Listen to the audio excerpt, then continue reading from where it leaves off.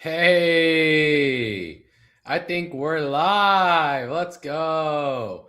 I see a lot of people saying they've never been here for a live stream. Let's go. I used to try to do these every Friday and I just fell way out of the cycle. So I'm going to try to get back into flow of things. And now that we're home and on a normal schedule, I'm going to try my best to get back into the flow of things and do it every week. So we'll see. But what's up, Gigi, Alan, Megan, Erica, Cheryl, Tammy? There was a lot of people at the beginning that I missed because the chat was already moving. You guys were already chatting before I got here.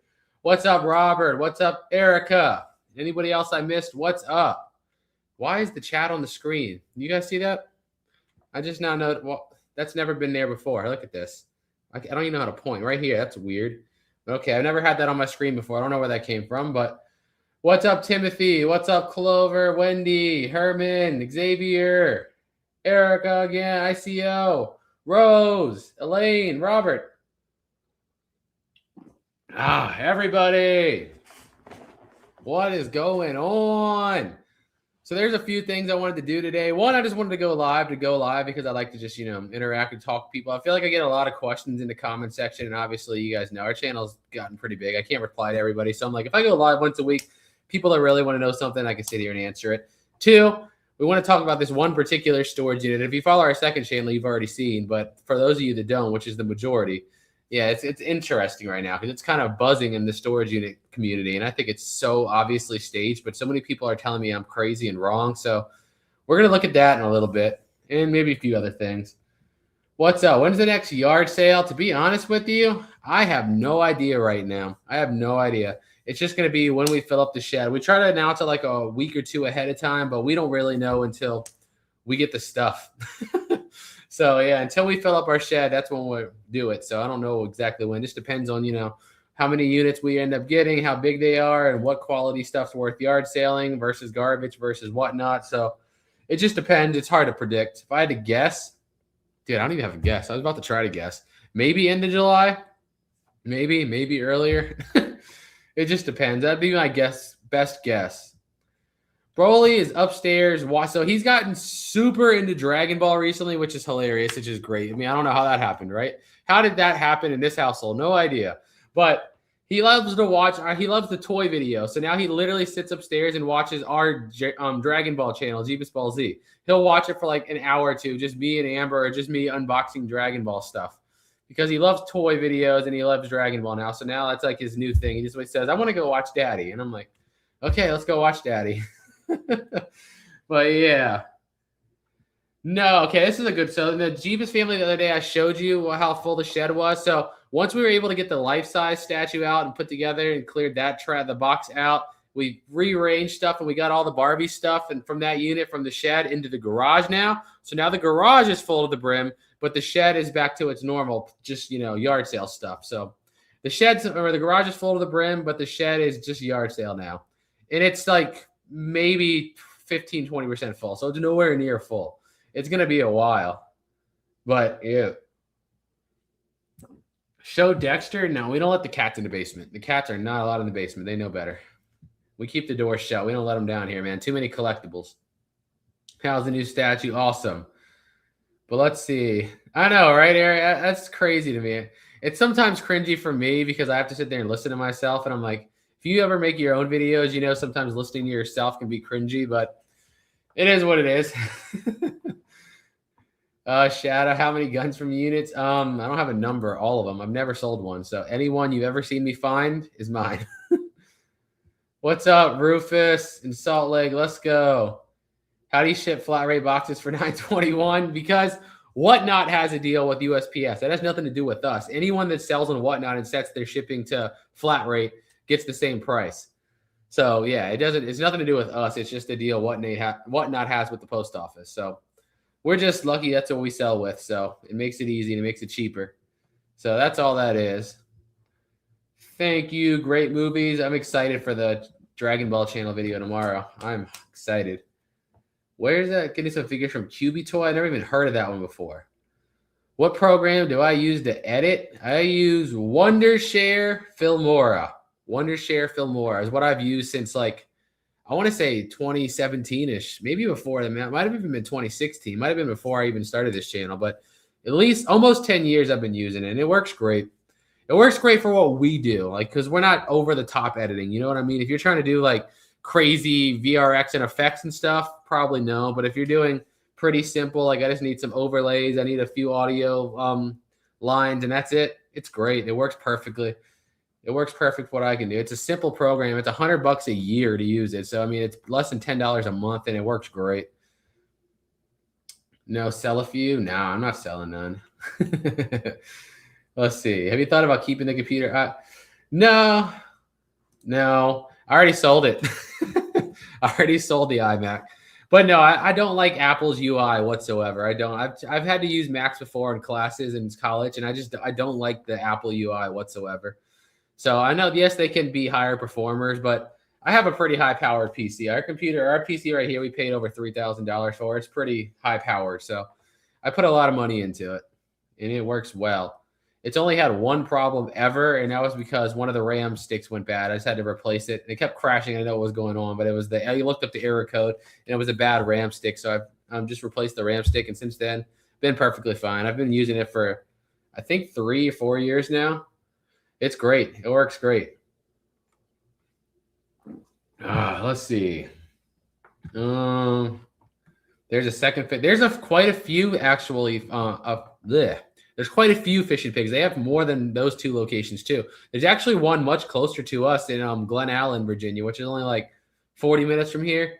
But it's just a really crowded area. The reason I like the Farmville one is Farmville is just kind of empty, rural area. It's peaceful and enjoyable. I go out that way. I'd rather drive an hour out west than 30 minutes, north or east. I always tell people that just because it's so peaceful when you go west. And if you're familiar with Virginia, like you go through Amelia, really peaceful, Farmville, really peaceful. And if you keep going, you get to like Appomattox, still just empty, peaceful country places. That's why I like to go west. We need to hear some more about this unit in the case you're on. Oh, I was talking about, this unit that's in Raleigh, North Carolina right now that I'm like thoroughly 100% convinced is staged, but there's a lot of people that think it's not staged, and it's up to $22,000 now. Let me see if I can do a quick little screen share, really quick, just so I can show you guys what I'm talking about. Let me see here. Let me see. Oops, hold on. I just got to let me pull it up really quick. Then I'm going to figure out how to share it. Because it's getting wild, dude. It's like getting crazy high. So look at this unit right here. Now that you can see my screen. This is the one. I think it's 100% staged, but there's a lot of people that are convinced this is not staged. So you see the bids at $22,000 right now, and there's still 4 days left.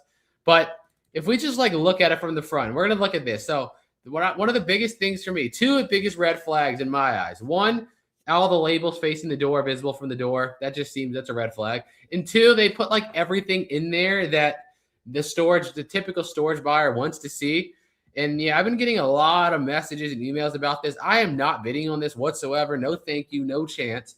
But if you look at it, like all these golf ball boxes, they're just boxes, I think. I mean, there could be balls in there. Even if they are, some of these, like the edge ones have the balls, but I don't think they're going to be expensive. I think it gets staged from the back. For one, look at all these boxes tagged. Vintage Toys, Marvel, Vintage Toys up here. It just seems so set up. And then why would you even put a trigger guard on a black trunk like this? And then you, of course, have rifle cases in between your Marvel toys. It just seems so set up, dude. And then you have like the little cheap Batman figure in the see-through tote so that they're hoping somebody looks at that and says, oh, no, look, you can see there's figures in there. There's figures right there. That's like a $10 figure. I looked that up the other day. It's not a valuable figure whatsoever. And if you look at this, all these things, and it's just, this one's even like bent, or not bent, but turned to the side. So the black label right there is facing the door. It just seems so suspicious, man. I hope I'm wrong, and I hope somebody hits it and scores big. I really do. But I'm not taking the risk. It seems set up to me. And then, of course, if you go over here, you have the cards. You got to have the toys. You got to have the cards. You got to have the video games, which are coming too. Look at this. DC.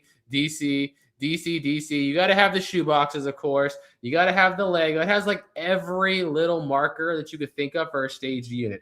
The comic box, of course, right here with some of the older ones outside of the box. And then if you go over here, look, you got the video games. And, of course, these ones right here aren't actually in the box. They're set on top of the box because that's how you would store, right? You would keep the Atari, Wii, and NES games in the box and then put the cheap Xbox One games on top.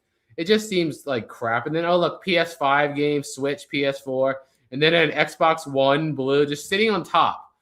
It just seems so ridiculously set up, but it feels like they put a lot of effort into setting this one up, man. They probably invested, if I had to guess, $500 or $600 into getting this stuff to set this up, and they're hoping it sells for what it's at now, like $25,000, $30,000. But yeah, I think it's totally staged. I'm gonna get off it. You guys tell me what your opinion is. I think it's totally staged. A lot of people think it does. It's not. So whatever you think, I'm curious what everybody else thinks. I think it's totally staged. Yeah, the graded comic sticking out too. Yeah, I saw that too. It's just casually sticking out from between the boxes. Well, what's up, TDK? Sorry, I wasn't on the chat when I was looking at that. It just seems so set up, man. It seems so set up. Oh, but it's just too much for me. Like $25,000. If it looked good and I thought it was real, I could see myself spending $25,000 or $30,000. But like if it's staged, I have to go off just the video. And average with our CPMs, RPMs, I'd have to get like 2.5 million, around 2 million views on that video just to break even. So it's not worth it to me. It's not worth it to me. But I hope somebody gets it, and I hope somebody scores big. I have no ill will towards anybody in this business. So we're all, at the end of the day, gamblers. So I hope you get it, and I hope whoever gets it scores big. I would love to know. So if anybody in this chat ever sees it or sees me saying this, and they're the ones that buy it, please contact me. I have to know. I have to know. Because remember a few months ago on our second channel, we talked about one. It was actually like probably 6 months ago. There was one in Maryland that was all Pokemon stuff set up, right? All around the unit. And everybody's like, there's no way that's staged. That's a store. Why would you think that's staged? Why would you think that's staged? And somebody ended up buying it for $50-some thousand. And guess what? The guy that bought it knew us, reached out to us. Completely, totally staged, completely fake. But luckily, they gave him his money back and they have to deal with it. But it was totally set up, completely fake and completely staged. So it was like, yeah, you can just tell after we've done this for a while. So that's my opinion. I got hosed one time for 4K. Luckily, the video did good, but now I'm on the lookout for them. But now I think, so my video might have helped buyers, but I think it also inspired scammers, which is part of the issue now. Because now there's like, everybody knows about this scam now. So it's interesting, man. You just got to be aware. Be aware. That's what I'm saying. Be aware. Because it's a risky business. I'm keeping it on my watch list because I want to see what it sells for. I said it was going to sell for 30 grand, but I don't know. I think it might go for more than that because it's already at 22 grand and there's still 4 days left, almost 5 days left. So I think it might go for maybe 40, 50 grand, but we'll see. We will see. It ain't going to be me. I know that. Hey, what's up, ATL? What's up? What I want to do is I've tried to call the facility like 3 times and nobody ever picks up. Because my question is how long has it been there, right? That'll answer a lot of questions. Because if they've only stored it there for 3 months and it's just past the default time, it's set up 100%. But if it's been there for like 10 years or something, okay, then you're getting into like a maybe more possibly good one. You know what I mean? I don't know, but dude, you got to ask the questions. And the fact that nobody will answer just makes it to me seems like maybe they're in on it. I don't know. It just seems so suspicious.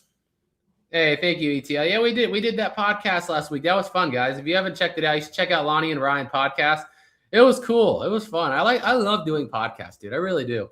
I wish there was more podcasts within the resale world or storage world or YouTube world, whatever, because I would do them every week. I think they're fun. Dang, that's awesome. You guys get some crazy stuff down there in Florida, dude. Every time, like I said, I do the little segments on our second channel where I like to go through and look at the most expensive storage units in the country. And I would say, I feel like at least 5 or 6 out of the top 10, every time, are in Florida. Florida, they got some crazy units down there.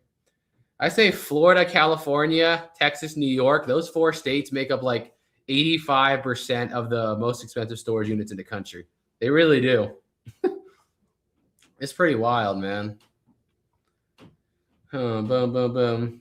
Yeah, start a pot. I would love to, but yeah, exactly what you're saying. It's just the time investment is so hard. We're already so just busy all the time. Yeah, so I would love to, honestly. That might be something I look into the future if we ever decide to tone down, which I don't see happening anytime soon in the next, several years. So, but it might be something to look into the future. I think they're super fun. I like to just sit there and listen to people. I'll put them on in the background if I'm doing something and just listen. Honestly, great movies? No, I wouldn't. The way we have it set up, like we've tried so many different things, and the way we've set it up now is just flawless. It just works so flawlessly to where we sell this stuff on Whatnot that's shippable and high end. Whatnot, it blow it out. We do Whatnot shows on average 4 times a week. So we send out 450 or so items a week, and then we yard sale the rest when the shed fills up. It just works so flawlessly. We just don't have the time to go through it all with trying to produce content. Like I've said in the podcast too, content's my number one priority. So I'm like, I need to clear space. I need to clear it fast. So like Whatnot to blow out stuff really fast and yard sales to blow out everything else even faster. It just, it's just, we boiled it down to a science and it works flawlessly. But yeah, life goes way too fast. It does. It definitely see that unit. I don't know, man. It's interesting. It's interesting. Have you got a bad? I've got a lot of bad units, dude. I put them all in here too. A lot of people don't watch the bad ones. That's the problem. One of the misconceptions with us, not saying you, but I'm saying lots of people, like people will tell us on our videos all the time, you guys never get a bad unit. And I'm like, no, you just don't watch those. You watch the ones that go viral, and most of the ones that go viral have good stuff in there.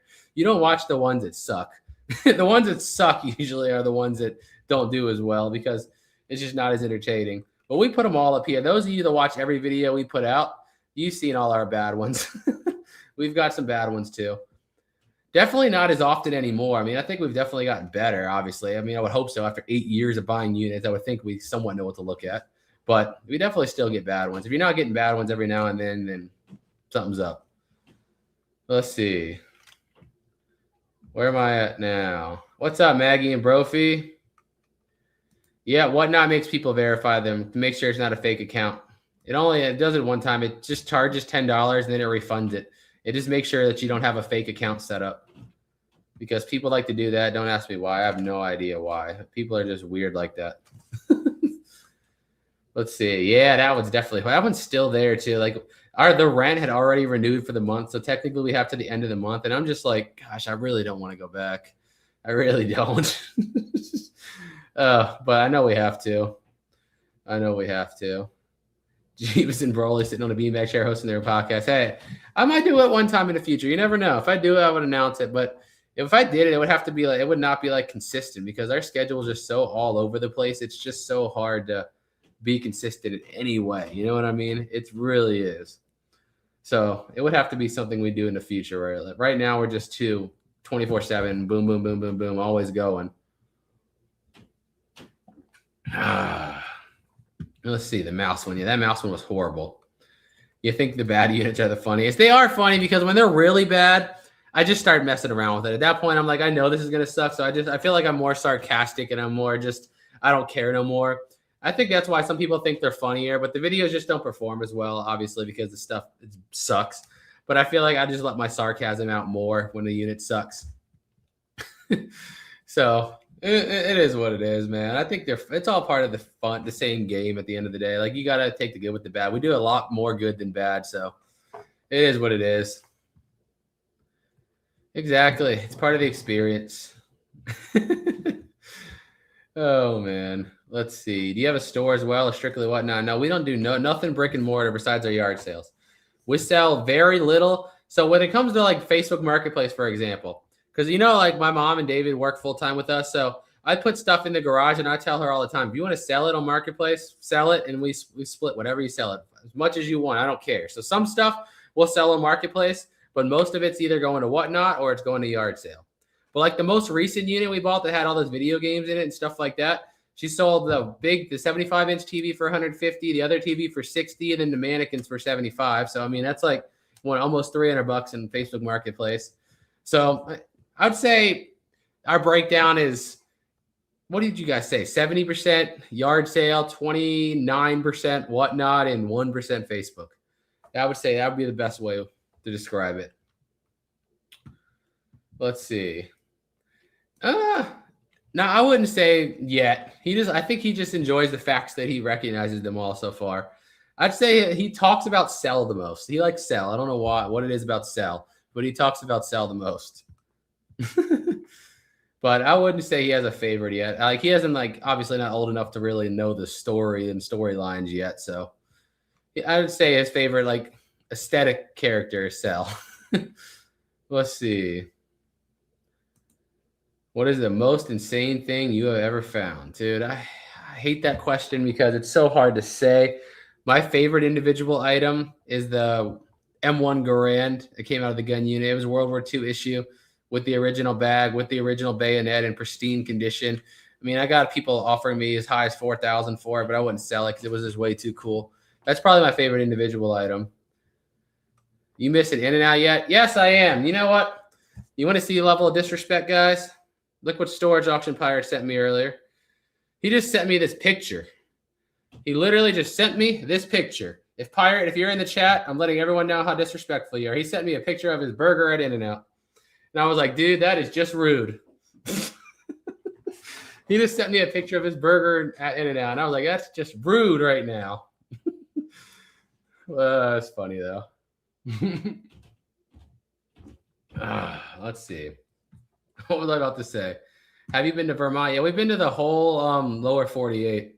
So we've been to everywhere except Alaska and Hawaii. Let's see. No, those Marvel cards were all gone, dude. Like I tell people, we blow stuff out fast. We blow it out fast. Like usually if you see the video, like the video that's coming out on Sunday is going to be an epic unit. I'm in the process of editing it right now. We're blowing all the stuff out on Whatnot Tuesday, Wednesday. So video drops Sunday, Tuesday, Wednesday. It's all sold and boom. It's that fast. Usually within a week, it's gone. We just move stuff, man. We are some volume people. And you guys that come to our Whatnot shows, like especially that $18,000 Barbie unit, dude, we've been selling like $200 Barbies over and over again for like 30, 40 bucks. Like we just blow them out. People that want to flip them make all kinds of money on us. Or if you're just collectors, you can get the best deals you can find. Because I don't care at this point. I spent $18K on that unit, but between all the Whatnot sales we've had already and the 5 videos, I mean, I've already made my money back 2.5, almost 3 times over. That unit's going to be, like I said before, it's going to be a 6-figure profit unit, and it definitely will. Even selling at these 25% prices, we'll still end up making 100K on that unit easy. It's just crazy, man. What food does Broly not like at all? You know, the only things I ever seen him like spit out like, ugh, was an orange, which is funny because that's probably my least favorite food on the planet too. We got him to try it and he just spit it out. I'm trying to think what else he really just spit out. I can't really think of anything. He's pretty open. Like what kind of 2-year-old wants to go to the restaurant and get shrimp and French onion soup, you know? That's what his favorite little combo is French onion soup and shrimp. He has a pretty big palate for a 2-year-old. There's not many things I've seen him not like. Let's see. Casa Bonita was fun. The environment was fun. To be honest, the food was just like, everybody told me that the food was just kind of average. And I was like, yeah, the food's nothing special. But being in there and the environment was so cool. It really was. Dude, life goes fast. It does. And everyone always told me my whole life, the older you get, the faster it goes. And I definitely believe it because it just keeps going faster. Let's see. Can I do a storage? How? I'm in my house, man. Let me just open my closet and pretend it's a storage unit for you. We just start going through the closet. No, I'm kidding. That is funny. You know, the Yu-Gi-Oh cards, we blew them all out. We just found a bunch of Yu-Gi-Oh cards in the last unit, and we just blew them all out. They are all gone. You should do Alaska and Hawaii. Oh, we are. We're just waiting till Broly gets older because obviously Hawaii we're going to have to fly to, and I really don't want to take a 2-year-old on a commercial flight. That sounds... First of all, I already hate flights. I don't like being stuffed in a small room with people, and I'm terrified of heights. So add in the fact trying to calm down a 2-year-old, that sounds like a recipe for disaster right there. So we're going to wait till he gets a little bit older. Let's see. Do a storage unit in Houston? We did actually a while ago, but I don't know when we will again. We're going to be in San Antonio in August, so we'll be in Texas, but I don't know if we'll buy one near Houston. What happened to the stuff you can't move? Trash. I mean, besides the yard sale, stuff that doesn't sell at the yard sale because we put it at $1, and then the last 2 hours we put it all for free. So I'm like, if nobody wants it for $1, it's most likely worth nothing. And if nobody wants it for free, then it's definitely worth nothing. At that point, we call junk removal at the end of the yard sale, and we just have them take everything that hasn't sold, and they just throw it away. Boom, boom, boom, boom, boom, boom. Yeah, dude, we definitely have plans to go to Europe, but again, we're going to wait till Broly Bear is a little bit older because we just wanted him to actually, well, 1, to actually remember it, and 2, again, that's a trip we're going to have to fly to, obviously. So we definitely want to go over there. I mean, I want to go to the UK. I really want to go to Greece because that's where my grandmother's side of her family's from. Like they're straight from Greece. My grandmother's biological dad was a first generation immigrant from Greece. So I know we have family over there. I really want to see Greece in person. So it's interesting. Yeah, my mom's been doing keto since my brother was born. Like so probably 24 or maybe a little before you, around 24 years, definitely over 20 years. She's been doing it. Let's see. Brussels. Ugh, God, don't talk about Brussels sprouts. They're disgusting. Have you made it to million? Maybe. Let's see. Hey, the wrestling figures I bought by mistake, I flipped on eBay. Nice. I say that all the time, and I feel like people tell me I'm lying all the time. And I'm like, only the people that are actually there on the whatnots can actually speak on my behalf. Some of the toys we sell, dude, they go so cheap. They do. They really do. And people flip them, especially some video games too. Random video games go cheap. It depends. Like some stuff we get high prices on too. Like jewelry, for example, I think we get pretty close to retail. Unless it's like gold. Like when we were in California, some like gold plate pieces were selling for under the gold scrap value, but it is what it is. I don't care. Like I said, I'm just worried about blowing it out and getting it out of there. And if people get good deals, they get good deals. So be it. I need it gone. You know what I mean? I just need it gone. Fly private. I ain't wasting that much money. I've already looked into it one time because I want to go to eventually we want to go to Japan for the Dragon Ball channel and buy a bunch of Dragon Ball stuff there. And to take a private plane to Japan and back costs just under $100,000. It's like 96 grand. And I'm like, come on now. Why does it got to be that crazy? Can we tone down a little bit? But yeah, it's interesting. I knew it was expensive. I didn't know it was that expensive. But that's where we're at. Just bookmark it. If you bookmark the show, then it'll notify you. Like you click a little ribbon in the top right corner. As soon as we go live, you'll get a notification like a minute or two later. That's what I tell people always is to just bookmark it. Oh, I will definitely fly first class. It's not the comfort is a part of it too. To me, it's just the height and the people. I'm a not social person in real life, and I'm terrified of heights. I don't even like a hotel balcony. And flights, oof, I hate flights, man. The tiniest bit of turbulence and my heart rate's like 250. I'm just like, ugh, clenching, closing my eyes like this. It's like, no. I hate it. I hate heights so bad. Ugh. Let's see, the vape stuff. We throw all the vape stuff out at the yard sale because it's kind of like alcohol. You're supposed to have like a special license to be able to sell it. So I literally will just throw it out at a yard sale and tell people to take it because what's weird with alcohol, it's like if I give it to you and charge you $1, then that's technically illegal. But if I just give it to you for free, that's perfectly fine. I'm like, that makes a lot of sense, but whatever. Okay, so we just put it at the yard sale boxes, and when people find it, take it. I don't care. Let's see. Out of all your units, how much cash, money, gift cards have you ever found? 2 best units. Most cash was the unit we bought earlier this year, the hoarder that had all the new stuff, and we found money all throughout the unit. It was about, I want to say, you guys remember, I think $4,800 in cash, which is the most we've ever found. Second most was a safe like 4 years ago. It was a big 10 by 20 unit. When we first got there, the manager told me that, yeah, the lady said they have a safe in there that has all our passports and credit cards in there. So if you find a safe, can you return it? And I was like, sure. But really, I was like, why do I not believe you?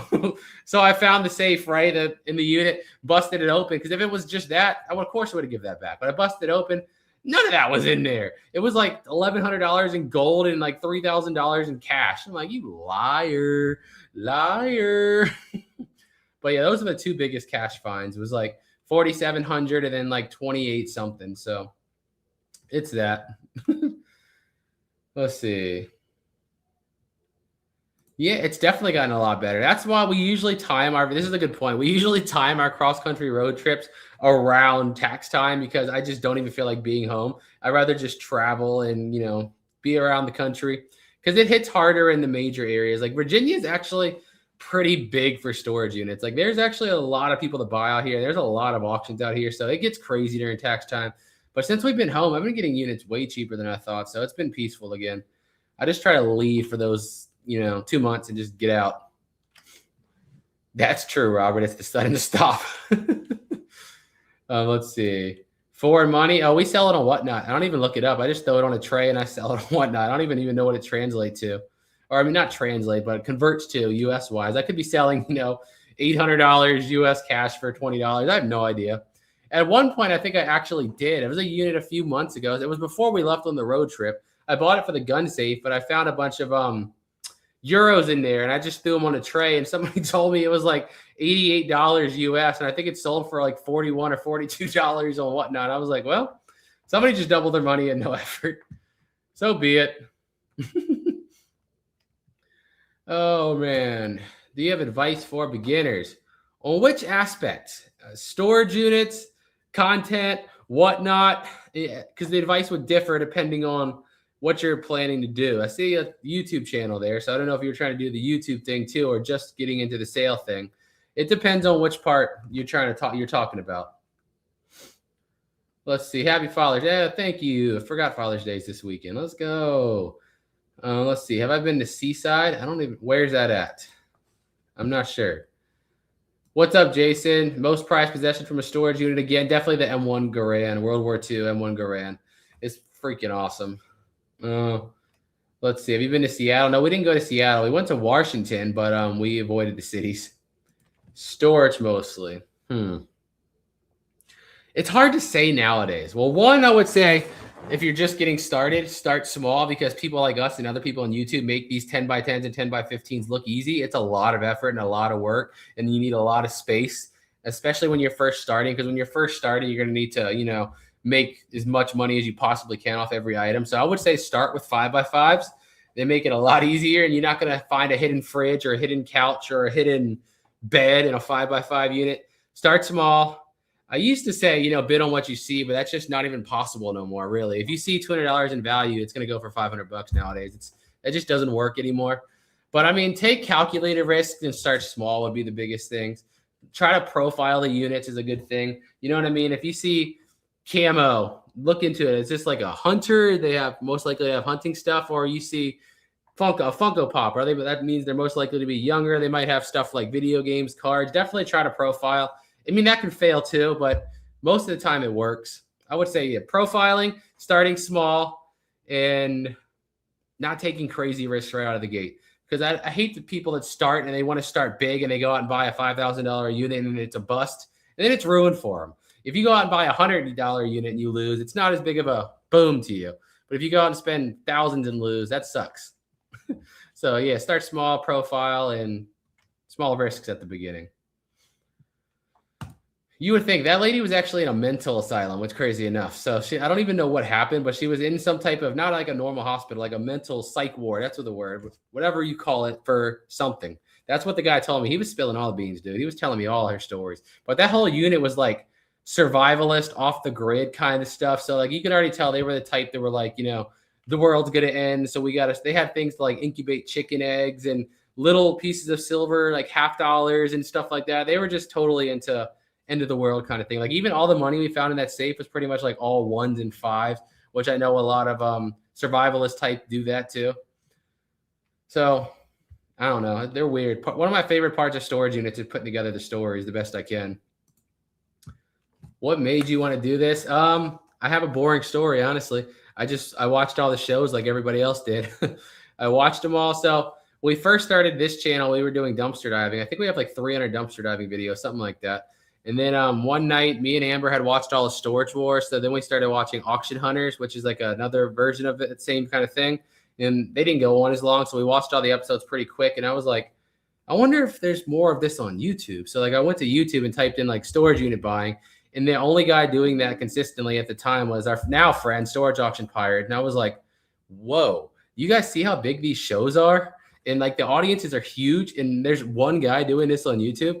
This is a wide open market. Like it's wide open. So we just bought our first one, filmed it, put it up on YouTube, and the rest is history. Did you enjoy the White House? That was so cool. I always tell people that this little story in the UFC groups, I think if it's interesting, because you guys know I've been a hardcore UFC fan since probably like 2007-ish, maybe a little earlier. So almost 20 years. And like the first time they went to the first time they went to DC was in 2011. I was in high school. So like I grew up in Alexandria right outside of DC. Me and my buddy skipped school or skipped our last 2 classes and, faked sick. And we used to we call each other on the phone and pretend to each other's parents so they give you permission to go home. And we left school, right? We went to DC to go to the weigh-in. So we went to they used to have a Q&A of a fighter. Then they have the weigh-ins that anybody can go to. There was maybe 100 people there. And it's crazy to me, 15 years ago when we went, there was 100 people there. And now it was one of the most viewed sporting events ever. So it's crazy to see how much they've blown this thing up in 15 years, dude. It really is. Hey, Lisa. Most disappointing find. That's got to be anything covered in mouse crap. I'd say the most recent unit is definitely up there. Anything covered in mouse, because it's worse when it's there's potentially good stuff in there and you have to see the good stuff, but then it's been chewed up and pooped on and peed on. So now it's garbage. So that's the worst. When it's just trash, it sucks, but just throw it away. But when it's good stuff that's been destroyed, that's worse. Because then you're like, dang it, this would have been good if you took care of your stuff. But that's the worst. How much money do you have? I don't have Yu-Gi-Oh! I think you mean Dragon Ball. And last time we estimated it was around $250,000. Shh, don't tell nobody. Tomorrow, Dragon Ball channel comes out. Let's go. Yeah, it's Dragon Ball. Yeah, it might be closer to 300K now because that wasn't including everything we spent on the road trip. The last couple statues I bought, the one I bought in there was $5,600, but it usually goes for 11K. I couldn't bring myself to spend 11K on it. I wanted it for a few years. And when I seen somebody have it for 56, I jumped on it. Let's see. Thank you, Erica. I know of your Dragon Ball collection. Do you collect anything else? I mean, I like guns. I like Dragon Ball. Amber likes Land Before Time. Other than that, not really. So not really. We're kind of anti-stuff. We get rid of a lot of stuff. So, not much. Were you going for Gaethje or Ilya? Dude, I had Gaethje. I was on live stream a week before that card telling everybody that Gaethje was going to shock the world, and people were telling me I was crazy. I would have hit a giant parlay, but for some reason, my stupid self bet on Michael Chandler, and I don't know why. I just love Chandler. I love his whole persona. I think he's a cool guy. I bet on Chandler. I wanted him to win, but I would have hit the full card 7-fight parlay. I had Cyril Gane winning. I had Gaethje winning. I had everybody else right, but then I messed up on Chandler. Yeah, that's what it is. Well, Erica, there we go. I just answered your question incidentally. I did bet on Gaethje, but yeah, when you bet on parlay, you bet multiple fights, and you have to hit all of them in a row for it to pay out. So I hit 6 out of 7, so I missed one fight, unfortunately. Or I would have won a lot. Let's see. Do you do your own bookkeeping? No. We have a CPA, certified accountant, that handles all that. It does all the taxes, does all the payroll, and does all that stuff. We don't even pay ourselves. They pay us, you know what I mean? Or we technically pay ourselves, but she processes all the payroll and all that stuff and handles all the taxes. It's way too confusing. And it just gets more and more confusing the more and more your business grows. So it's nah, I just stuck out of it. I just stay out of it. I just let them handle it because it's just too risky, man. Let's see. You collect. Hey, there we go. Our little family here. That's right. Have you made any money on that? I mean, I sell them on Whatnot all the time. So I have. I never go through them to see if I have a particularly rare one. I just blow them out. So you have to ask the people that bought them from me. They could have hit a $10,000 card for I know. I just blow them out. Do you have a specific favorite item in your Dragon Ball room? That is hard.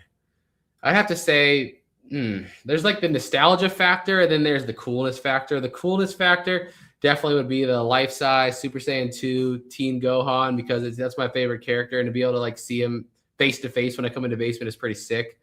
Then there's the nostalgia. I love the old vintage 2-packs from 2003, 2004 when I was a kid. And I have one of Gohan and Cell that I used to always try to find, and I finally won it on the eBay auction. That's definitely up there too. Those are probably my 2 favorite. What makes you the most money? Comics, toys, shoes, or military gear? That's so hard because there's so many levels of each one of those. You know what I mean? There's $1 comics and there's $1 million comics, just like toys too. It's so hard to say. But if I had to pick one, I would probably say comics because just the quantity we found recently is ridiculous. Like that unit with the Barbies in it, we have around 13,000 comics.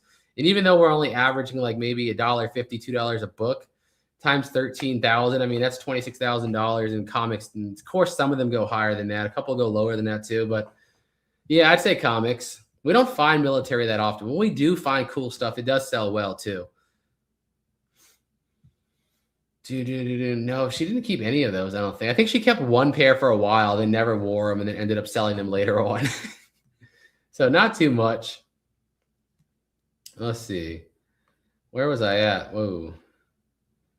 Okay, this whole thing just reset. What is this question? Okay. What percentage? I mean, percentage, I don't even know the actual percentage, dude, because like the money we make varies so much month to month. It really can. I mean, there can be a drastic, I mean, 2-3x difference one month over to the next. But I mean, God, that's hard to say. I know the amounts, but obviously I don't want to talk about how much money I have. That just feels weird. But it's a good amount. I mean, we keep a good amount in a business. Of course, like we're, set up as an LLC S Corp. So we have the business account and we have our personal account. I don't keep very much in our personal account. Pretty much immediately we pay ourselves X amount every month. And pretty much immediately I put 75% of that directly into a brokerage account.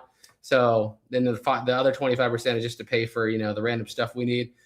But I don't keep a lot in cash. I have a lot invested. That's what I've been doing since we paid off everything. My first goal was to be completely debt free. And once I got completely debt free, I just invest hard, like really hard.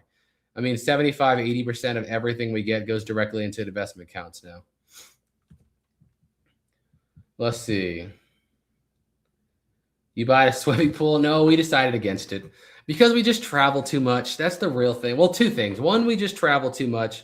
And two, on the East Coast, the weather is just too inconsistent. It's just like this week, we've had 4 days. It's been thunderstorming all day. Or 4 days this week, it's just been thunderstorming all week. It rains too much. The weather's too inconsistent. And we're gone for like 4 months out of the year. So it's like, I just didn't see it as worth it. We swim, like every time we get an Airbnb when we're traveling, like when we go to Texas, for example, our Airbnb has a pool. Then after Texas, we're going to Outer Banks. That house has a pool. We stay at hotels specifically that have indoor pools so we can do it. So I feel like we swim enough traveling that we just really wouldn't use it. Plus, when we're home, we're just so busy, man. We're just like going 24/7, just bang, bang, bang, bang, bang, doing something.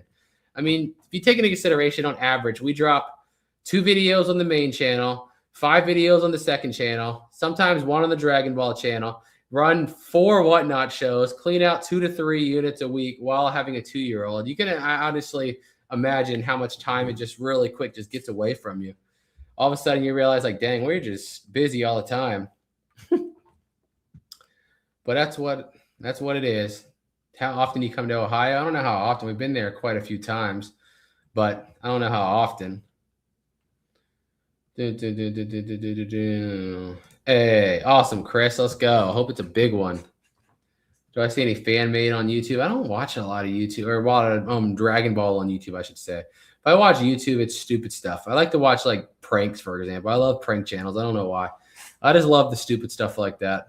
And then I even watch a lot of like older gaming videos. Like I watch a few channels that focus on Modern Warfare, Call of Duty Modern Warfare 2, the 2009 version, and just that's all they do. I don't know. I watch stuff like that. And I watch a lot of business channels too. That just, I don't even know why. Just I have interest in business in general. I watched a video last night about a guy doing a Pokemon vending machine business. And I'm like, I have no interest in doing this, but I am just curious how it works and how much they can generate and that kind of thing. So I don't know. I just find those kind of things interesting. I'm really scared of social situations. I'm not too much of a fan of social situations myself either. Yeah, I've read that a lot too. I did. And like I said, it's just, I don't know. It's just not for us. Like I said, if we were in a place like California or Florida where it's more consistent weather-wise and it was hotter more of the year and, we were home more often, I could see it. But the way we work, just no. Do you have any plans to make it brick and mortar? Not at all. No. Nope.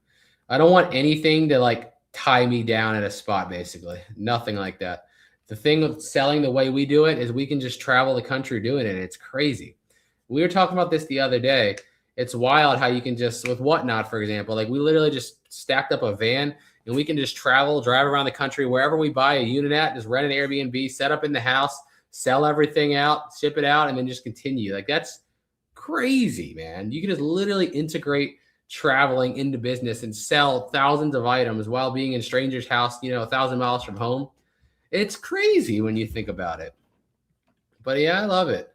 I love the way we do it. I wouldn't want to do it any other way. Are you guys ever coming to California? Probably not till next year. Let's see. Coming back to Florida, it's a possibility. It's a possibility. We just don't know the schedule yet. But we might, because we were talking to TDK about a couple of units, so we might. Some celebrities you met? Not very many, honestly, unless you count UFC fighters. I met a lot of UFC fighters, but outside of like UFC, I'm trying to think. Not very many, honestly.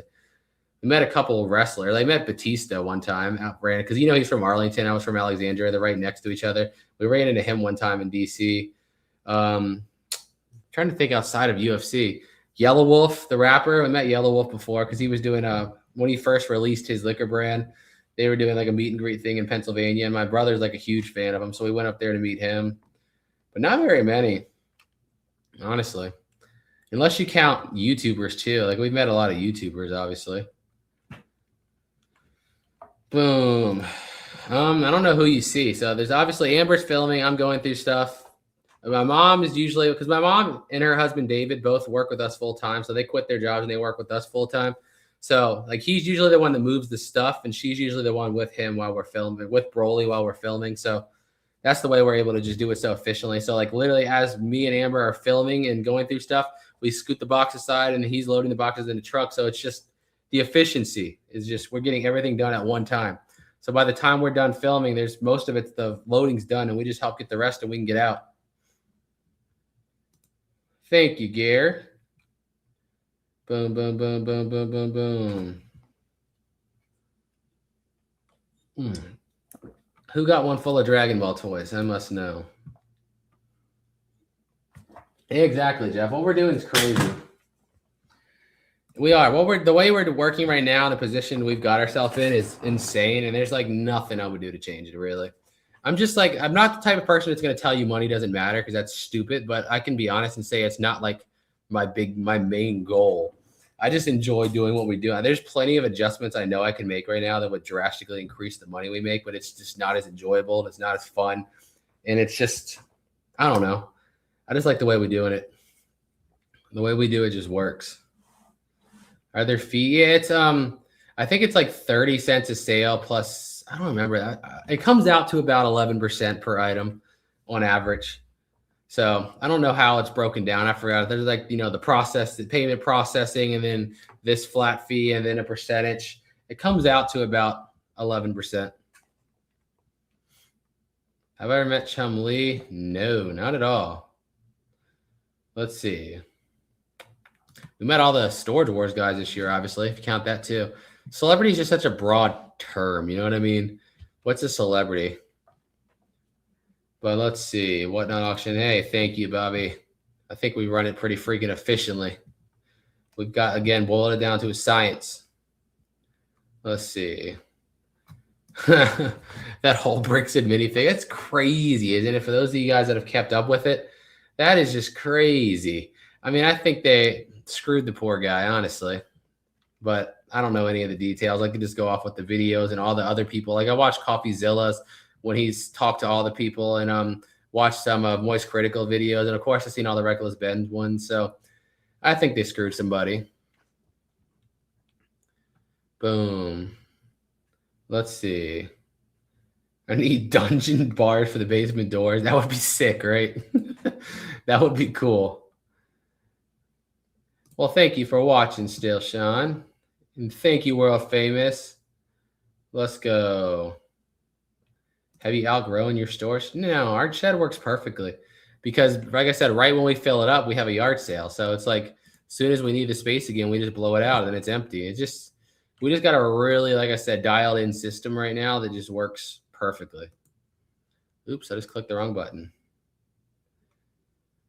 Yeah, no, we definitely found our niche, dude. Well, I mean, a lot of it's just YouTube in general, too. Like, there's a lot of things that people like. There's a lot of channels out there that are probably much better at profiling units and picking units and selling the stuff and maximizing their sales and stuff than us. But there's nobody that's going to get the YouTube to the side as much as we do. There's nobody that's doing what we do that's put the time into mastering YouTube. It's a whole different, ball game. There's plenty of people I'm sure that do much better sales wise than us, but nobody's mastering what we've done on YouTube. I spent so many years learning just YouTube way before we did storage units. And the people that that's what so many people don't get. It's such a hard skill set to master. It really is. And everybody just thinks like, if I just put a camera up and I film what I'm doing, that I should get views on YouTube. But there's so many little tiny things that I do in videos that you would not ever notice that it's intentional, I guess is the word, because I've just spent so many years trying to figure out video making and retention and all these things, click-through rate. I feel really confident in YouTube. Rob from Second Sense. Okay. We talked to him. We met him one time and we were coming back from, I forgot where we were coming back from. We were coming back from somewhere and there was a live auction. We were coming through Ohio and there was a live auction there and we talked to him a little bit. So that's cool. I might have to go look now. Who's your favorite fellow YouTuber? Like somebody I know and met, or just anybody on the platform? Because that is a hard question, man. That is a hard question. I hate to be generic, but I mean, I have to say I've followed Mr. Beast since before he hit 1 million, and I love the data-driven. Like the way he approaches it is the same exact way I think. So I feel like that's why I relate to the way he does it a lot, where it's just so data-driven. I'm just sitting there, I'm breaking down analytics. Like, sure, people can give their opinions, but at the end of the day, like YouTube provides us with graphs. You know what I mean? I have data points. When I'm doing change, it's not a guess. It's like I can literally look at the data, look at the patterns between videos and see exactly where people are, skipping, where people are stopping, where the retention starts to drop. Okay, cut this, cut that, add more of this. I mean, you got to just really study the data. It's not easy. It's not. I mean, especially for somebody like me. It could be easier if you're naturally charismatic. Some people are. I'm not.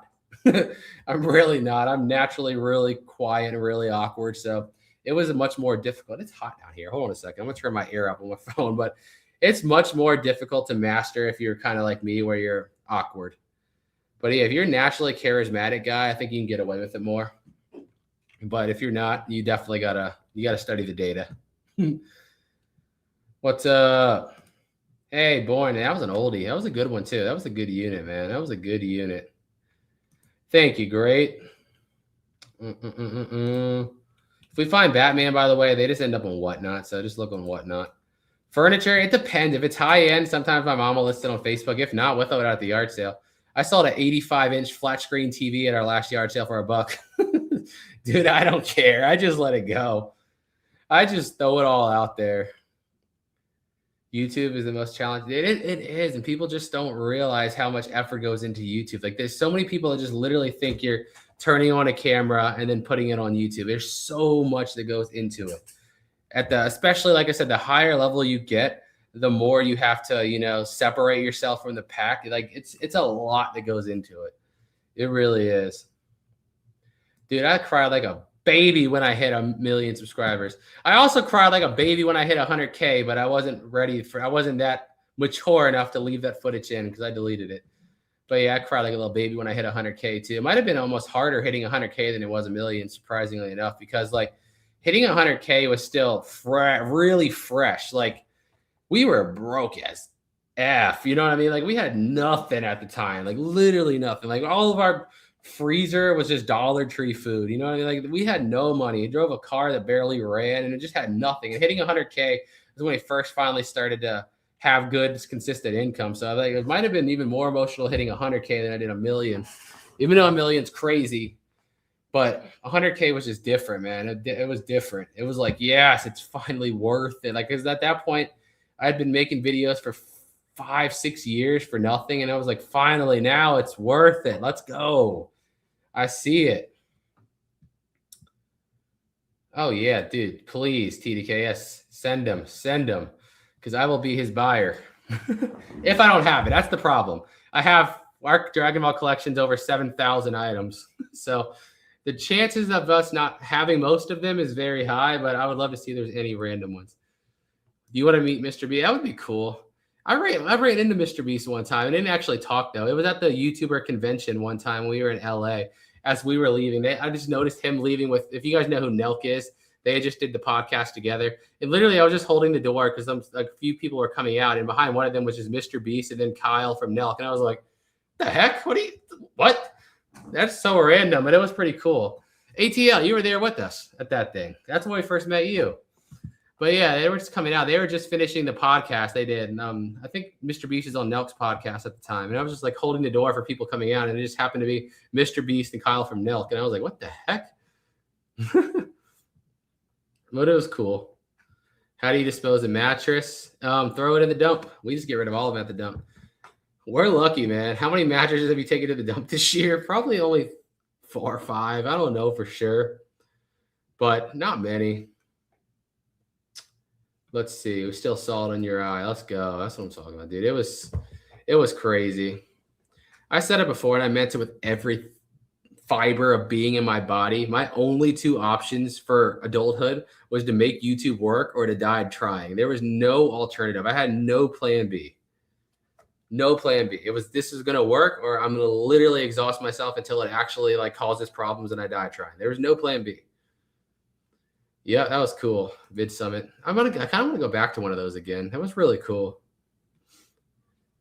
No, honestly, from units, like not really, especially no with YouTube, dude. I'm one of those people where like, if I don't work on a video for a couple of days, I start to like fidget almost. It's weird. It's like literally like a drug to me.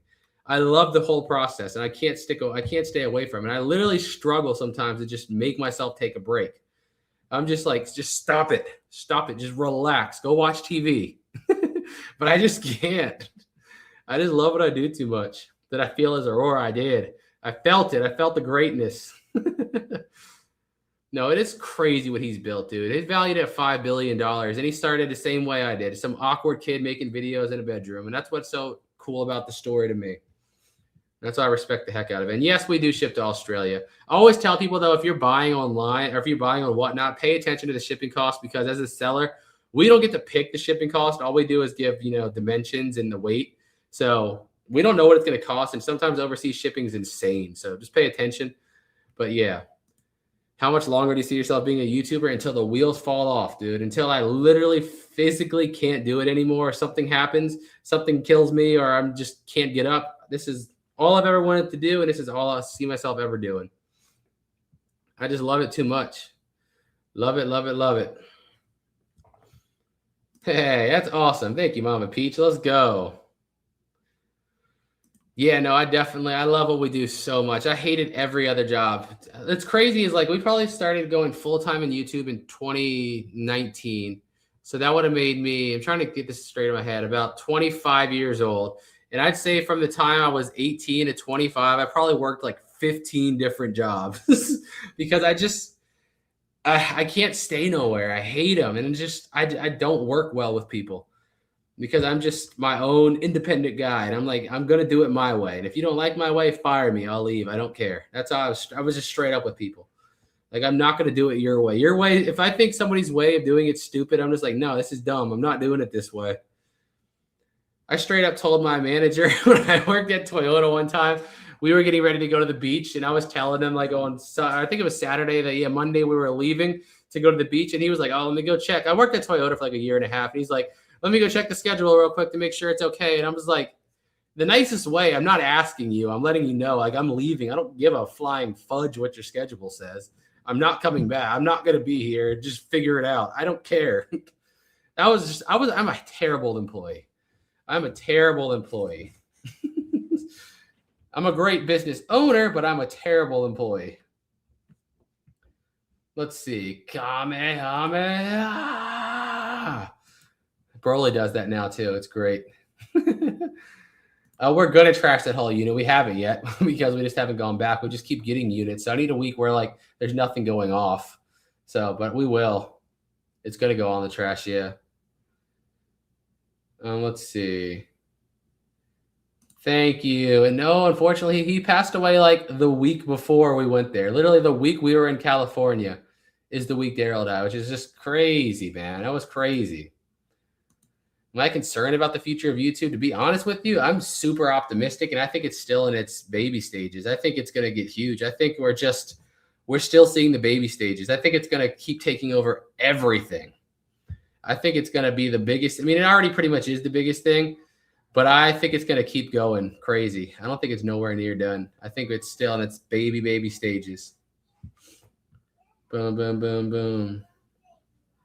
Let's see. Yeah, I mean, I don't think, I'm surprised when people tell me they still have cable boxes. It surprises me because we haven't had cable in like 7 years at this point. Polly! I use your chair now when I do live.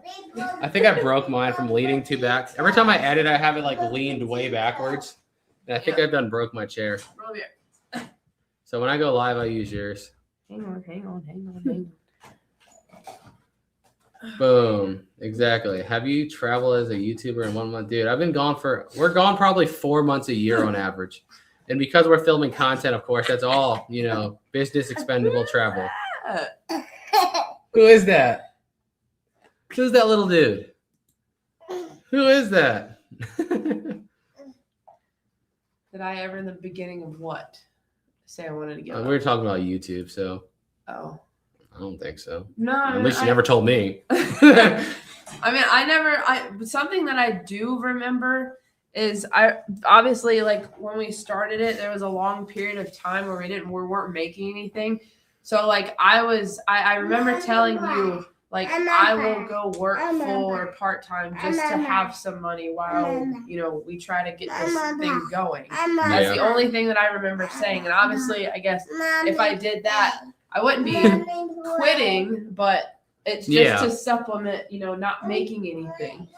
So like that makes sense. At the time I was doing the dog walking, which only had me working for like 3 hours a day. So like literally while you were working like the full time, I started doing that 3 hours a day. So every day you didn't get off till 5, but I got off at noon, and I would literally just from 12 to 5 every single day. I was just watching videos about how to make YouTube content and how to blow up a channel every single day. 5 hours a day, 5 days of sometimes 6 or 7 days a week. I mean, I was basically full time just studying YouTube for like 2 years.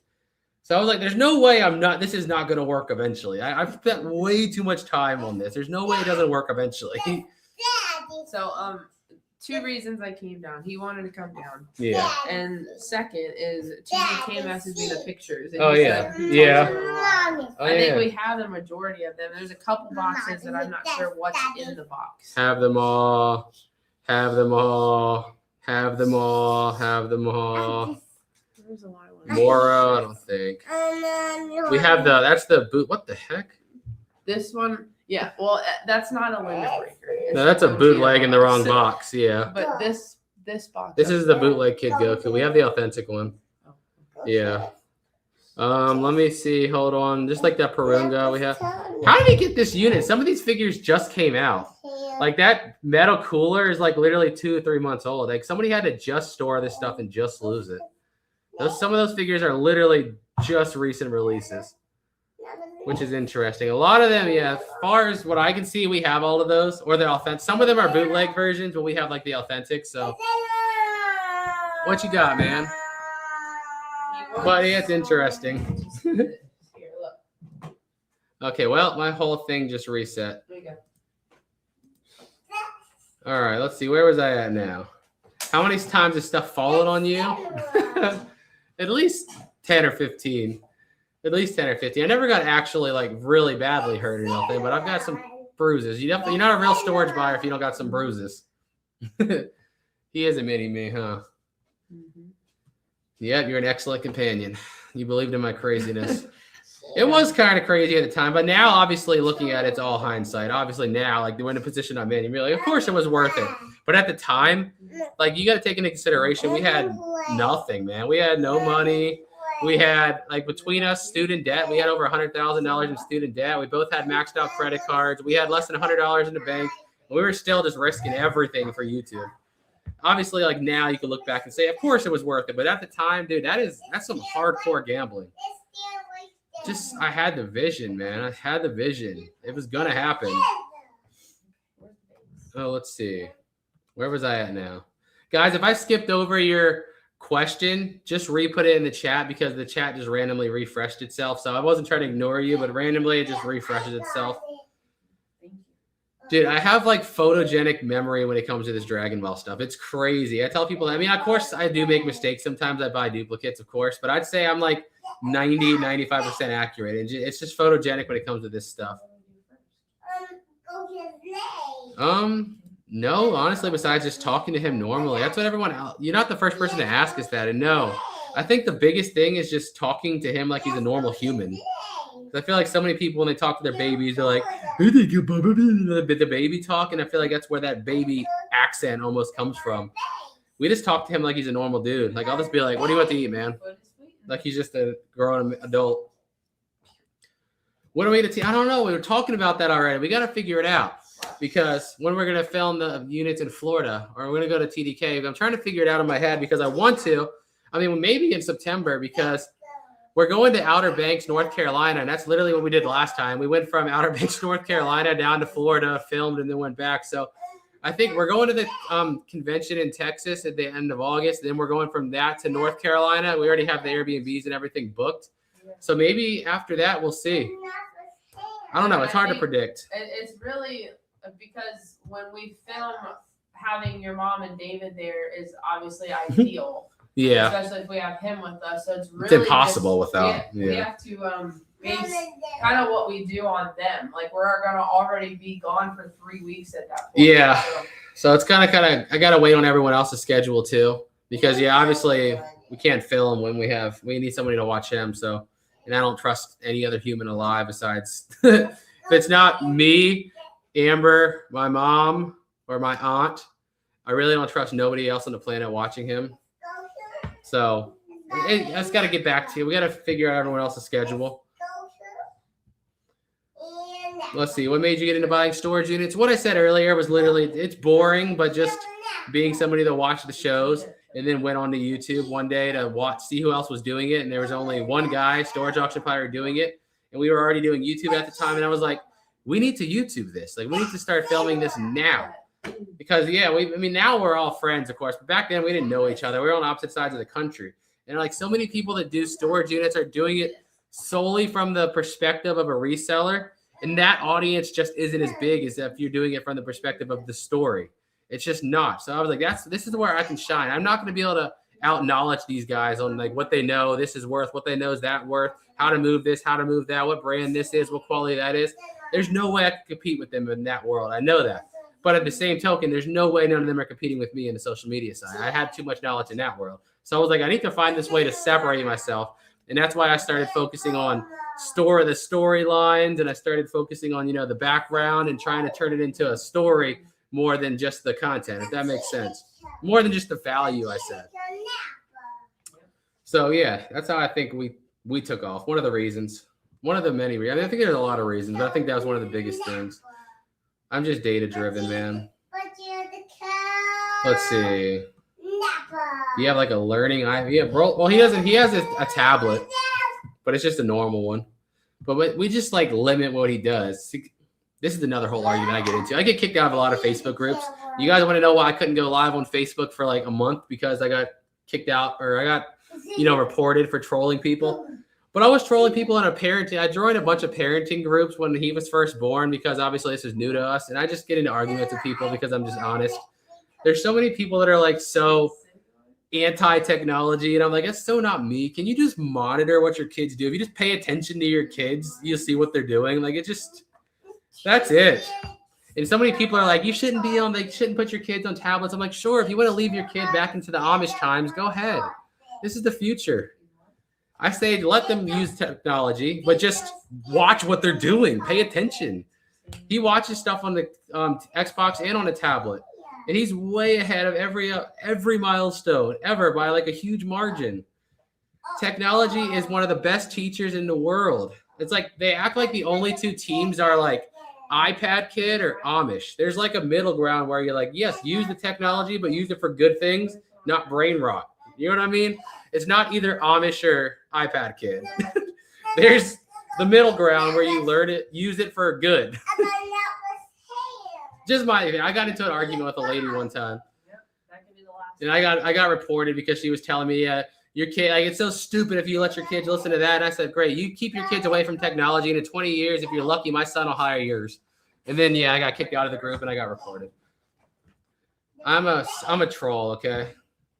Love Alex. Yeah, dude, what I was talking about earlier, natural charisma, there's nobody close to him in the storage unit world. Alex is like the naturally funniest guy in the entire, including us.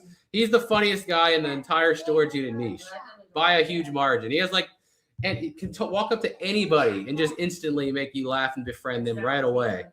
You know what I mean? He just has that kind of personality. Let's see. How hard was it to learn to do video editing?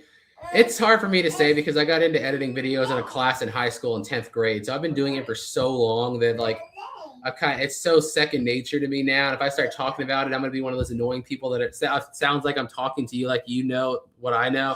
That gets on my nerves when other people do it, but it's like all the specific terms when it comes to video editing. I've been doing it for so long that it literally it's so second nature. And it's hard to explain to somebody that doesn't do it. You know what I mean? Whoa. Thank you for the $10 super chat. Let's go. I've enjoyed watching you during my 3 back surgeries. Thank you for working hard to bring content to the world and making my recovery process. Well, first off, good luck with all that. Second off, thanks for watching. Third, what is the most money you have found? Most money you found was out of the money hoarder unit, was just under $5,000, which was insane. I paid $1,500 for the unit, but just the amount of new stuff in there, we were able to sell like over 20 grand in just new stuff. And then there was another 5,000 in cash. I mean, and that's not even including the video. The videos did like ridiculously well, like crazy well. The videos did, if you add up everything we sold and all the money we found, still doesn't come close to touching the revenue the videos generated. The videos went wild. Exactly. That's what I'm saying. Use the tools around you. That's what I'm saying this whole time. Just use the tools. It's a tool. At the end of the day, it is a tool. And like, if people think the world's too technological now, it's just going to keep getting worse. Like, it's going to get more and more technological. So like, staying away from it's not helping. You're just setting yourself further apart from the real world. And I mean, reality. Oh yeah, that's true. That's true. I would trust them. But that's about the exception. That's the only other person or group.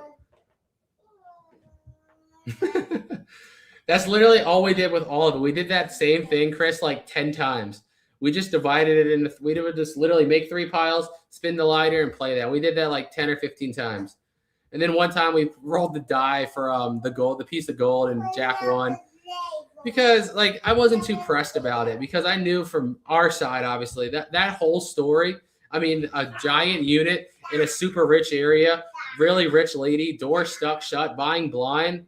That was a golden story. Like, I already knew that video was going to go crazy when I dropped it. So I wasn't too worried about the stuff. But yeah, that's what we did. And like I said, the one video went over 1 million views pretty fast. And the other one I think is at like 500,000 views or something like that. But they did crazy numbers. I knew it would, because it was such a good story, man. The whole idea, one did 1.4 million and one did 600,000. So between those 2 videos, we did over 2 million views on just YouTube, which was crazy. Let's see. No, dude, Bradley, that was like years ago, but still have no idea to this day. Still have no idea. Kind of creepy, right? And so many people in the comments were suggesting things like it could have been a car crash. And it's like, we live like miles away from the first main road. You wouldn't hear a car crash unless they're going like 1,000,000 miles an hour and blew up or something. You wouldn't ever hear anything like that. I still have no idea what that was.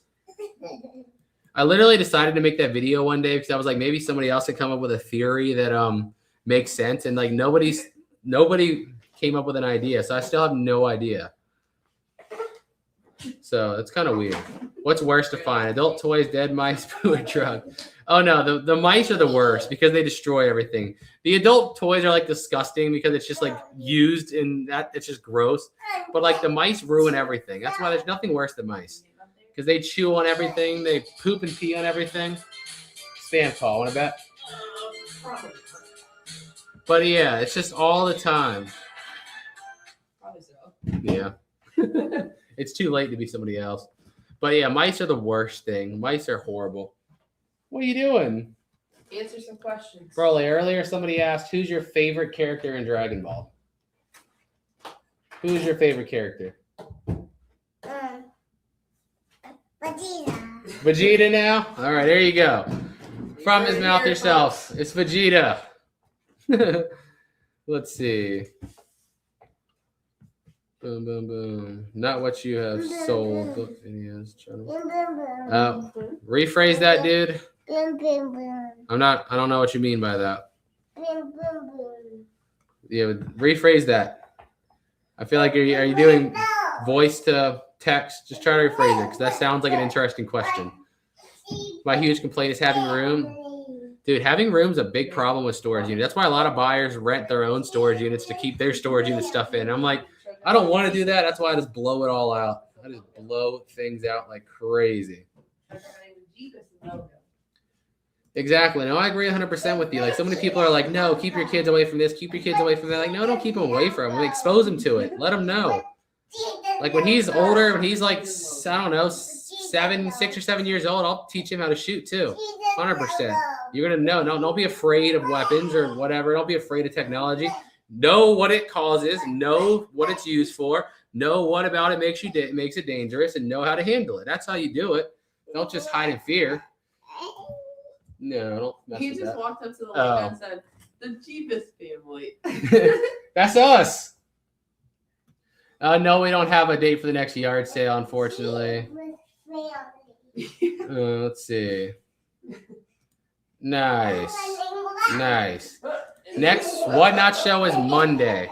So we usually, if we're home and everything's normal, we try to run a show every day, Monday, Tuesday, Wednesday, Thursday. 4 a week is what we try to do. So usually that's what it's going to be. If we're on the road now, it gets unpredictable as crap. But when we're home, usually Monday, Tuesday, Wednesday, Thursday, 6 p.m. Eastern time, every day. The storage unit with the used coffin. That was pretty weird. I literally, that was a prime example of a unit that I pretty much knew was going to have no real value in it, but I knew that story was going to blow up. I was going to win that unit no matter what it went for. It's kind of like the one with the giant. Remember the one with the giant wooden crate in it? That was the same thing. Like, I really genuinely didn't care what was in that crate. I knew it was a viral story right out of the gate because I'd already looked up the owner. I knew their whole criminal history, and I knew there was a giant crate in there. Like, I knew that was viral. That was purely just because I wanted a video. Same with the coffin. A coffin in a storage unit, that's viral. I didn't care what was in that one. Some of them I'm buying just because I know it's going to be a crazy good story. That's what I try to explain to people. Like, my vision of looking at units is so different than a normal storage unit buyer because I'm willing to gamble more money on a good story than I am on, just resale value. Let's see. Nice, Miranda. What's up, Martin?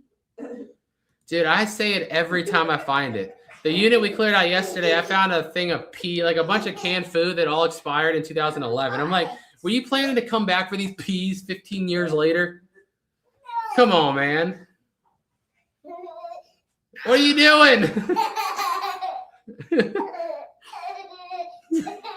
Oh, man. Not the stuff in the unit itself, but the videos in general. What have been your best video to date? Okay, that's an interesting question. So I'm going to break this down in a couple ways because it would have been, remember the unit I found with all the guns in it? That video went mega viral, but YouTube demonetized it when it got to 5 million views, and it made $36,000 before it got demonetized. So then I cut out the pieces that it got demonetized for, and I re-uploaded it again. And the second time it went viral again to like 3 million views, and it made like 32,000. So that video made me 68,000. And then at the end of that year, I did like a best storage units of the year, and I included it again and used the same thumbnail, and it went viral again. So altogether, that unit's made me close to $90,000, which is stupid, man. It's stupid. Also, our biggest video on the channel right now, the one that has you'll see me with 2 safes in it. It was one we traveled all the way to Tennessee for, and the safes had nothing in it. It was empty, but it was just an interesting unit and backstory again. That video did like 7 million views or something like that. I think it's 7.5 million views. That video has made $73,000 on one unit, which was insane. Those are probably the top 2. The money hoarder unit's also up there because I did it in 5 parts. And the fact that the titles had to do with big money and, millionaire, this kind of thing, that boost your CPM. CPM is what YouTube makes per 1,000 views. RPM is what you get paid. So that's the thing. You got to find the balancing act. When you do stuff about like guns, for example, your CPM is lower, but the people that are interested in it's higher than if you do stuff that's like a millionaire's storage unit. The interest is lower, but the CPM is higher. So it's like this little balancing act. So yeah, I would say though, the money hoarder unit's done crazy too. I don't think any of the parts passed 1 million views, but they all did over 500,000, which is crazy. It did 827,000, 792,000, 579,000, 946,000, and the final did 405,000. That's crazy. That unit probably did like close to 40K in revenue too. It was just crazy. Any plans to visit Jersey City? No, dude. I try to not ignore, but stay out of the major cities. Are you two planning another child? No, we are one and done. One and done. Let's see.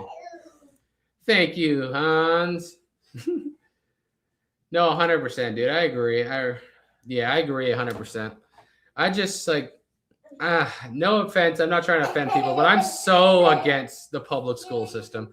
As somebody that went through it all the way from preschool to college, I don't think it prepares you to like really grab the world by the balls, if that makes sense. It just teaches you to be an employee. And I want to instill that like business mindset into him. I don't care what you want to do, but just dominate at it. Whatever it is, dominate at it and monetize it and become one of the best at it, or be the best at it. That's the way I say it. What do you want me to do? I know for sure it happened, dude. Have you seen the unit that went viral earlier last year that I filmed with early bird pickers? We didn't know we were bidding against each other. Now we kind of talk about the big units because we don't want to bid each other up. We were bidding against each other. I ended up dropping out. He won it, and I asked him, "Can I just film it?" And he was like, "Sure." So we came to film the unit. Insane unit, over $100,000 worth of toys, games, and collectibles and cards. It was a crazy, crazy unit. But I just filmed it, and yeah, he scored big. But we got a good little friendship now where we communicate with each other. You make more 1 week on Whatnot or 1 week on YouTube? Usually YouTube, unless you have like a crazy Whatnot week. Usually YouTube. I'd say 9 out of 10 weeks YouTube. But of course, it's hard to predict because sometimes I have viral videos and sometimes I have show units that are really good and the revenue is really crazy that week in particular. But I'd say on average, 9 out of 10 times is YouTube. YouTube pays you once a month. Whatnot, you can withdraw anytime you want. You can withdraw every day if you want to. I usually just withdraw at the end of the month every month just to make it easier on myself. But yeah, YouTube pays you once a month. You run around too. You're gonna make yourself throw up, dude. Yeah. This is another prime example. Thank you for bringing this up. On Whatnot, it did really well, but on YouTube, not really. So that's one of the things I found too. Like balancing YouTube and content is hard because the units that sell the best are usually really repetitive and it's just not as entertaining to make content out of. Like the rock one, for example. I knew it was going to do great on Whatnot. It didn't do that great on YouTube because how long can you watch, unless you're a rock hound person, how long is the average Joe going to sit there and watch somebody look at rocks, right? Just like the Barbie unit. The first video did great, but after that, they sucked. And I kind of expected it because it's like 3 hours of content of here's a Barbie, here's a Barbie, here's a Barbie, there's another Barbie, here's some comics, here's a Barbie, here's some comics. It gets repetitive as can be. So it's like those kind of units, yeah, the sales will outdo the revenue on YouTube for sure. Let's see. Thank you, Deb. I thought it was freaking awesome, dude. I was like locked in from the minute it started to the minute it ended. It was awesome. I don't know, Sean. I don't know because again, the problem is us traveling, and I'm not bringing a dog traveling. Like it's just too much work for what we do. So I'm not going to say 100% no, but probably no. But we'll see.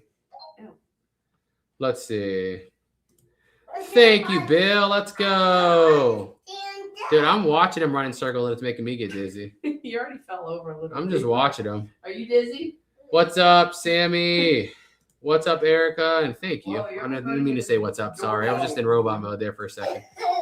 But yeah, no, we make it work well now. We've done, like I said, narrowed it down to a science for sure. Let me check something really quick in the background. But yeah, we've definitely broken down to a very efficient science. That's what I call it. Because we definitely just make it freaking work, man. We make it freaking work very well. Now, I've actually finally caught up with the chat. I don't know if it skipped over a bunch of people again, but I'm finally at the bottom now. I'm at the bottom, and there's no new comments. We need more questions. Get a little teacup chihuahua? No, gosh, no squirrel dogs. If we ever got a dog, it has to be a real dog. You guys that are really OG fans have been on YouTube for a long time. Like, we've been on YouTube pretty much since its inception. You remember Fred? Fred always called the little dogs squirrels. That's still like a joke we use in our house. Every time you see like a little dog, like, no squirrel dogs. It's got to be a real dog. Yeah. Yeah.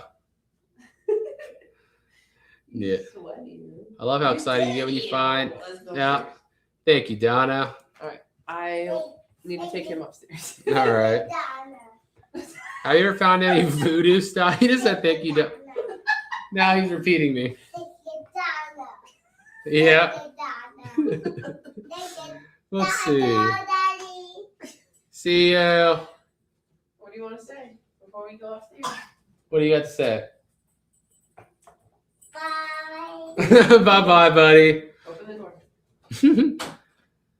Are you and other friends part of that unit? Not really. We never really talked. We kind of like knew of each other. We never really talked. So like we're like, I mean, I would say in Virginia especially, we probably dropped the most money on units. So and it just so weirdly happened that neither one of us are from this area we live in. We just happened to both move here and somehow live within 15 minutes of each other. I don't even know how that happened. It's so weird. He's from California and I'm from by DC, and somehow we both ended up within 15 minutes of each other in Central Virginia. Like, I don't know how that happened, but yeah, now we communicate because we definitely would drop the most money and we're like, there's no point in bidding each other up. So a lot of times, if it's like a really repetitive unit like that, like the game stuff, for example, he's going to do better in his sales anyway. And really, I would just want to film it. So it's like, let me film it, right? Let me get the video. You have all the stuff. And then the people that want to buy the stuff, I'll tell them to go buy it. If you want whatever, just go buy it from him. He's got it. It's kind of like we both win. I get the video I wanted, and he gets the publicity and promotion of the stuff. So he gets more people. It's like we just found a way to help us both win. That's really what business is all about at the end of the day, right? You got to help both people win. Let's see. How's it going? Going good. Please make some Christmas shirts. We did one year, actually. We might have to make some this year before the Christmas event. We'll see. Hello, neighbor. Hey, and Henrico, you're pretty close. We used to live in Glen Allen, so that's pretty close. Who gets tired first? Amber Broly. Definitely. Let's see. I found a working PS5. Oh, yeah, that would be awesome. That would be cool. And I would straight up put them on whatnot. I found a working PS5 in the unit. And this is like a couple of years ago when they were still really expensive, and I threw it up on whatnot. It was still in like perfect new condition with 2 controllers and a carrying case with I forgot I had a few other accessories in there too. And I threw it on whatnot, started at $1. At the time, like that model console and everything was with it was going for like $900. And I just threw it up there and started at $1. Oh man, I do it all the time. People tell me I'm crazy. I'm like, it is. I am a little bit, but it's okay. It works. It works. Like and say, let's go. Let's get to 2 million. Let's go. Let's shoot for 1.2 million first. Baby steps. Boom. When you did dumpster diving, how much money was that bringing in? It's hard to say because it was so inconsistent, and the videos were making nothing really at the time. If we made, $100 in a month on YouTube, I was shocked. It was like almost nothing at the time. But it was just a pen because you just get different scores. Like one of my favorite things, I talked about it in the Jebus family video the other day, the stores that sell like protein stuff like GNC, Vitamin Shop, those kind of stores, when the big protein things go past the Best Buy date, they would throw the entire cases away. But people would still buy them on eBay. Even if it's past that date, you would just get like maybe 50 to 60% of retail. So sometimes I would find like 30 of these things still brand new, unopened, take one picture, 5 minutes, list it on eBay, put it on a shelf, and then just wait. And I would sell like 2 or 3 every week for the next like month or two. So I would make like $800-900 off of something I found in the trash in 5 minutes of effort. That's why I always like when I sell stuff on whatnot, I try to put similar stuff together because I'm assuming some people that watch us are also reselling. So I'm like, let me just try to make it easy. But I would say on average, not much money. If we made $1,000 in a month, I was shocked.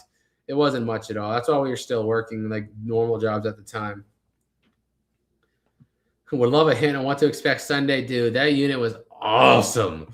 Really, but it was one of those ones that is really fun and awesome. It was awesome in a way to where it wasn't a lot of the same thing. It was just a lot of awesome things all within. So it was a really good video, and it's like actually just a big variety of good, if that makes sense. So it's pretty cool. I don't want to ruin it because I still haven't even finished editing it yet. It's going to be like an hour, close to an hour long video. It's a good one. I think it's going to be like 58, 59 minutes if I had to guess. Oh, man. How would you the crazy thing you encounter when an owner? I've never actually ran into a storage unit owner in person ever. We've only had people message us through social media. And the craziest one would be in California when a guy told me he was going to come by and shoot me and shoot our house up. And I replied back and I said, come on out. And I made a video on this. I don't remember if I took it down or not because it was so stupid. This was during COVID. I was just trying to find content. I was like, I'm going to turn this into a video.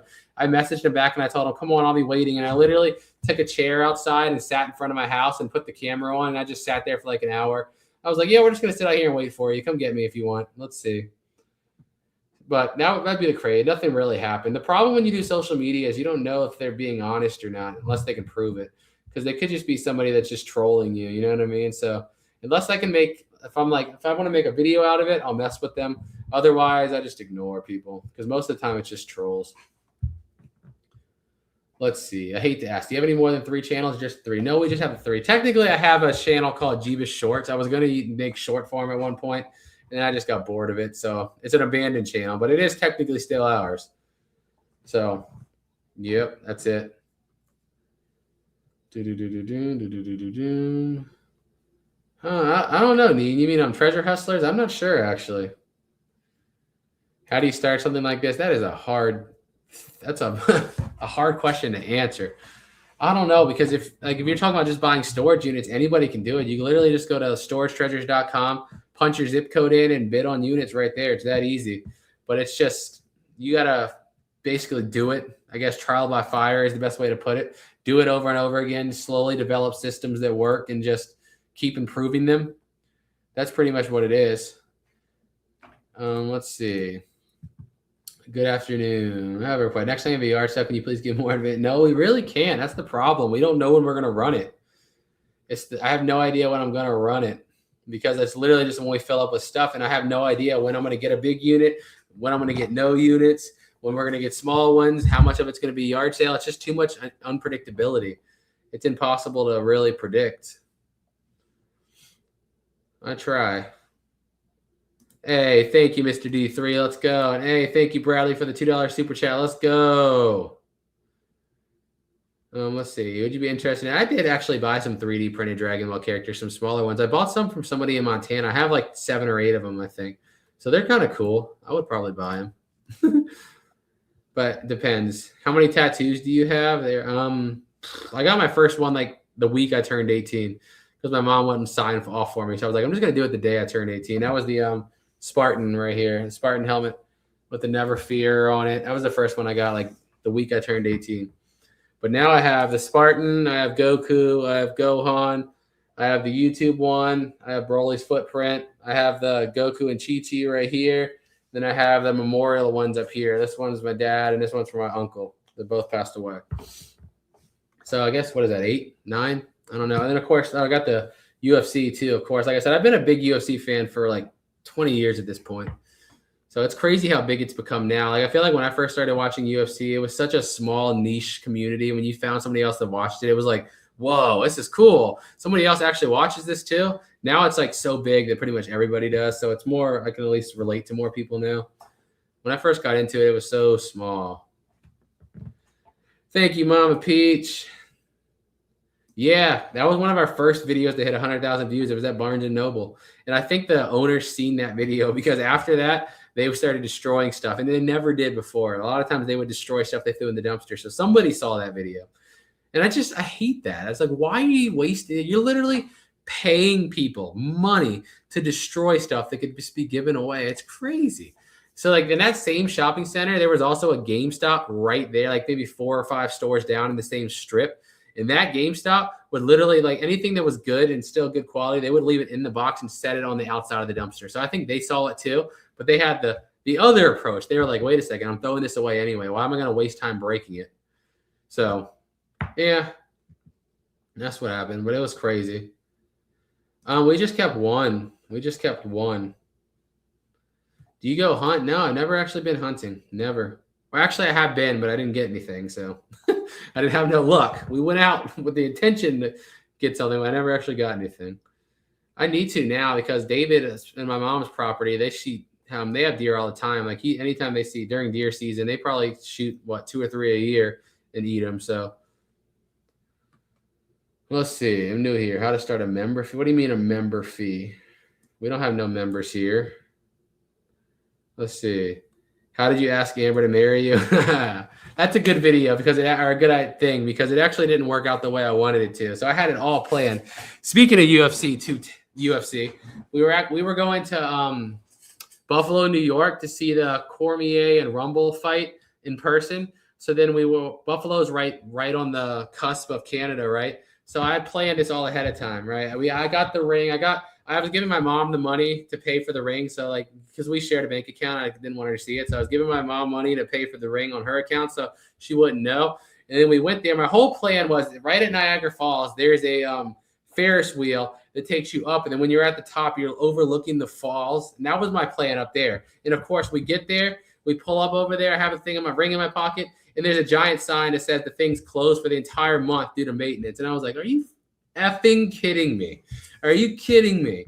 So instead, we were just walking around in Niagara Falls. We got a little wax hand thing made like this. And I told my mom, just go ahead and pay for it. I gave her the card, and me and Amber walked down by the falls. But I told my mom to get them to make it, put a ring on my finger, basically on our fingers. So basically, we went down to the falls, and we just, proposed right in front of Niagara Falls. Cool stuff. Yeah. This is it. We do really good doing this. It's really people would be shocked if they knew how well behind the scenes social media does when you really get it efficient. It's insane. It would blow people away.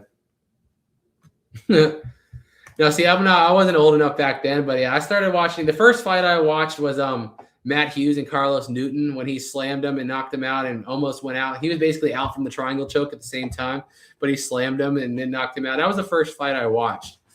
I don't even remember when that was. Let me Google that. First, Carlos Newton. When was that fight? Oh my God, that was that long ago. That was 2002. Holy crap. Maybe I have been watching this longer than I thought. I didn't realize it was that long ago. Okay, so maybe I've been watching it for a long time too. For some reason, I wanted to say it was 2005. That was in 2002. Okay. It's been a long time. Let's see. How I ever made my shirts to give you and whatnot? No, because we get a lot of people in our room that just are on whatnot and they don't even watch us on YouTube. So I feel like it would be awkward. You know what I mean? I'd give a shirt with our logo to somebody that doesn't even watch the video. Like, who the heck are these guys and why do they give me this shirt? But, that's why. We usually just sell them. Yeah, Niagara Falls is awesome. We went one time before, and it was one of the most breathtaking things I've seen. I was like, that's got to be the place. That's got to be the place. So that's one thing that got messed up because the thing was in maintenance. And then our plan was to get married April 11th, 2020, because that was exactly 10 years. We first started dating and got together April 11th, 2010. So our plan was, now let's do it on April 11th, 2020, exactly 10-year mark. We planned it out and everything. And then COVID hits and everywhere shuts down. So then we ended up getting married in November. I don't even keep, our actual wedding date, I don't even know the date. I don't keep track of it whatsoever. That date means nothing to me. The only date that means anything to me is 4/11/10. The actual wedding date, no, because they screwed it all up, or COVID screwed it all up. But we agree on that. If you see our little wedding, the handbook they get everyone to sign, our wedding one on the front of it just says F COVID on it because I was actually kind of blown at the time. Now I look back, it's whatever. But at the time, I was actually kind of blown. Let's see. Thank you, Mad Marlin. Have you ever been to Vermont? I have. I liked it in Vermont. We did the whole Northeast at the end of last year. I really enjoyed Vermont and New Hampshire. Those are probably two of my favorite states.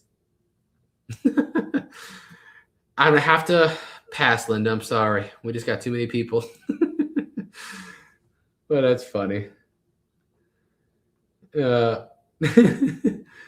that was fun. That was that whole Niagara. It's funny how our proposal got screwed up And then our actual wedding date also got screwed up. So, but here we are. We've been together for what, almost 16 and a half years now. So that's where we're at. See you, Sean. What's up, Koa? Are y'all going to Georgia? We actually are in August as well. On the way to Texas, we're stopping in Macon, Georgia to go to the Wiggles Live, take Broly there. So technically we are in August, but usually not. Brattleboro. Dude, I want to say, well, first, what's up, Cy? I don't remember for sure, but I almost want to say yes, or because there was some pizza place we went to, and I'm pretty sure it was in Vermont.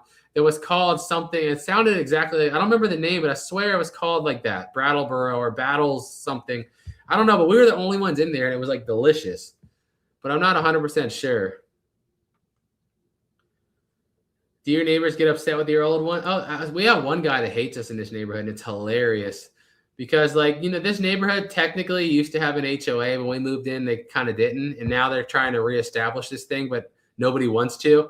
So, yeah, it's been kind of fun. He's such a douche nozzle. I hope he's watching this too. Because, yeah, now I'm just being annoying. So, like, now at this point, like, I'm going through everything legally to make sure, like, I'm not breaking any laws. But, like, for example, your mailbox, as long as it's a USPS approved mailbox, you're allowed to do whatever you want with it. So the HOA can't control it. So everyone has black ones, right? So now we bought a new mailbox from Lowe's, and we're going to paint our mailbox like mailbox from Blue's Clues and replace our mailbox with that one just because I know it's annoying. Just that's it. And of course, Broly's going to enjoy it too.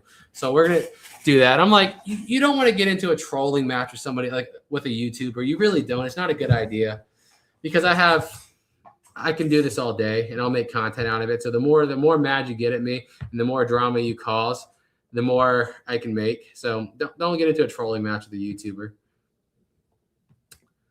Let's see. I like it when you that's always fun finding new stuff, right? Gosh, it's like making me choose between my kids. That's hard. But if I had to pick, I'd go in Dragon Ball. I love UFC too, don't get me wrong, but Dragon Ball is it's a different kind of love. I've loved this since I was so young.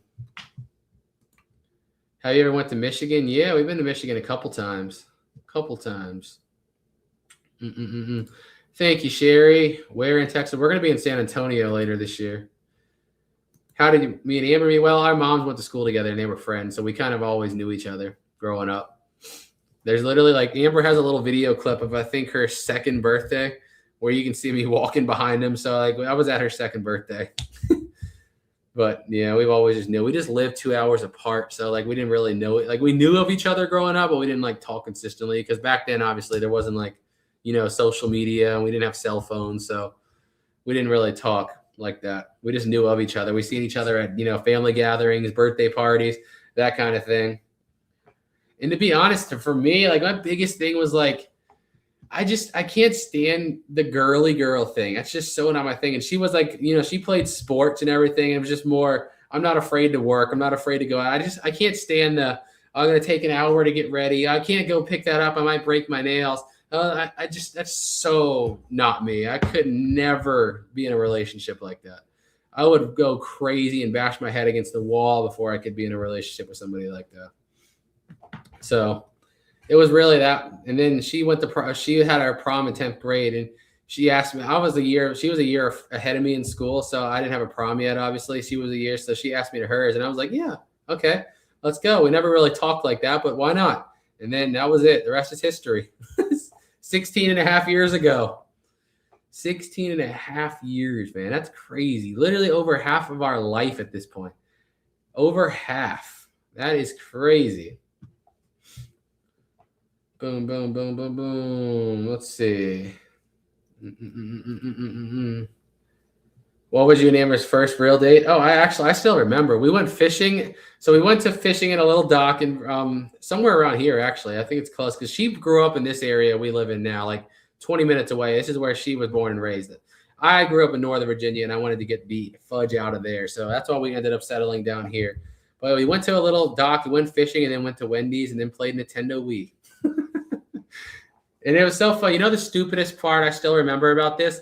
We were playing the soccer game on the Wii, and neither one of us knew anything about soccer. And like we were going back and forth, and I finally hit a goal, and I was like, "Yes, I won!" And we thought I won this whole time. And later on in the day, we realized that I had kicked the ball into her goal. So technically she's the one that had the point. I scored for her. So technically she won, and we didn't even notice it for like an hour. And that was our first day together. And the rest is history. Do you miss anything about living in California? I miss having lots of people around that do what we do, and I miss In-N-Out. And I miss all the toy stores. Those are the three things. Other than that, no. I miss having friends around that actually know what we're doing, and not trying to explain it. We all get it. It's hard to explain what we're doing to the average Joe, you know what I mean? So like I miss having friends around that understand and do what we do. I miss going to In-N-Out, and I miss having all these toy stores. Other than that, not really. Does anyone live with you guys? Yeah, it's me, Amber, Broly, and then my brother Brandon and his girlfriend Rachel. I mean, technically you don't have to, but I would recommend it. We've had our account since I think 2021, so about 5 years now. It might be 6. I don't remember if it's end of 2020 or beginning of 2021. So 5 or 6 years now at this point. So yeah, I recommend it because the tax stuff gets so crazy. And like I said, the more income you start to generate, the higher your risk of being audited is. So I'm like, let the people that know what they're doing deal with it, because I don't know what the heck I'm doing when I look at this stuff. So I was like, yep, you guys handle this. I'll pay whatever this monthly stuff, and they can handle that. I definitely would recommend it. Let's see. Yeah, she did. Well, I didn't know this growing up. She told me this later on, that she's like, oh, I always had a crush on you when I was younger. And I'm like, I didn't know. You didn't tell me this. Of course you didn't tell me this. We're kids, and we didn't really, like I said, have no way of talking or communicating or nothing. So, you know, now the rest of your life, yeah, 100%. 100%. Yeah, it was fun, actually. Like I said, I love podcasts, man. I really wish more people would do podcasts. I would hop on like anybody's, as long as it's something relevant. I don't want to get on like a Star Wars podcast, but anyone that talks about stuff that I'm interested in, I would love to get on more podcasts. I think they're so fun. That's why I've realized as I've gotten older, I'm not really an antisocial person. I'm just a person that has no interest in most things that most people do. Because when I can sit here and talk to people about things I actually enjoy, I can talk with them for an hour with being fine. But it's just most things that most people are interested in, I just have no interest in whatsoever. And it's just so hard to talk like that. I said it before, like I don't keep up with no sports besides the UFC. I don't keep up with any celebrities. I don't keep up with any brands. I don't keep up with any politics. I don't keep up with none of it. Like I'm so out of the loop on everything that's mainstream. I feel like it's so hard to talk with normal people that don't do what we do. Let's see. Thank you, Kat. Let's go. That's awesome, Catherine. That's awesome. Let's see. Here's the episode. Not that I know of. I don't think so. I think they said it's probably going to be at the beginning of the following season. But like I said, if I see or I hear anything, I'll definitely announce it. And I'll put it like a community post, and I'll say it in a video, which will be cool. But not that I've seen yet. Let's see. Yeah, it's crazy, dude. It's crazy. People just don't get it because it's still so new. Like in my head, it's so normal because I've been in this space, even as just a viewer, since like its inception. Like I've been watching YouTube since, Smosh was #1 making the Pokemon theme songs. I've been on it since the beginning, way before you can make money on it. I used to love watching it. Oh, heck no. No way. There's nothing on planet Earth that somebody would do to get me away from YouTube. I said it before. It's just not about the money. Somebody can offer me a job position, $1 million a week, and I would say, no way, no how. There's no way. There's just no way. I can't imagine. I wouldn't want to like be doing anything in the world other than making videos. It's just what I've always loved doing. That's always what it is.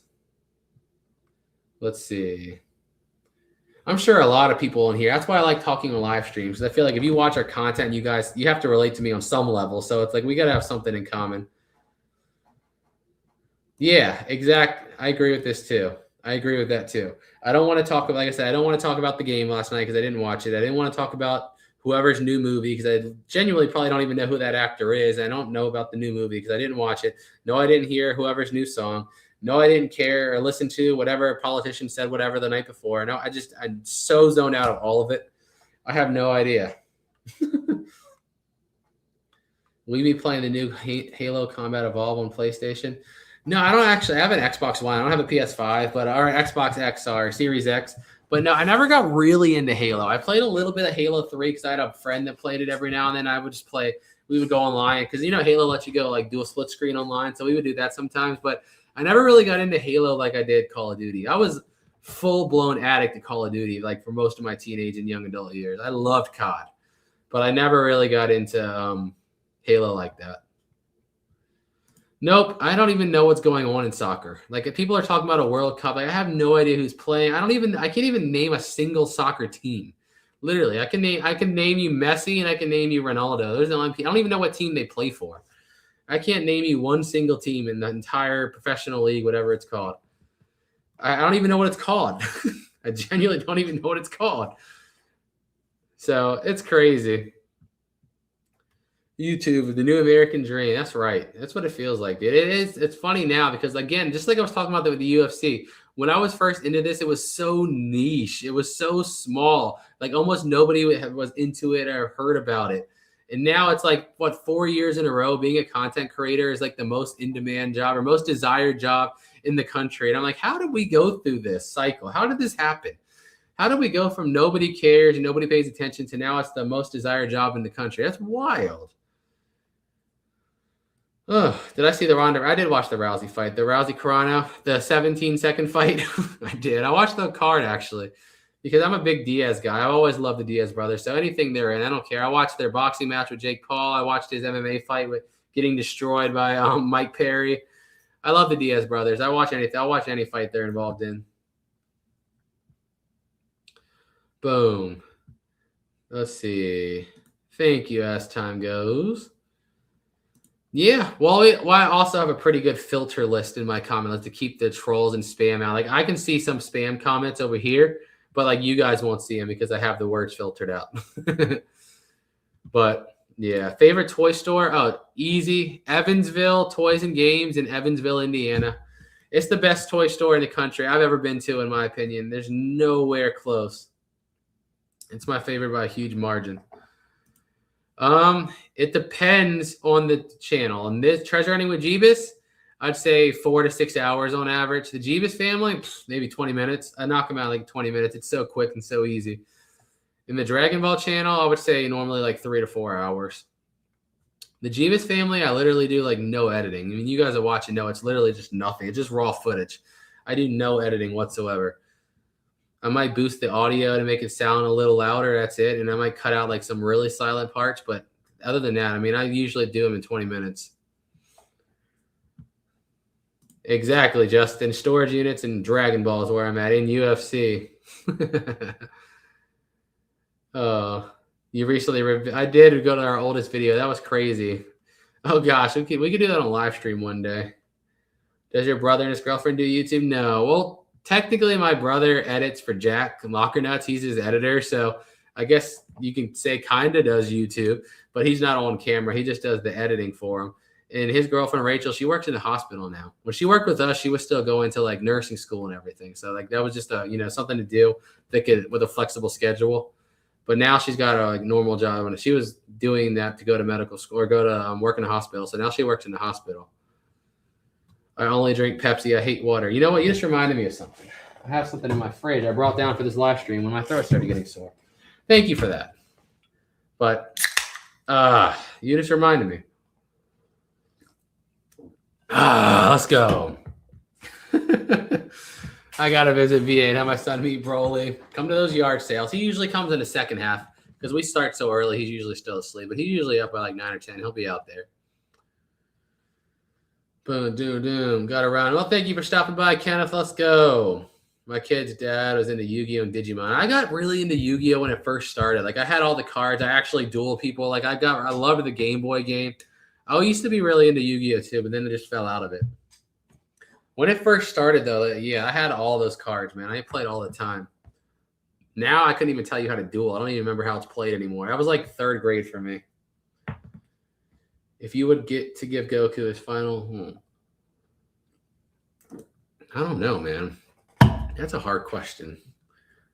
Oh, gosh. Part of me says the look wants to be like that. If you're a Dragon Ball nerd, like when you used to Google like Super Saiyan 100 Goku, it would be this weird Goku with like hair way out in the sky. And I was like, that would be kind of cool. I guess give him that and just give him like, I don't know. The Ultra Instinct thing was pretty cool. It's hard to top that. Like your body acting on its own or whatever. That's like such a cool concept. Ultra Instinct, but increased power. There we go. I don't know. That'd be my best guess.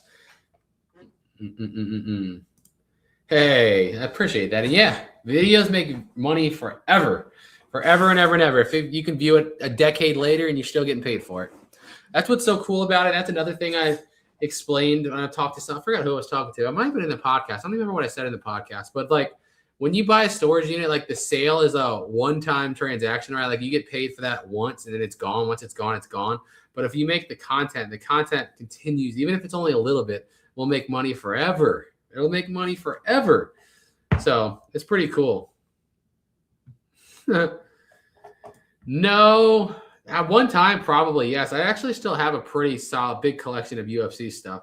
I have a lot of signed gloves and a lot of signed posters and belts, but like, I didn't just buy I didn't buy randomly from the UFC. When I collected UFC, it was like stuff in person. Like I have all the gloves I have signed, except for one I won in a contest.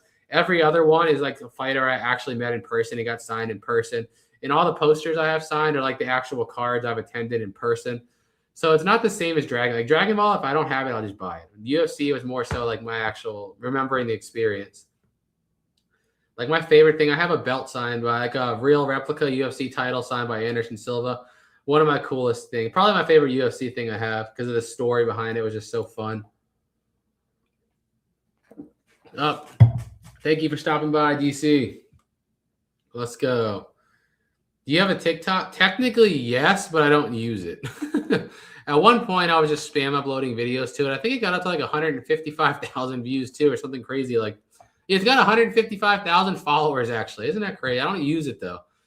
I'm not a fan of short form content. I really am. Sometimes I'll make short form videos if there's like a small storage unit, like the one I did the other day, and I feel like it has an interesting story. I'll make it into like a short form video, but I'm just not a big TikTok guy. I don't use it. I don't have it on my phone or anything. I don't use it. Toy Federation. Is that in South Carolina? Why does that sound familiar? I think I have. Where is that? Where are they located? My chat just decided to refresh again. Okay. But I just restarted again. So there we go, back at the beginning. If anyone put a question, I didn't answer it, just put it back down there again. Because like I said, I'm not ignoring you. I'm just, sometimes it refreshes. How about the Shaq cards? Any big ones? Dude, I have no idea. We literally just sold them unsearched in piles just like that. We just blew them out on whatnot. You got to ask the people to buy them. I know the person that bought the Jordan remember the binder of Jordan cards in that unit? It sold for over $1,100, and they left a review that's saying it was awesome. So I don't know what the heck he got in there, but he paid $1,100 for it and was really happy. Came back in the show even and said like thanks or whatever. It was amazing. So he got something in there that was really good. I don't know what it was, but that's what it is. I blow everything out at $1.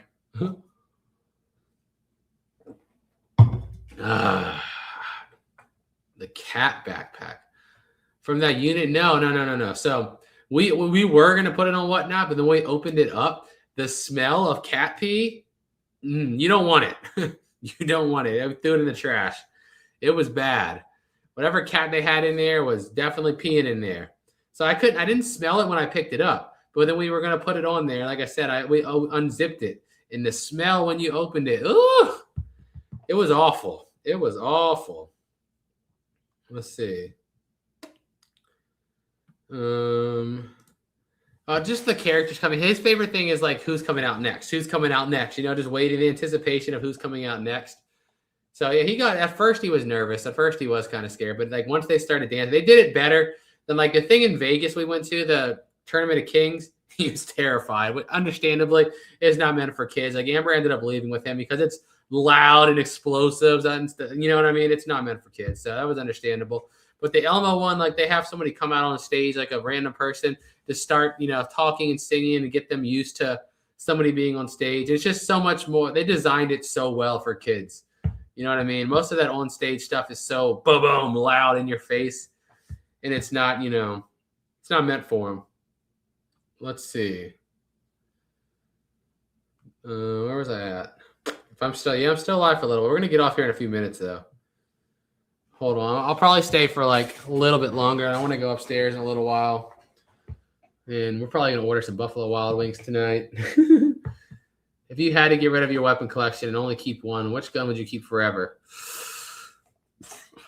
Honestly, God, right now, I would probably say the Desert Eagle. Because like that was one of my favorite guns growing up ever. I always wanted one. It was super cool. And Amber got it for me for Christmas to celebrate hitting 1 million subscribers. So it has like a story attached to it. I would say my Desert Eagle if I had to. How early do people start showing up at your yard sale? Oof, that's early. Some people are parked outside at like 4 a.m. It's crazy. I'd say most people around 6, but you got there's some that show up early. Let's see. No, she doesn't collect anything besides Land Before Time. Well, I guess you can count, like I said, the Dragon Ball is both of us because we're all into Dragon Ball. So, I mean, yeah, it was my addiction first, but I got everyone else addicted. But we also have the little theater room. We put like the kind of 90s to early 2000s stuff that we grew up with, like the cartoons and stuff like that we grew up with. So, yeah. And yeah, so yeah, I have been to Toy Federation. It's been a while, but yeah, it sounded familiar. Let's see. Have you ever found Dragon Ball Z stuff in a storage unit? Yes, but not much and nothing we didn't have. Are the Whatnot shows archived? I think they're archived, but yeah, the problem, we can't put them on Whatnot or YouTube because in order to stream right now, Whatnot only allows you to do that through on iPhone or an Apple. So you can't do it on Android, and none of us have an Apple. We all use Samsung. So until they're able to integrate that through Android, no. But if they ever are, then I probably would put them on the second channel. I'd probably go live at the same time and put them on the second channel. Boom, boom, boom. Other than In-N-Out. I mean, I love burgers, but I'm a big steak person. I love steak. I love it. We eat at Longhorn Steakhouse probably 3 to 5 times every week, at least 3 times a week. I love it. I love Mission Barbecue. I love smoked meat. I'm just a natural carnivore, man. I'm a natural carnivore. But yeah, I love steak and I love barbecue. Probably my favorites. Where am I at now? Yummy. Yeah. Dragon Ball Z stuff gets sold straight away. It's pretty bad here too. No, we really don't. We kind of watch the same stuff. We don't really collect much outside of Dragon Ball. Then I keep the guns and she collects Land Before Time. Other than that, really not much. She played softball most of her life, so she was big into that. But it's like there's no like real professional league of that, so I don't think she doesn't watch it. Besides maybe like some highlights on Facebook, but that's it. That was their big interest. Let's see. He is. Thank you. Yeah, dude, it's crazy. I'm telling you, it gets wild. And I feel like it's just going to keep getting crazier and crazier because obviously the channel size just keeps getting bigger and bigger. So it's like every yard sale we have, 100,000 more new subscribers from the one before. So it's just like it just keeps getting bigger each time. So it's really hard to say, but I'd say, yeah, I mean, most people are getting there early. Let's see. That would be fun.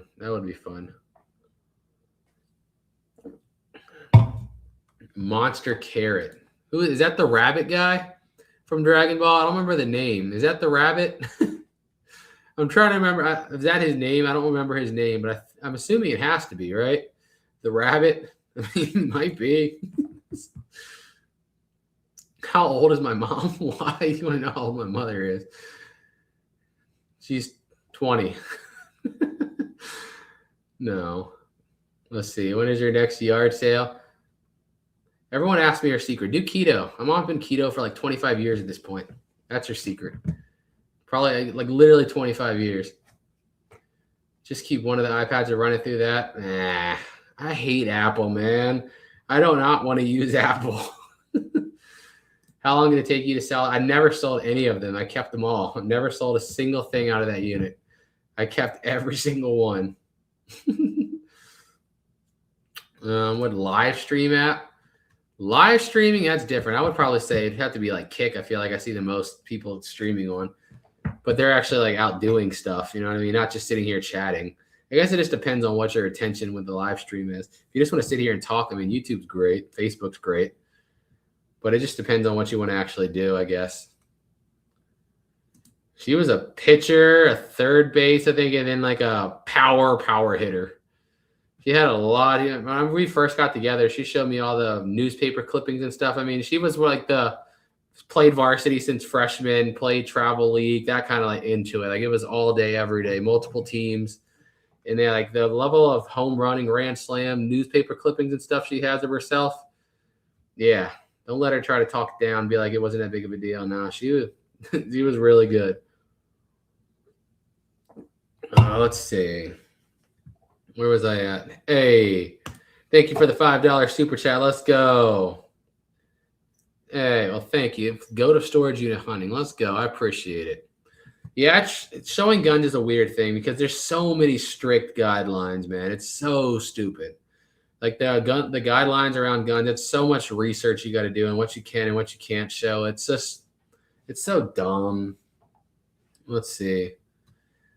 Rick and Sheer channel's your favorite. Thank you. Appreciate that. Let's go. Oh, good luck on that one. Let's go. Hope you score big. Any advice though? Let me see. Or you said you already got one, or any advice for your first one? Advice for the first one would be the same thing I said to the other guy, would be to start small because it's a lot more work than you think. Don't take a big risk right out of the gate because if you lose right out of the gate and it's a bad one, you don't want to start the business off by losing several $1,000s. Buy a $100 or $200 5x5 would be my suggestion. Start small and get a feel for how much time it really takes to sell this stuff. You know what I mean? Because people want to go into it like balls to the wall and go right for a 10x15. You don't realize the time it takes to move that stuff. That's why I say start small. Start small. Don't gamble big. And profile the units. Look at the units and try to like put the story together in your head based on what you can see. I used to say bid on what you can see, but this doesn't work no more. Prices are too high. Try to profile the unit. Try to put their story together and try to like based on that, what else do you think they would have? That kind of thing.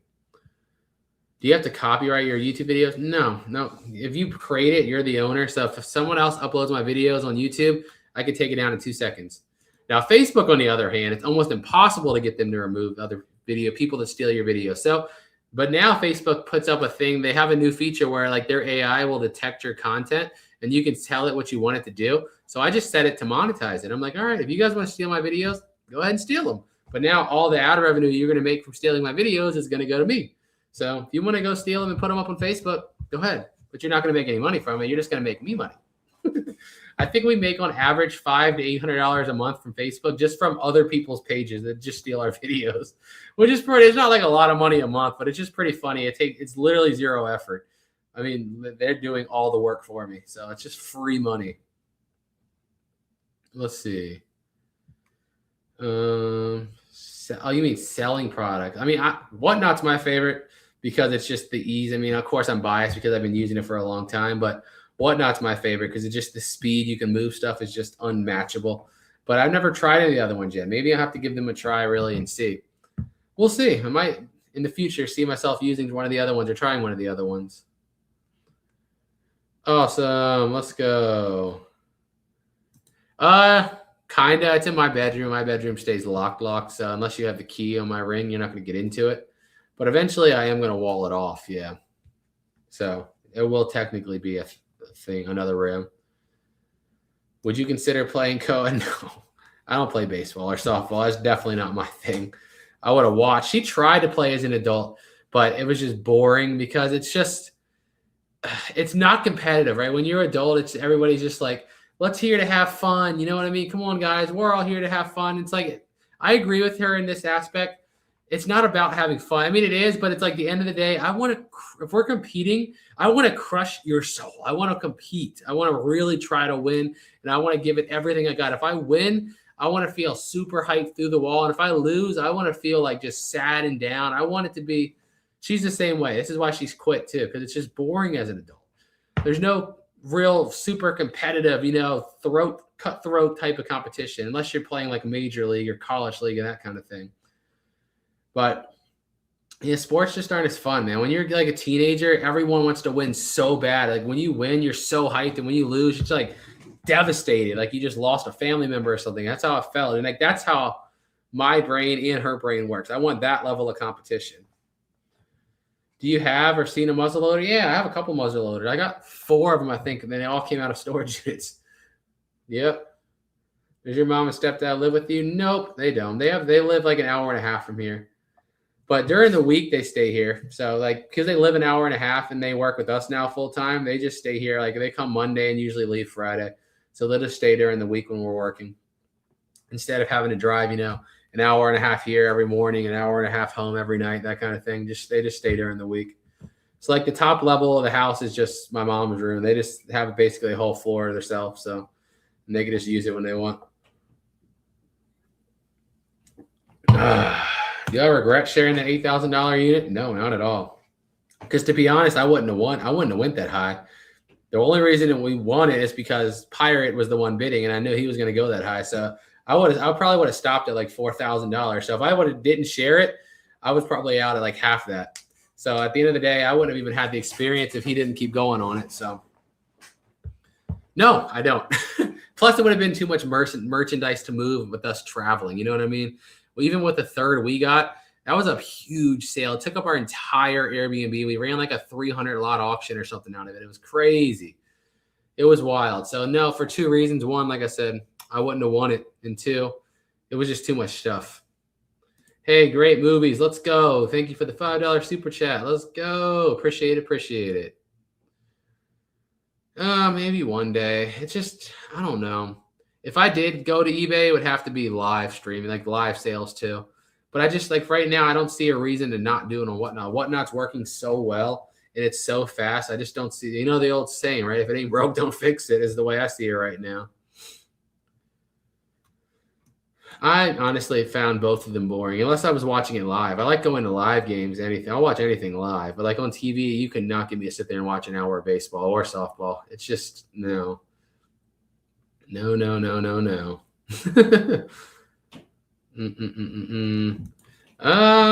Not very often, Justin. Not at all that I could think of. I think I found a stop sign or something one time, but not very often at all. Let's see. Hey, thank you, Laura. I guess thank you, Janet. That's I appreciate it because we put the time into social media. Like I said, I would definitely, if we're ranking on just your resale ability, I would say they both probably smoke us. But like when it comes to content, dude, nobody's getting where we're at right now. Nobody's gonna hit the level we're at when it comes to creating storage unit content. But it's just what you put your attention into. You know what I mean? YouTube is what I've always been super passionate about. So I put more time than most people are willing to put into it because it's just been something I've always loved. But some people just don't understand YouTube. That's what it is. Let's see. Thanks for answering. Of course. What is one of the oldest things you have found? That I could think of? I know I found some like silver dollars from the 1800s. I can't think of anything I ever found that goes back to like the 1700s. It'd have to probably be some like, Morgan dollars or those things from the 1800s that I can think of off the top of my head. There might be something older, but I can't think of it off the top of my head. But yeah, that's probably it. Let's see. What Dragon Ball Z super attack would you pick to have? Attack? Oh man, that's a hard one. Just being able to do a basic Kamehameha would be cool. But if I had to pick anything, I think I'd have to go with instant transmission or just the ability to fly. But instant transmission, you know how nice it would just be like right now, I'm like really craving in and out. Whooshing, just appear in California, grab me a burger, come back here. I have to go with instant transmission. That would just be so cool. What is the amber tattoo? What do you mean, this? It's hard to say because it's on my arm, but we both got it. It's Goku and Chi-Chi from Dragon Ball on the Nimbus. Because it's kind of a cool story. If you don't follow Dragon Ball, Goku and Chi-Chi met when they were kids, and then as they got older, they ended up getting together and getting married. And we're like, how can we not get Goku and Chi-Chi? Because we followed the exact same path, right? We knew each other as kids, and we ended up getting together and getting married as we got older. So it was kind of cool. Then we just have 4, 11, 10. That was the first day we got together, and she has my name, I have her name. Let's see. No, I've never had no run-in person. I said it earlier, just through text or through email and through social media messaging. That's it. I've never had anybody actually come in person. Should try to post more now. We post too much already, dude. I need to take time. If I post more, it's going to decrease the quality. And if I decrease the quality, we lose our place. Boom, boom, boom. Seems like Kayla and Matt been doing YouTube a long time. To be honest, I don't know that anybody by their names. If they have like a YouTube channel name, what's the channel name? But no, I don't know a Matt and Kayla. But I might have heard of their channel. I might just know it by after the channel name. Oh yeah, the sports unit. That one was crazy. That was our best just straight sales. That was our best unit. If you're not including YouTube, that was our best buy to this date still. We sold like around 70,000, 60-some thousand, around close to 70,000 out of that unit in 2 weeks, which was crazy. And that was blowing it out on Whatnot, right? We didn't even go through nothing. Could have been like probably 150K if we wanted to take our time. That one was crazy. Let's see. Do any of the unit owners watch your videos? I mean, I would never know unless they reached out to me, but I'm sure they have, like, especially some of the ones that went mega viral. I feel like they had to have, but you never know. Also, a lot of times, like some of the big, like the gun unit, for example, the one that went the biggest viral for us, that guy died. So obviously he never watched it, but could their family have seen it or something? I don't know. Let's go. What character do you think is faster using that move? Cooler, Kid Buu, or Kibito Kai? Dude, I'm kind of biased because I'm going to say Kid Buu only because he was like, for some reason when I was a kid, I was like weirdly hyper obsessed with Kid Buu. I loved him. I don't know why. Used him in every game. Like my locker in 7th grade literally had a giant Kid Buu poster in it in middle school. I don't know why I was like hyper obsessed with Kid Buu as a kid. So my bias is going to make me say Kid Buu.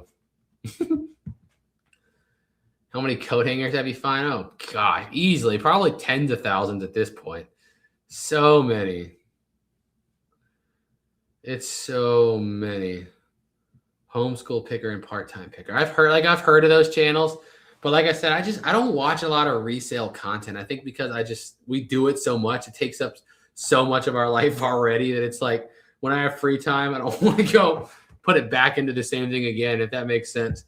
But yeah, I've heard of their channel. I've seen it, I think, on Facebook more. Sometimes I see a lot of resale stuff on Facebook, but I don't really watch it much on YouTube, honestly. That Barbie unit, dude, that Barbie unit's we're going to be selling it for like the next month or a half, maybe 2 months. I don't know. We're going to be selling that stuff for a long time. It just keeps going. It keeps going. Let's not in specific. But like I said, like the most recent unit, the Jordan binder, it went for over $1,100, and they did come back to the chat and say it got there, thank you, and it was amazing. So, but didn't specify exactly why. Like he didn't say what card in there in particular was amazing. So I don't know what it was, but I mean, to pay over $1,100 for it and be super happy with it. There was something in there. I just don't know what it was. Let's see.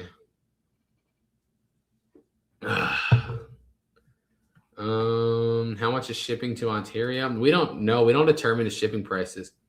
You have to go on Whatnot. Like while we're running a live auction, it tells you what it is at the bottom. All we do is give the box dimension and a box weight. Other than that, like all the pricing is determined through Whatnot system. We can't even see what it would cost to you. Let's see. Favorite Lion King character? You know, to be honest with you, I've never watched it. I don't even know a single character. Well, are you talking about us? Or no, you're talking about other people's? Or who's not on Facebook? We're not on Facebook, or the other ones you're talking about? Because we have a Facebook page, but people steal our stuff all the time still. No, not really, Hammock, to be honest with you. I'm just moving fast, and I'm taking advantage, and I'm investing super heavily into the market right now. I mean, no. I don't. We're obviously, knock on wood, unless something tragic happens, we're going to be in like really, really good position. Really good. 6 7 6 7 6 7 6 7 6 7 6 7 6 7 6 7 6 7. No. We'll see.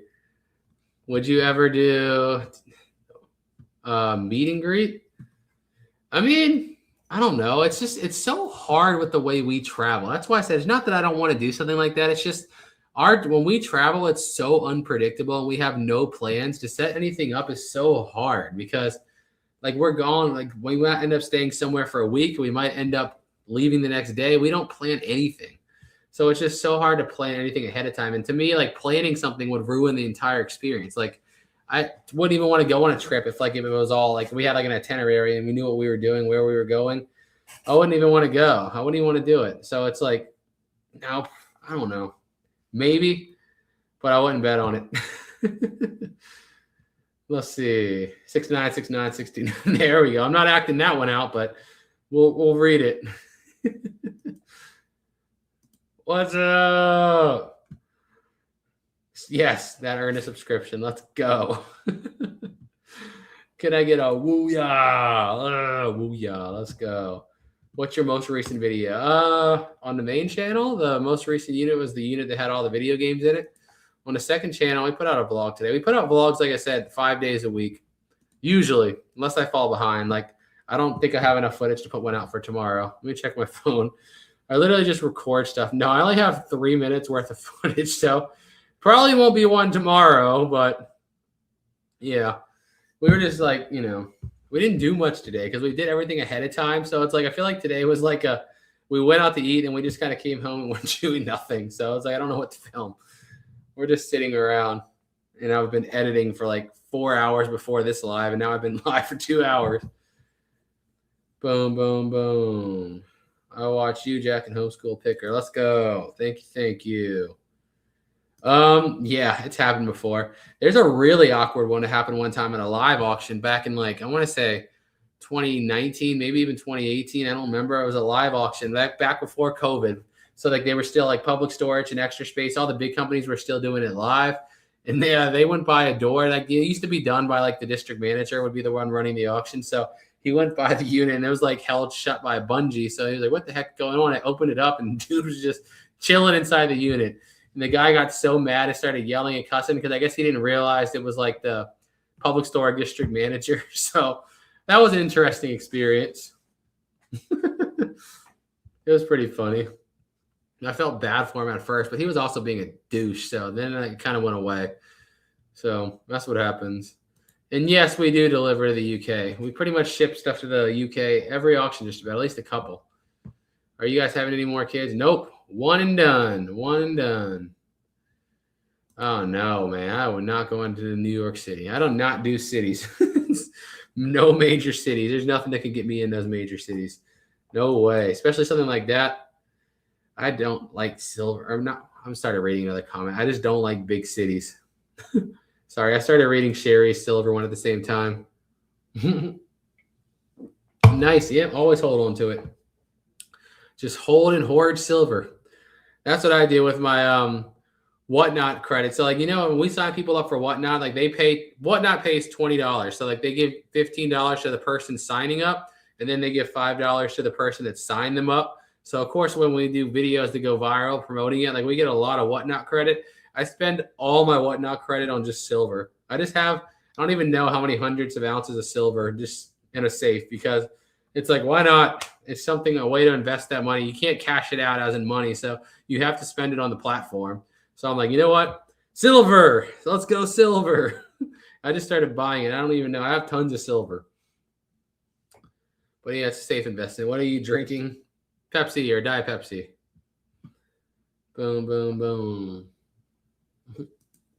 Dude, we've talked to the cops before. It's just a really weird legal loophole because at the end of the day, when you pay to rent a storage, you can store whatever you want in there, however you want it. They can't tell you how to do it, right?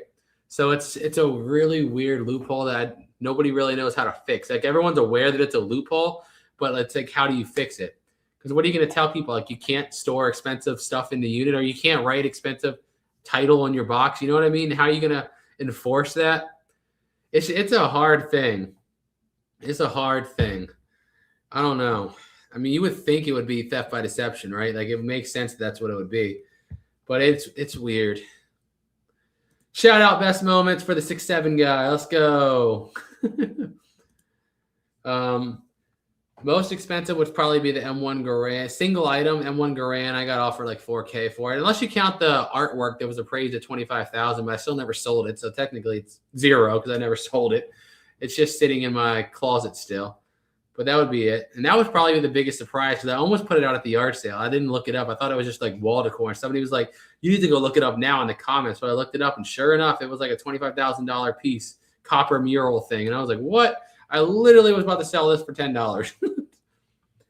Did you watch shows like Dexter's Laboratory? Dude, I lived on Cartoon Network too. I love Dexter. I love Ed, Edd and Eddy. I love Johnny Bravo. I love Courage.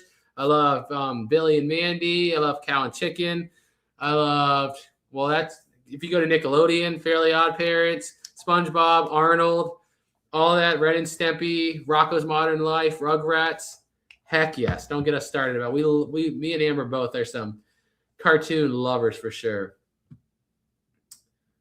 Let's see. No, we never got a refund for that. You talking about the stage unit we got scammed on? We never got a refund.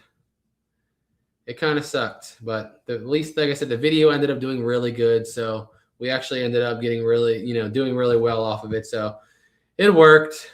It worked. But yeah, that's definitely a time where I talked about this a little bit in the podcast too. Like when I got there and I started moving the boxes, like my head, I instantly knew what was going on. I knew I just got screwed.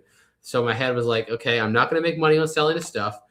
Let's tell the story, right? If we can't make money selling the stuff, let's make a video, tell the story, expose the scam to the public. So people that aren't doing YouTube, somebody else bought that to resell and they just spent $4K. That's a big punch to take, right?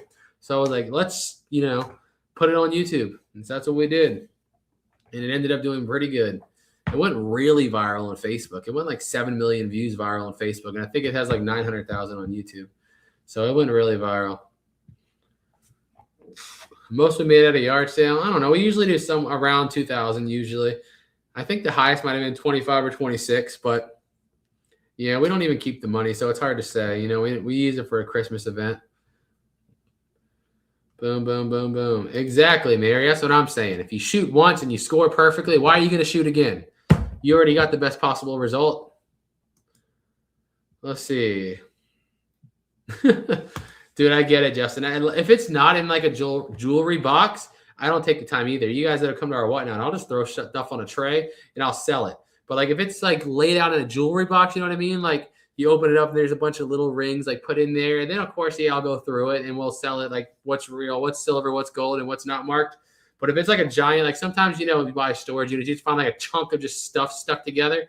I am not going through that. I'm not spending 8 hours pulling that stuff apart. I'm just going to throw it on there and sell it.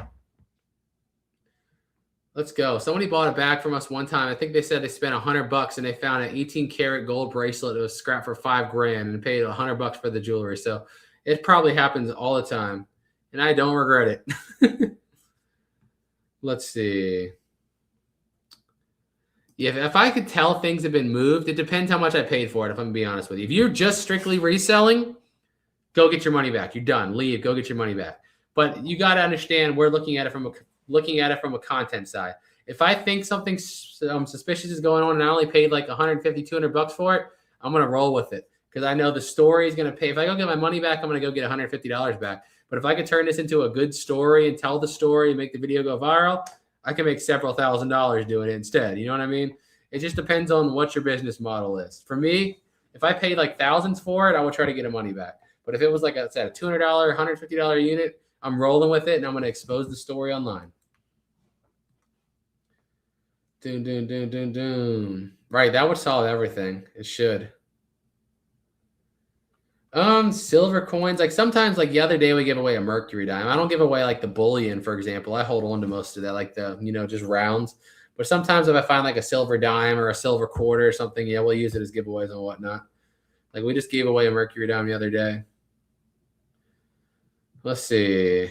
Jimmy Neutron. Yes, I love Jimmy Neutron. We have the big plushes in the room over there. I have Jimmy, Goddard, and I think I thought there was a third one. I don't remember. It might have been Sheen too. I think it might have been Jimmy, Sheen, and Goddard. But yeah, favorite Ed and Eddy character, Eddie. Eddie's the GOAT because he's the business money man. He's the GOAT. I love Eddie. Ed and Eddy was probably my favorite, like cartoon, not counting anime. Ed and Eddy was my favorite. I love that show. But yeah, Eddie was my guy. Where am I at? Yeah, it happens. Ooh, favorite UFC fighter. Are we talking currently active or all time? Currently active, Max Holloway. I love Max. All time, Frankie Edgar. Frankie Edgar was my guy because he was just such the living underdog story legend.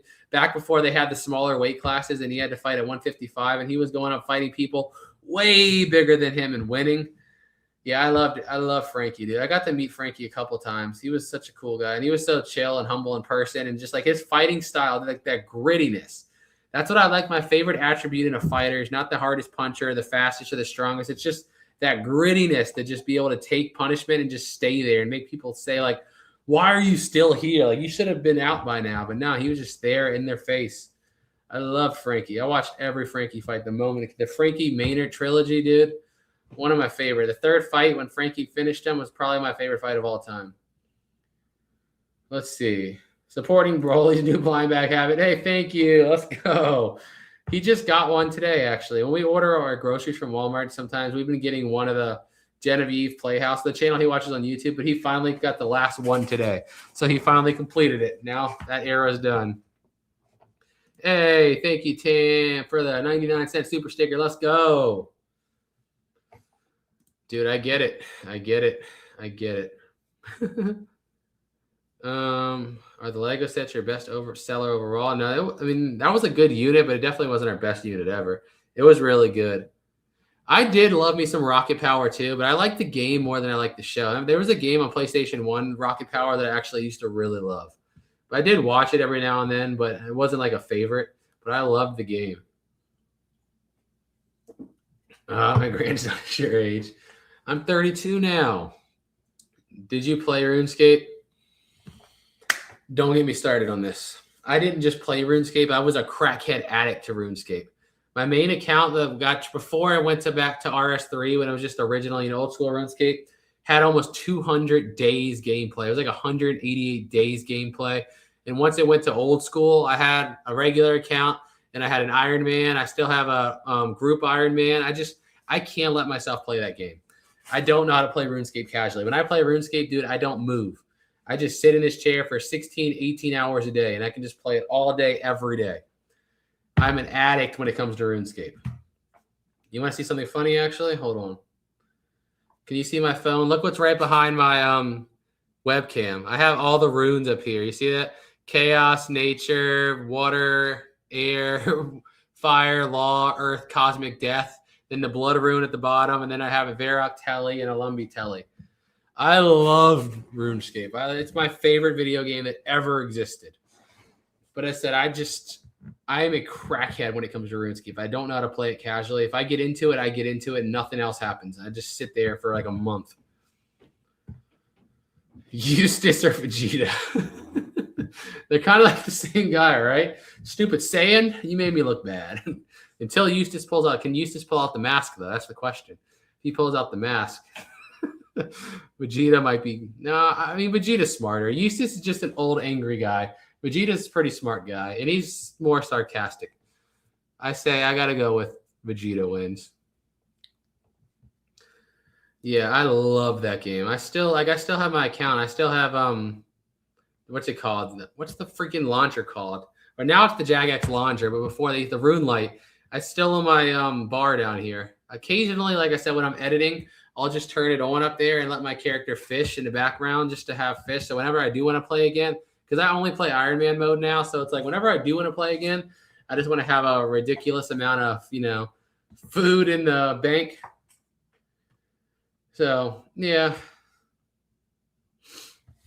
I used to be one of the most popular RuneScape characters in RuneScape way back in Classic. What was your username? I kept up with all of that, like the Zezma era and everything. I kept up with all of that. I was hyper into RuneScape. Let's see. Yeah, I get it. It's so fun. It's so fun. Hi, Phoenix. That's cool. Okay. It's so fun, man. Yes, but dude, I can't even lie. You didn't really play RuneScape if you can't admit to yourself that you weren't a scammer at one point. Come on, we've all trimmed somebody's armor. Or the one me and my brother used to do all the time was do you guys remember the flowers when people would play the hot and cold game where you would plant the seed and if it turns red or yellow or orange and it's hot, and if it's blue, green, it's considered cold. Dude, we used to scam so much money off people. That's so bad to say. I know. We were such scammers when it came to that game. We would set it up and get people for tons of money. I'm such an a-hole. I feel like such an a-hole now. But it was so fun. There's so many memories. Of course, everybody got scammed in RuneScape. I got lured before for my God Sword. It was just a Bando's God Sword, though, but I did get lured. I fell for the stupid Clan Wars thing. I don't even know how, and I was a kid. And not like a kid. That's the worst part. I was like more like a teenager. And I fell for the stupid Clan Wars lore. And I was like, oh my God, what are we doing? I lost it. At the time, that was like, I think 4 or 5 mil, and it was a lot of it. I was mad. I quit for like a couple weeks. But it is what it is. It's all a learning experience. I learned a lot more about economics and business playing RuneScape than I ever did in the classroom. I'll tell you that.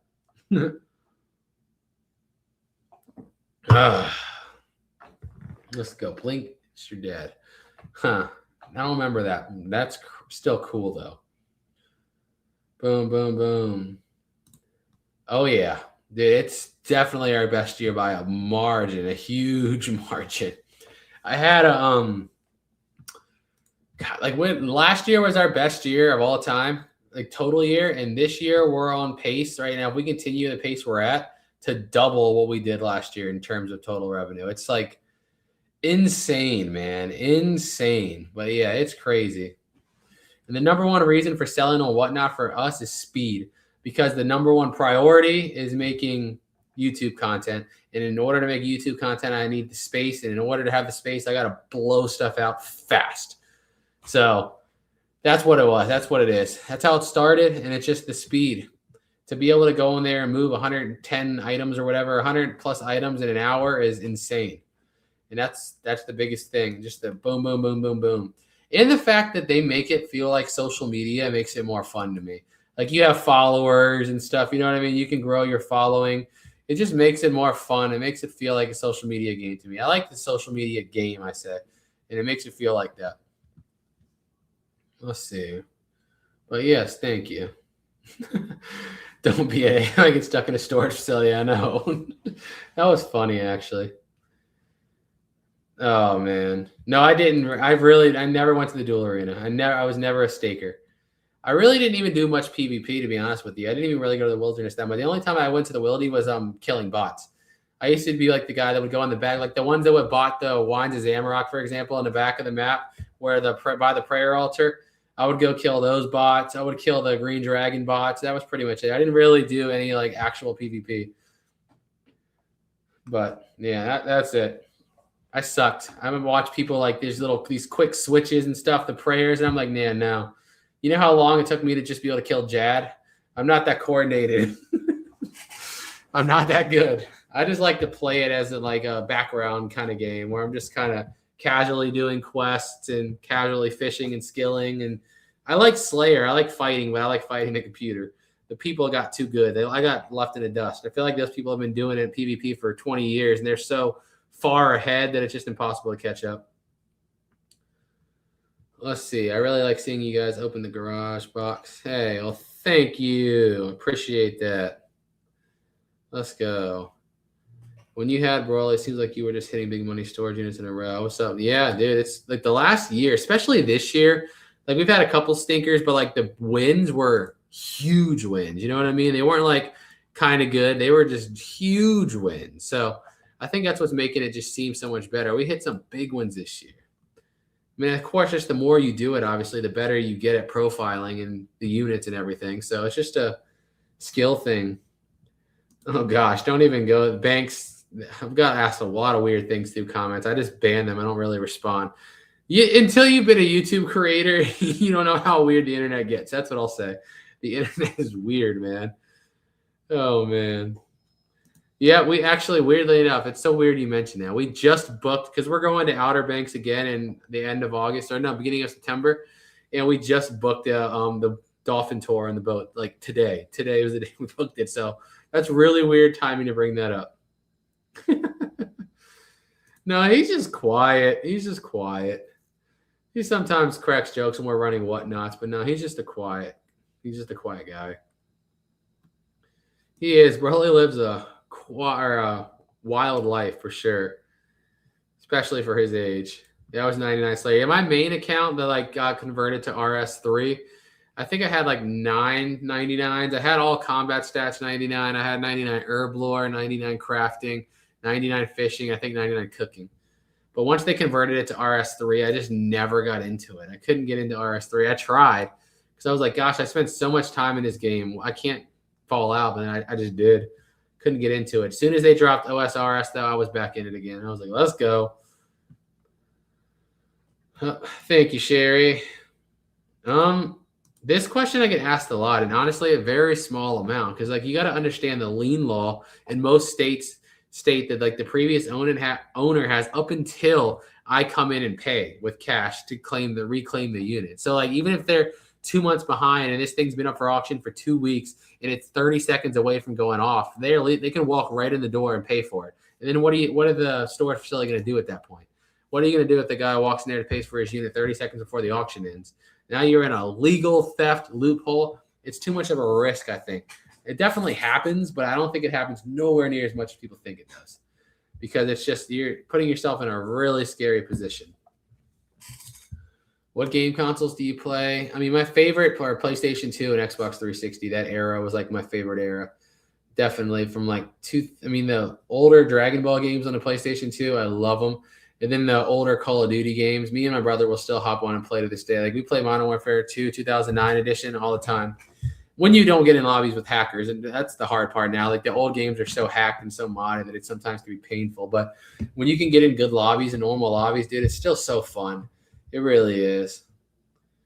Favorite Courage the Cowardly Dog villain. Ooh. It's got to be the Return the Slot guy. That guy's so iconic, the Return the Slot. But if you're talking like repeat character, it's got to be Cat. Like the Cat's the goated. But if one-offs count, then it's definitely the Return the Slot guy. We're suffer my curse. That guy was just awesome. It's so creepy. It's still creepy to this day. She went upstairs. LaQuack too.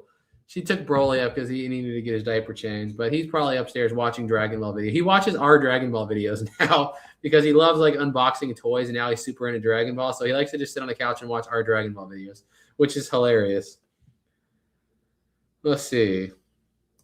Yeah, if you had one favorite piece of DBZ memorabilia to keep, only one item. If I had to keep only one item, it would be the life-size Super Saiyan 2 Gohan. It's just too cool. I love Gohan. I feel like every kid that grew up watching Dragon Ball, you kind of saw yourself as Gohan, right? Everybody did. So I feel like he's a lot of people my age, his favorite character is Gohan for that reason. A lot of Vegeta's too, but I feel like, yeah, it would have to be that because I love Gohan. Gohan's my favorite character. And having a life-size one is so sick. It's so cool to see. Caffeinated, baby. Let's go. Let's see. LaQuack, yeah, that's the French duck. Yeah, he was cool too. I like LaQuack too.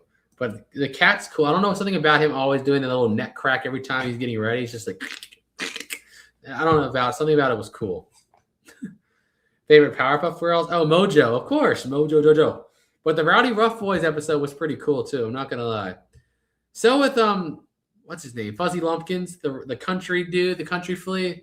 He was funny, but you gotta go Mojo. Mojo is the best. Mojo is the best.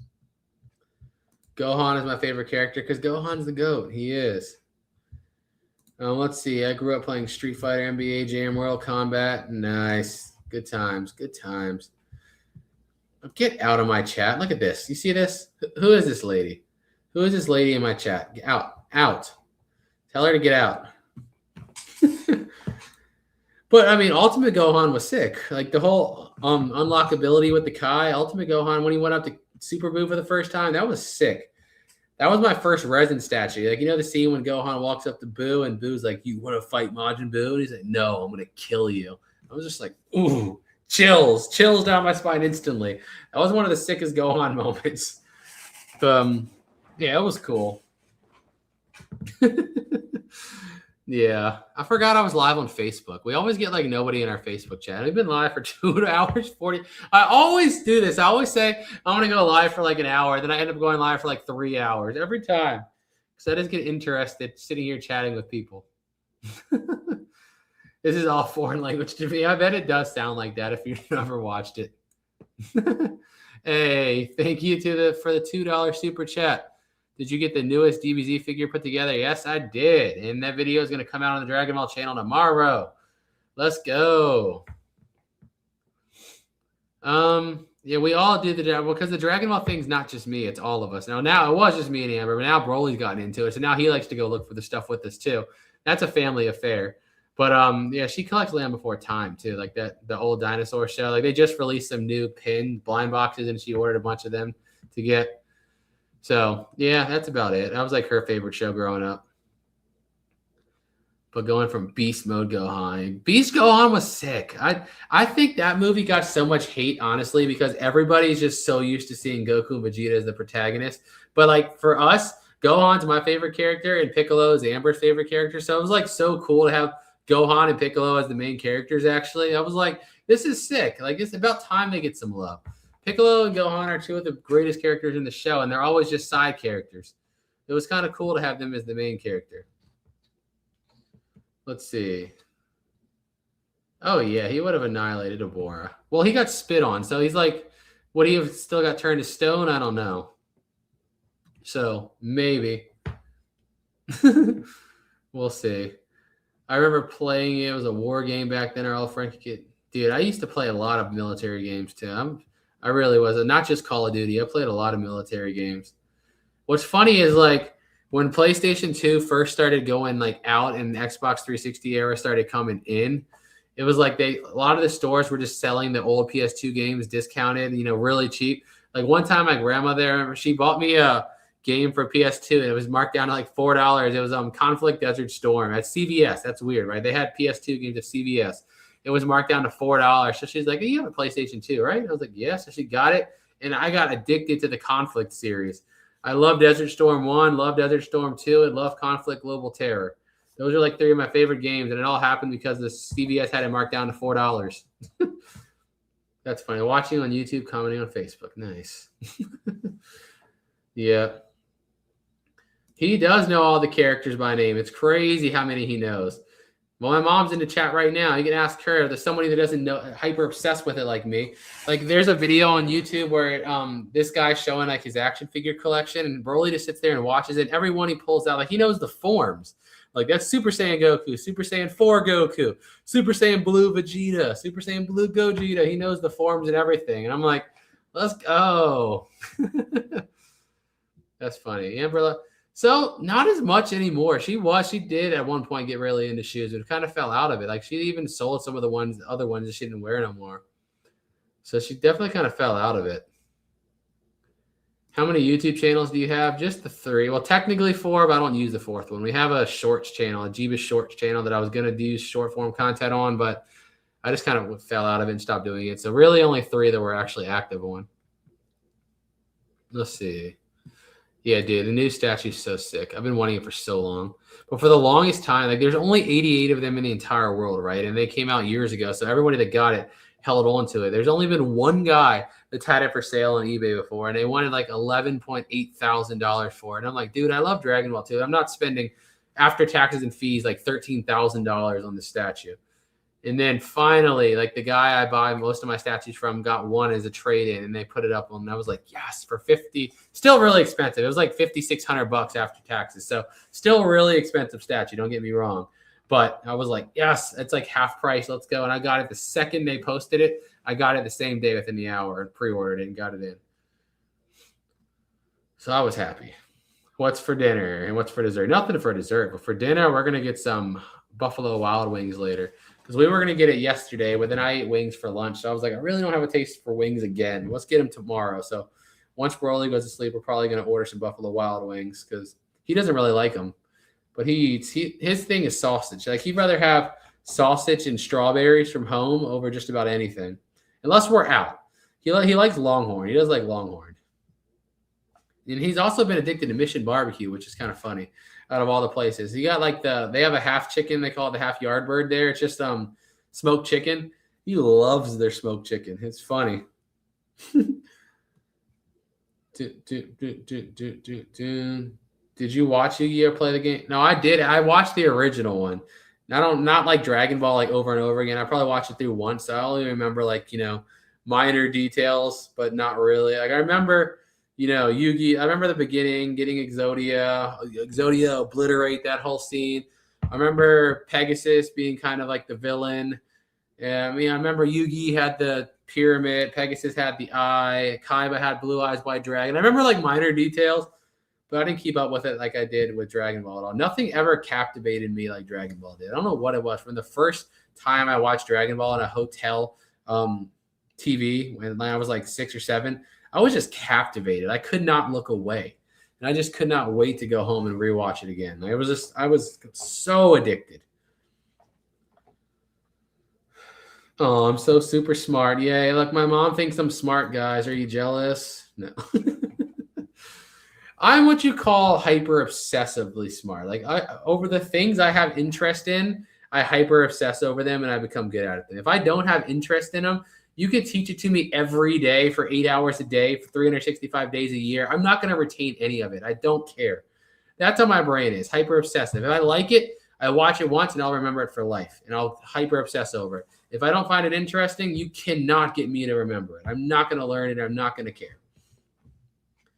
That's just how my brain has always been. And it's still like that, even as an adult. No, they should though, right, Chris? Somebody needs to hit them up and be like, how about you just give us like a black card? We can eat free, whatever it's called, like the Pizza Hut black card. And give me a Longhorn one so I can just eat free every day. But that would be fun. Hey, go ahead. We have a P.O. box in the description. I would definitely hang that up. I got a couple fan-made Dragon Ball things. Like I have a hand-crocheted Goku. We have a couple things that were like Brandon's girlfriend Rachel made. We have a few handmade Dragon Ball things. So I would definitely put that in our collection. That'd be awesome. I appreciate that. Doom. Watch Titan AE. To be honest, I don't even know what that is, so I wouldn't even know to ask her. I don't know what that is. Favorite wing sauce from Buffalo. Now we're getting into the serious questions, right? But obviously, garlic parmesan is the GOAT. Let's be real. Garlic parmesan's the best. Garlic parmesan and a little bit of ranch, the best thing. Let's go. That is the best. Does anyone remember the Dragon Ball Tarzos from the package of chicken? You talking about the little circle things? If that's what you're talking about. Not Pogs, but like the little metal ones. If that's what you're talking about. I don't know their technical name, but if so, yeah, I have some actually. I don't remember if it was chips they came in though. They came in something, but I found a bunch of them at a collectible store one time. I want to say like somewhere by Vegas. They had like 20 different ones or a bunch, and I got a whole bunch of them. Yeah. See, that's what they're called for real. I have a few of those. Thanks for the hat corn. Hey, nice. Let's go. Yeah, those are games we're going. I couldn't believe it. I never actually, to be honest with you, I grew up, PlayStation's my favorite console of all time, and I had never heard of that game before, like, finding it. I knew, like, a list of PS2 games to look for that are worth more money. I knew Hack was expensive. But, yeah, I never actually played it. Part of me wanted to try it. Another half of me was like, no, I'm just going to sell it out to somebody that really wants the nostalgia. But it was cool. I love your energy. Hey, thank you. Let's go. What's your favorite go-to meal? Dude, we eat out so much, it's pathetic. I barely ever cook at home. But if I cook at home, one of my favorite quick things to cook, this is such a weird recipe. I saw it on a reel like 8 years ago, is to take ground chicken, throw it in a pan, cook it up right, and get a powder ranch seasoning, put a bunch of it in there, and then put cream cheese in it. It's just so good. That's simple. I don't even put it on bread or nothing. And then when it's cooked up, put some bacon bits in it. It's so delicious and it takes like 10 minutes to cook. I'm just a speed person. That's why I eat out so much. One of the reasons. Plus, I just like food. You don't get like this not liking food. Why don't y'all not want more kids? Because we just don't want to. We just want to focus all of our attention on Broly, to be honest. That's it. I just don't want no other kids running around. Like I said earlier, we shot once and we scored perfect. Why shoot again? It's just too perfect. Have you had Wingstop? Yes, I have had Wingstop, and I think they're okay, but I think Buffalo Wild Wings is better. Amber completely hates them. Like if I go there, she won't even eat it. The one time she tried it and didn't even want them. I think they're okay, but Buffalo Wild Wings is better. Oh, dang, I'm down another Pepsi. Let's see. Where was I at? Okay, that's what I just answered. I get really impatient. That's dude, me too. Me too. And we're just busy all the time. Like we're always doing something. You know what I mean? It's like most people don't understand like how much time goes in everything we do. Like I said, between the channels, we do 2 main channel videos a week, usually 4 to 5 second channel videos a week, 4 whatnot shows a week, 2 to 3 storage unit cleanouts, filming, loading a week. And of course, every video has to be edited. It takes 4 to 6 hours to edit the main channel videos. It's a lot of time. It takes a lot of time. I love it. Don't get me wrong, but it's just like it's just time. I don't have time to do other stuff. Dude, that would actually be cool. I would hang that up. I would hang that up too. So at first I was really hyper obsessed with YouTube before you could make money with it, but of course I didn't really talk about it then. But we started making videos just for fun in like 2012. And we made our first penny in 2017. So between that, we had like 7 or 8 channels. I had a gaming channel called Jebus Gaming that I think we had 1.2 thousand videos on, and it never made a penny. But we also did like prank videos at one point. We had a lyric channel at one point. We did a cooking channel at one point. We did a nature vlogging channel at one point. I've done everything under the sun, dude. Everything under the sun. It probably took, like I said, 5 years of consistent uploading to make my first penny. But I loved it. It just never felt like a grind. We were talking about this the other day, though. We didn't really have like a middle ground on YouTube where we were just doing like average. We went from like nothing, like zero, no way you could even like eat every day money, to making really good money. And it just like, I feel like it went fast because I feel like I put in so much time before that I kind of mastered the skill. I just had to find a niche that was not super overpopulated, if that makes sense.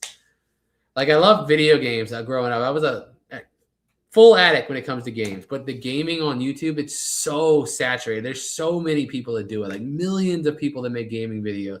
And if you're not like standing out so much, then it's just so hard to get noticed. But I felt like I mastered the YouTube skill, and I just had to wait for the right niche to come across, and storage units did it. And that was it. Credit card debt. Yeah, we both had maxed out credit cards. Amber had 2 maxed out credit cards. I had 1 maxed out credit card. We had between us, $136,000 in student loan debt. And we used to do the stupidest thing. I tell the story now because we paid off all our debt and it's okay.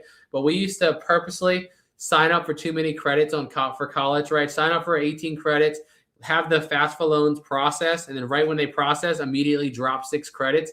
Because after they process, they've already processed that much money. So whatever's left over, it would get sent to you in the form of a check. And you're supposed to use it for school, but I didn't. That's how we started buying our first units, dude. Like we were broke. But that's how we did it. Credit card debt and scamming the school system. Woohoo! But now, of course, we had to pay back $136,000 in student loans. So I wouldn't recommend it to anybody, but you know what? It worked. It worked. Let's see. Thank you, Tough. Yeah, that's what I like to do. I always see people leave comments like that on my videos. They're like, it's crazy you still reply to comments and talk. You have 1 million subscribers. I'm like, why do people become such a-holes when they start to get some traction? Like, I'm the same guy at 1 million subscribers as I was when I had 0 subscribers making videos for fun. Nothing's changed. Like, you're still the same person. You know what I mean? Nothing changed. I'm still the same guy. I don't get this whole, look, I'm just so much better than you. I don't need to talk to you. No, you're just a douche. That's all. You were just a douche, and now that you have the money to be a douche, you're a more public douche. That's all it is, to be honest with you. If you're like a douche before, you're just going to become more of a douche when you start to make good money. That's all it is. If you're a good guy before, you'll just be a better guy when you make more. Let's see. I like my cooking better than most restaurants. To be honest, I say this all the time, and I say this to be honest with you, dude. I've never had a cooked meal from anybody on planet Earth that I would rather have over junk food. Like, I could eat Chick-fil-A every single day of my life, twice a day, and never get sick of it. I think we've been to the one in Waynesboro one time, but I didn't make the connection that it was the same place. But yeah, we usually go to the one in Farmville just because it's closer. Waynesboro is like 2 hours from us. Yeah, thank gosh that gaming channel's gone, guys. I used to make trolling videos on video games, especially back in the day.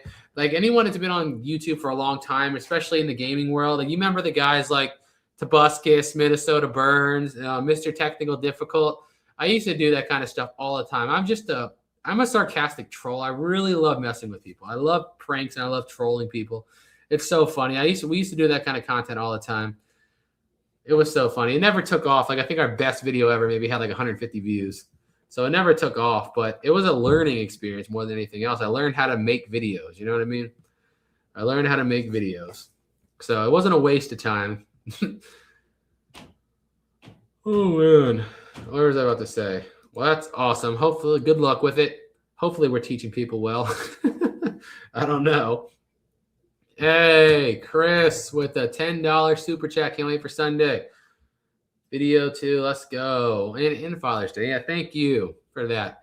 Yeah, my Father's Day is going to be hiding at home because all the restaurants are going to be so overly crowded that it's ridiculous. Like we're going to hide at home and order some DoorDash. That's what we're going to do.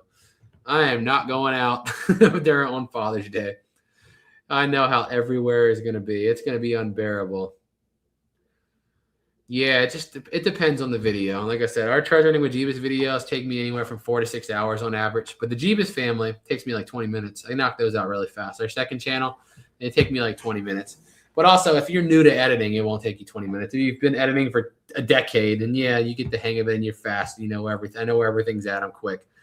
But I don't really do much editing on those. I literally just boost the audio, fix the audio, and just delete like the long, awkward pauses, and that's it. Takes me like 20 minutes. If it takes me 30 minutes, and it's a slow edit for sure. So, yeah, that's what we're doing. Let's see. Me too. I just love chicken. I love me some chicken too, man. I love some chicken. Let me text her in a second. Hold on a second, because we're going to get some later from Buffalo Wild Wings. Hold on one second. Okay. Let's see. Happy Father. Thank you, Beverly. Thank you. Let's go. YouTube is a grindy process. If you're still trying to learn YouTube, if you're at the very beginning, as if you have like no subscribers or less than 100, my favorite guy to watch was Roberto Blake. I think he still makes tons of content. I still follow him on Twitter all the time because he makes tons of good content about how to really get started on YouTube and how to use it as a business, I guess, if that makes sense, more so than just making the content. Roberto Blake's awesome. Yeah, I definitely recommend Roberto Blake. I recommend Nick Nimmin is another one that was really good, but Roberto Blake was always my favorite. Let's see. Where was I at? Thank you. I know, right? It's gone by so fast. I just can't believe he's like about to be 2.5 next month. I'm like, what is happening? Both, of course. Not one or the other. Both. It depends where the chicken sandwich is coming from, though. If it's a Chick-fil-A chicken sandwich, spicy chicken sandwich from Chick-fil-A, there's not many food things on planet Earth that's going to beat that. There's really not. So let's see.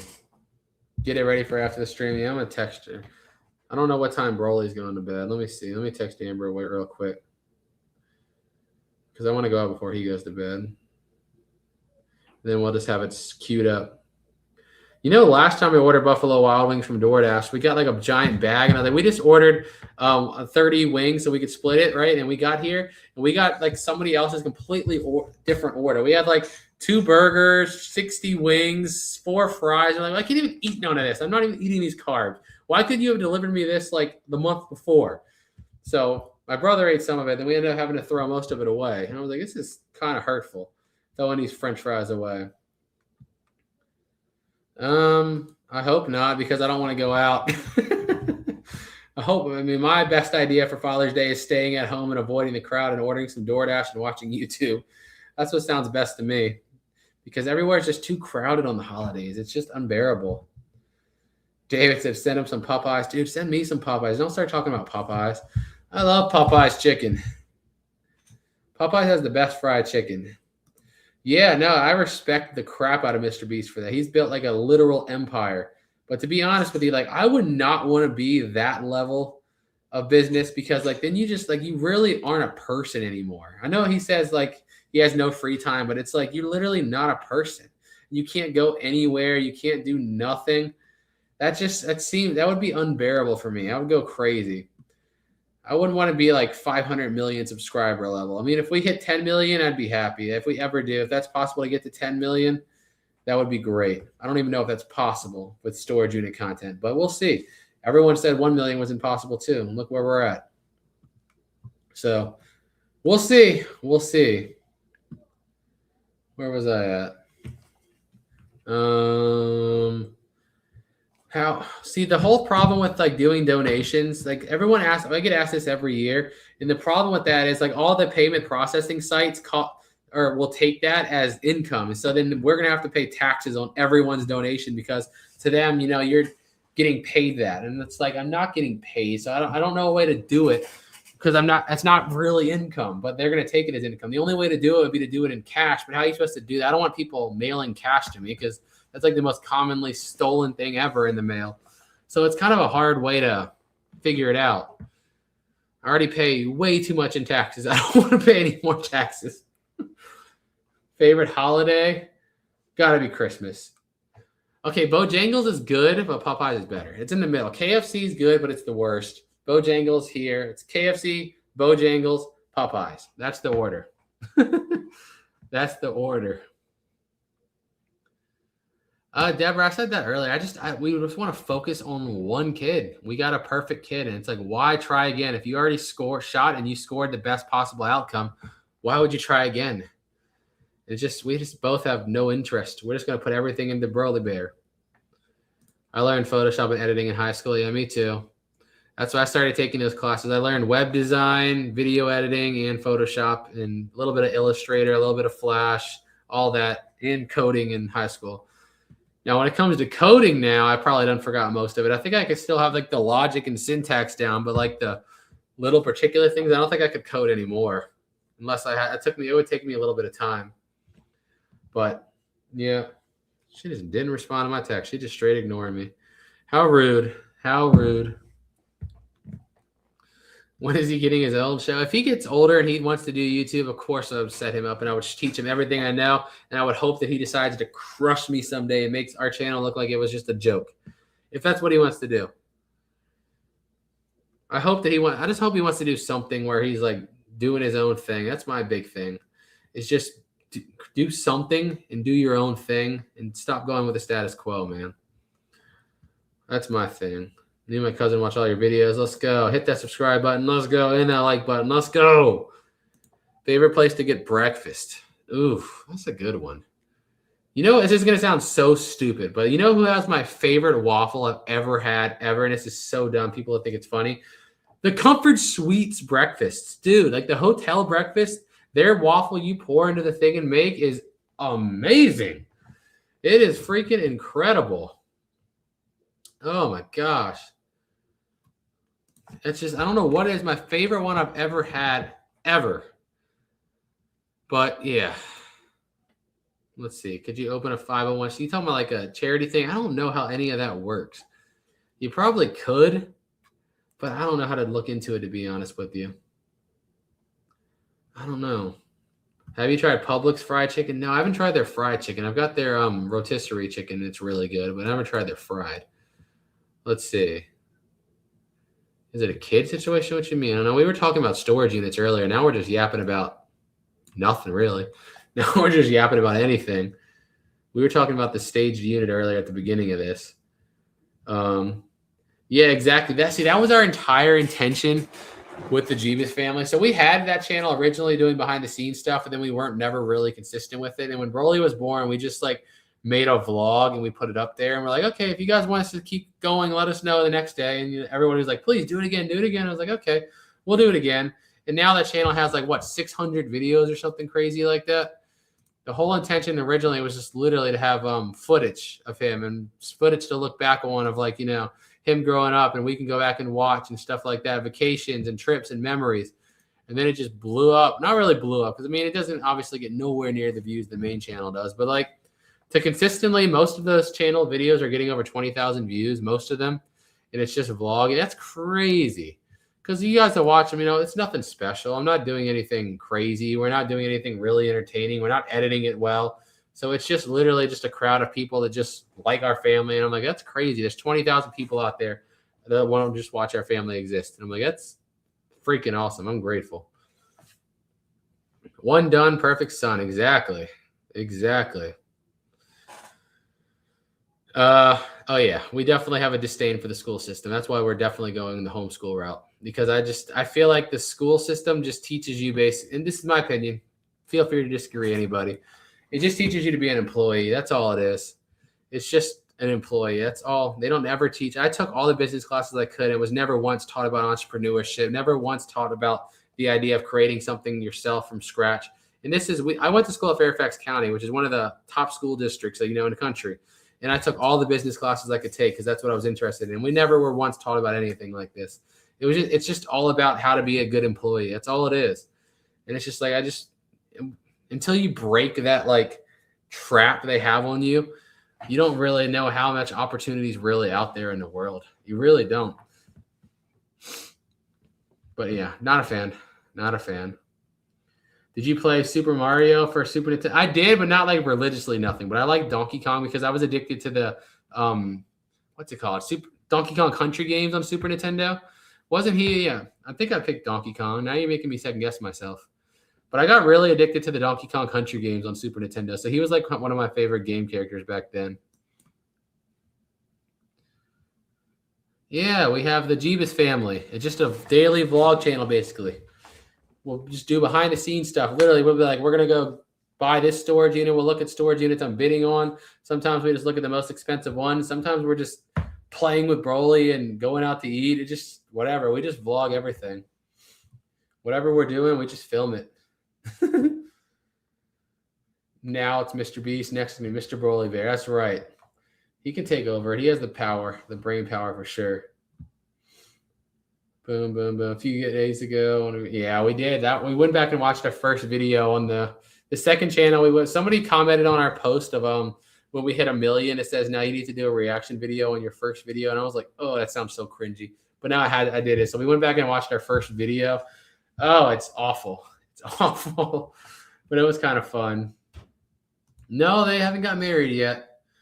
They've been together for a lot of years now. I don't think I've ever had breakfast there, but yeah, we've eaten their lunch and dinner. Speaking of RuneScape, so during the COVID era when everything was shut down, when we were still living in California, pretty much every night we would sleep all day and get up at like 4 p.m. and eat Jack in the Box and play RuneScape all day for like 12 to 15 hours a day every day, because that's when everything was shut down. Like we couldn't buy units, we couldn't do nothing. So it was just like, I didn't know what to do. I just started playing RuneScape and eating horrible food. That's what it was. Thank you, Gracie. Let's go. Yeah, he really is. He's way ahead of the thing. Exactly. That too, Octavia. That too. Just because like we like to travel. I'm like, you can't convince me that like a kid's gonna get more than having usually in my experience, some person telling them a bunch of useless crap and they don't really want to be there half the time anyway. You're gonna get more from that than actually traveling and seeing the country. How are you going to learn more about business? Some lady that got their degree in business telling you about it, or being with somebody that's actually in the pits and actually running a business and actually doing the thing, not just talking about the thing. You know what I mean? There's a difference between actually doing it and then talking about it. Everyone's like, yeah, I have a degree in business. That's cool. I don't care. What business did you actually run? Like, I want to know your actual experience. If I want to listen to your advice, tell me what you've actually done. The degree is meaningless to me. I could have graduated with my degree too. I needed 3 more classes, and I felt like I didn't learn anything. I feel like I barely knew anything more than when I started. And I was 3 classes away. Well, 2 classes in the second half of the capstone project away from getting my bachelor's of science in computer science, and I didn't learn jack squat. All I did was get $130,000 in debt. Let's see. Yep, no, I agree with you, Bentley.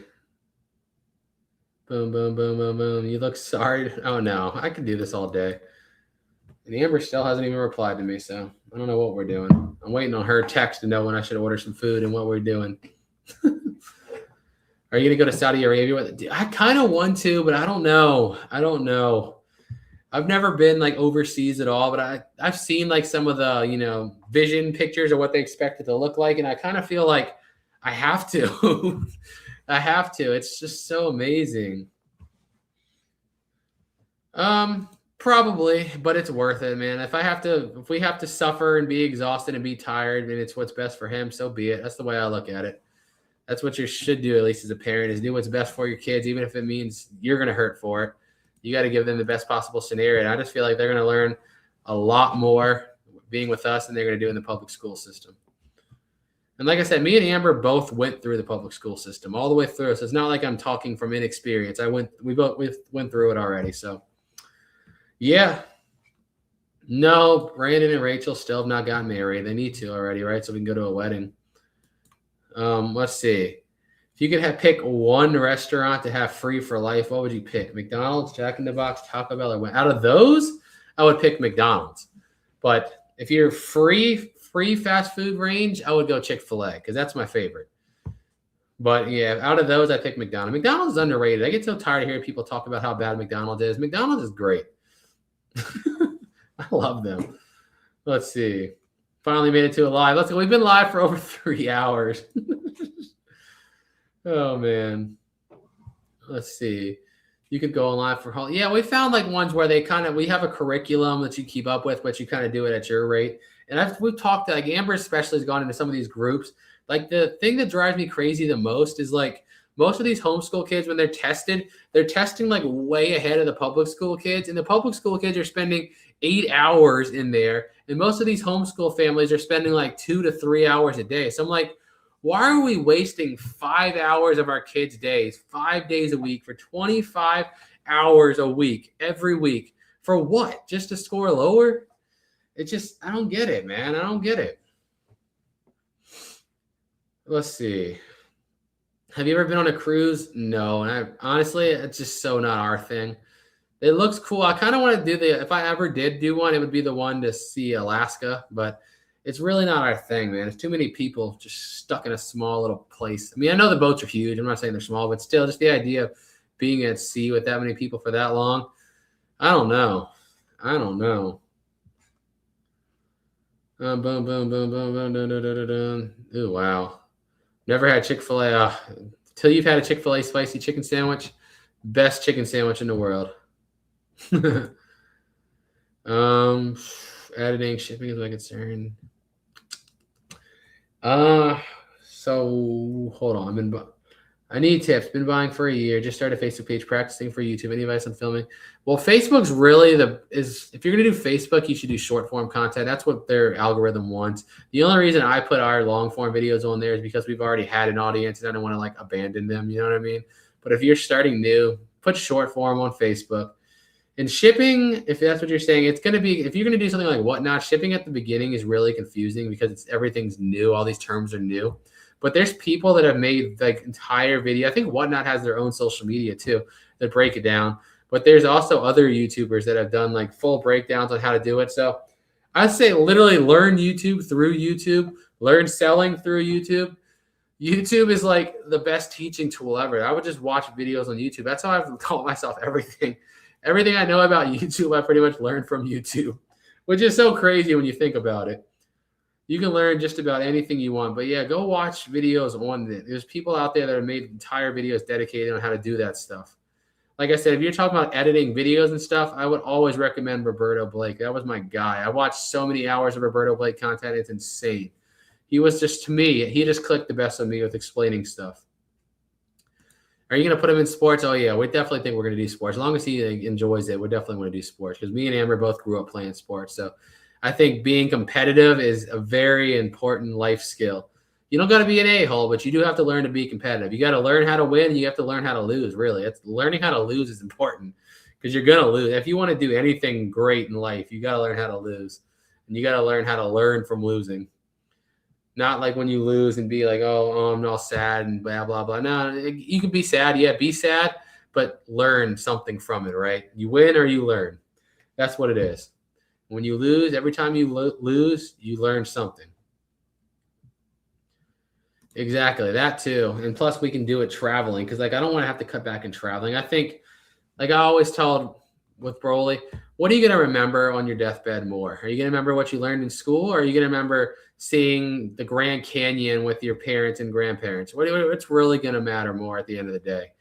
My personal opinion, I think I'd rather go see Niagara Falls and take a boat in the middle of the mountains in Montana. That's what's going to really make your memories at the end of the day. But that's just my opinion, man. I think school's overrated, especially now. Again, times have changed with places like YouTube. What can you not learn right now in your own house on your phone?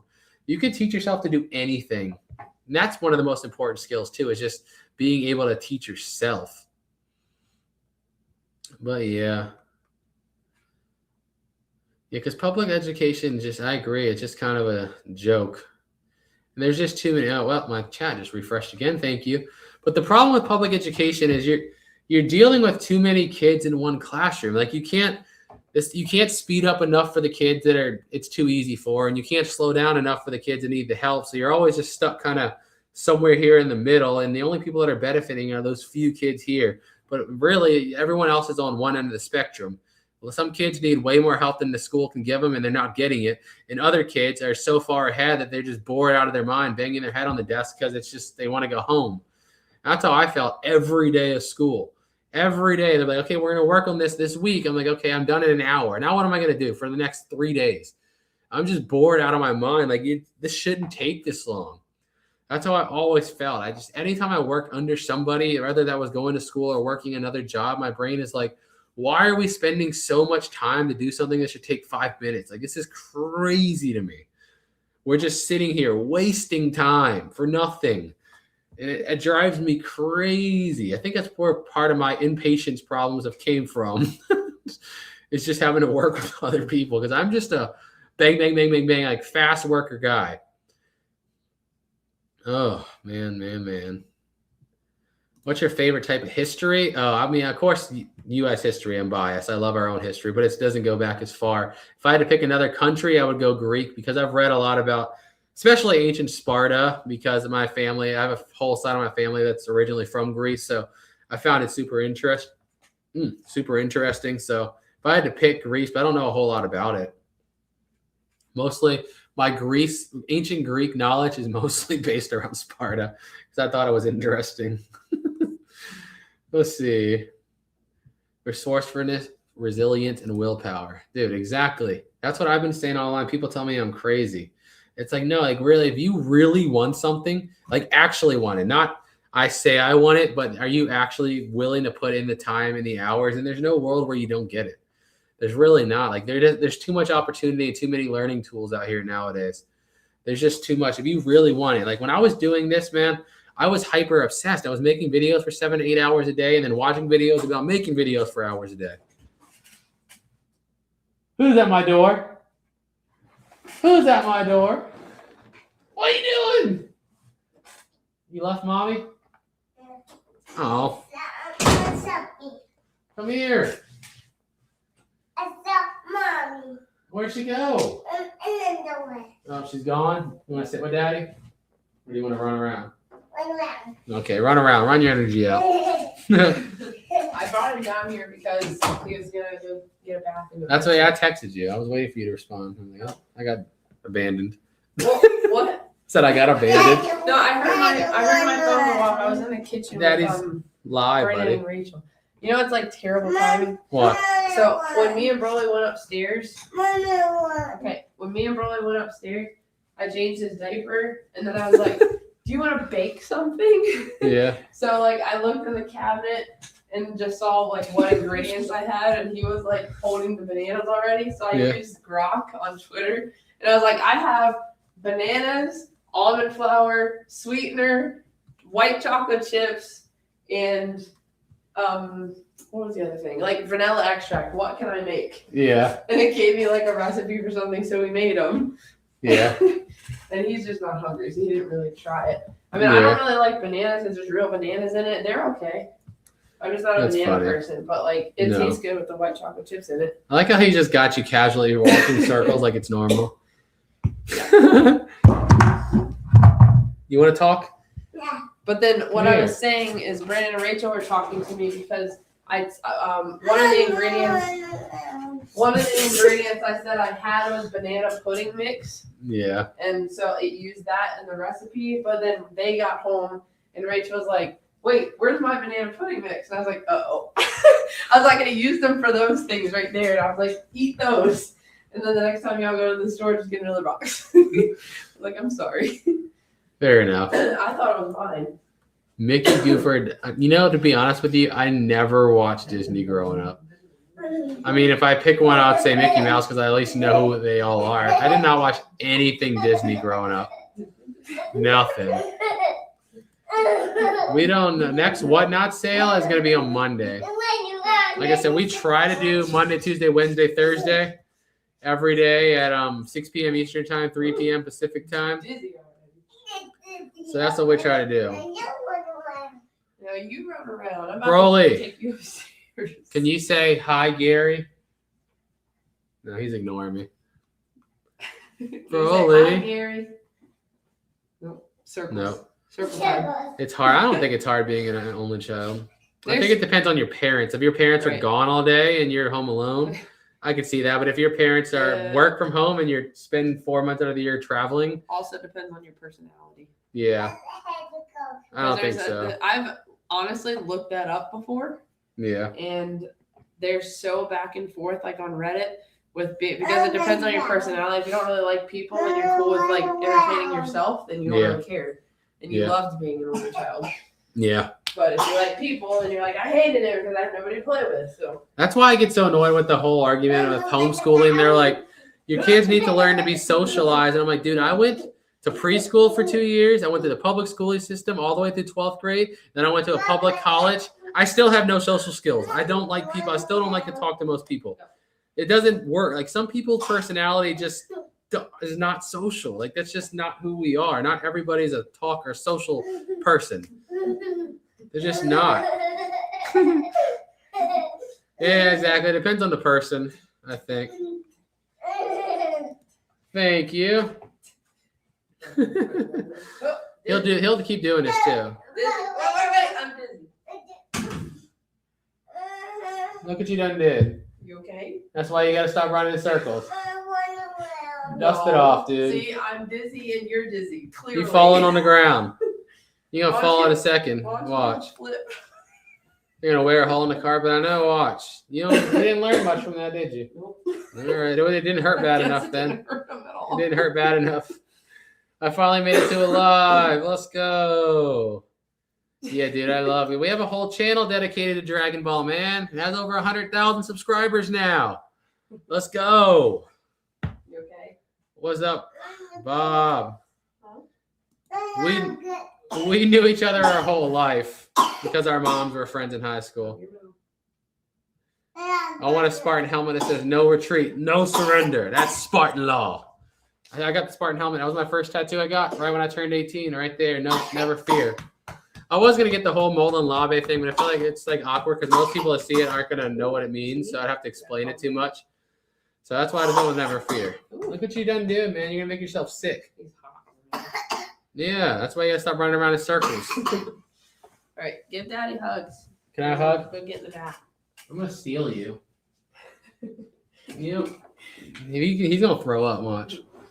Who do you think was Goku's best teacher? Master Roshi, Kami, or Mr. Popo, or King Kai? That's a hard one. Of course, the OG in me wants to say Master Roshi because Master Roshi was the original. But I mean, King Kai also taught him the Spirit Bomb, and without the Spirit Bomb, how would they ever even beat Boo? How would they ever dance? I guess Frieza didn't really die from the Spirit Bomb, but still, that Slug. A lot of people died from the Spirit Bomb. So you gotta kind of go utility, King Kai. But like personality, Master Roshi. That's my guess. Oh no, 100% agree with you. I'm 94. She was 93.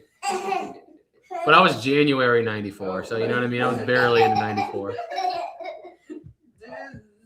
Let's see. Yeah, dude, I get so tired of reading about the socialization thing. It just shows how little people really know about it. Let's see. What's the name of the DBZ channel? Jebus Ball Z. Jebus Ballsy. Okay, look. It hit 100,000 subscribers now. Get hugs so we go up. Yes, it's only 9:30. Come on.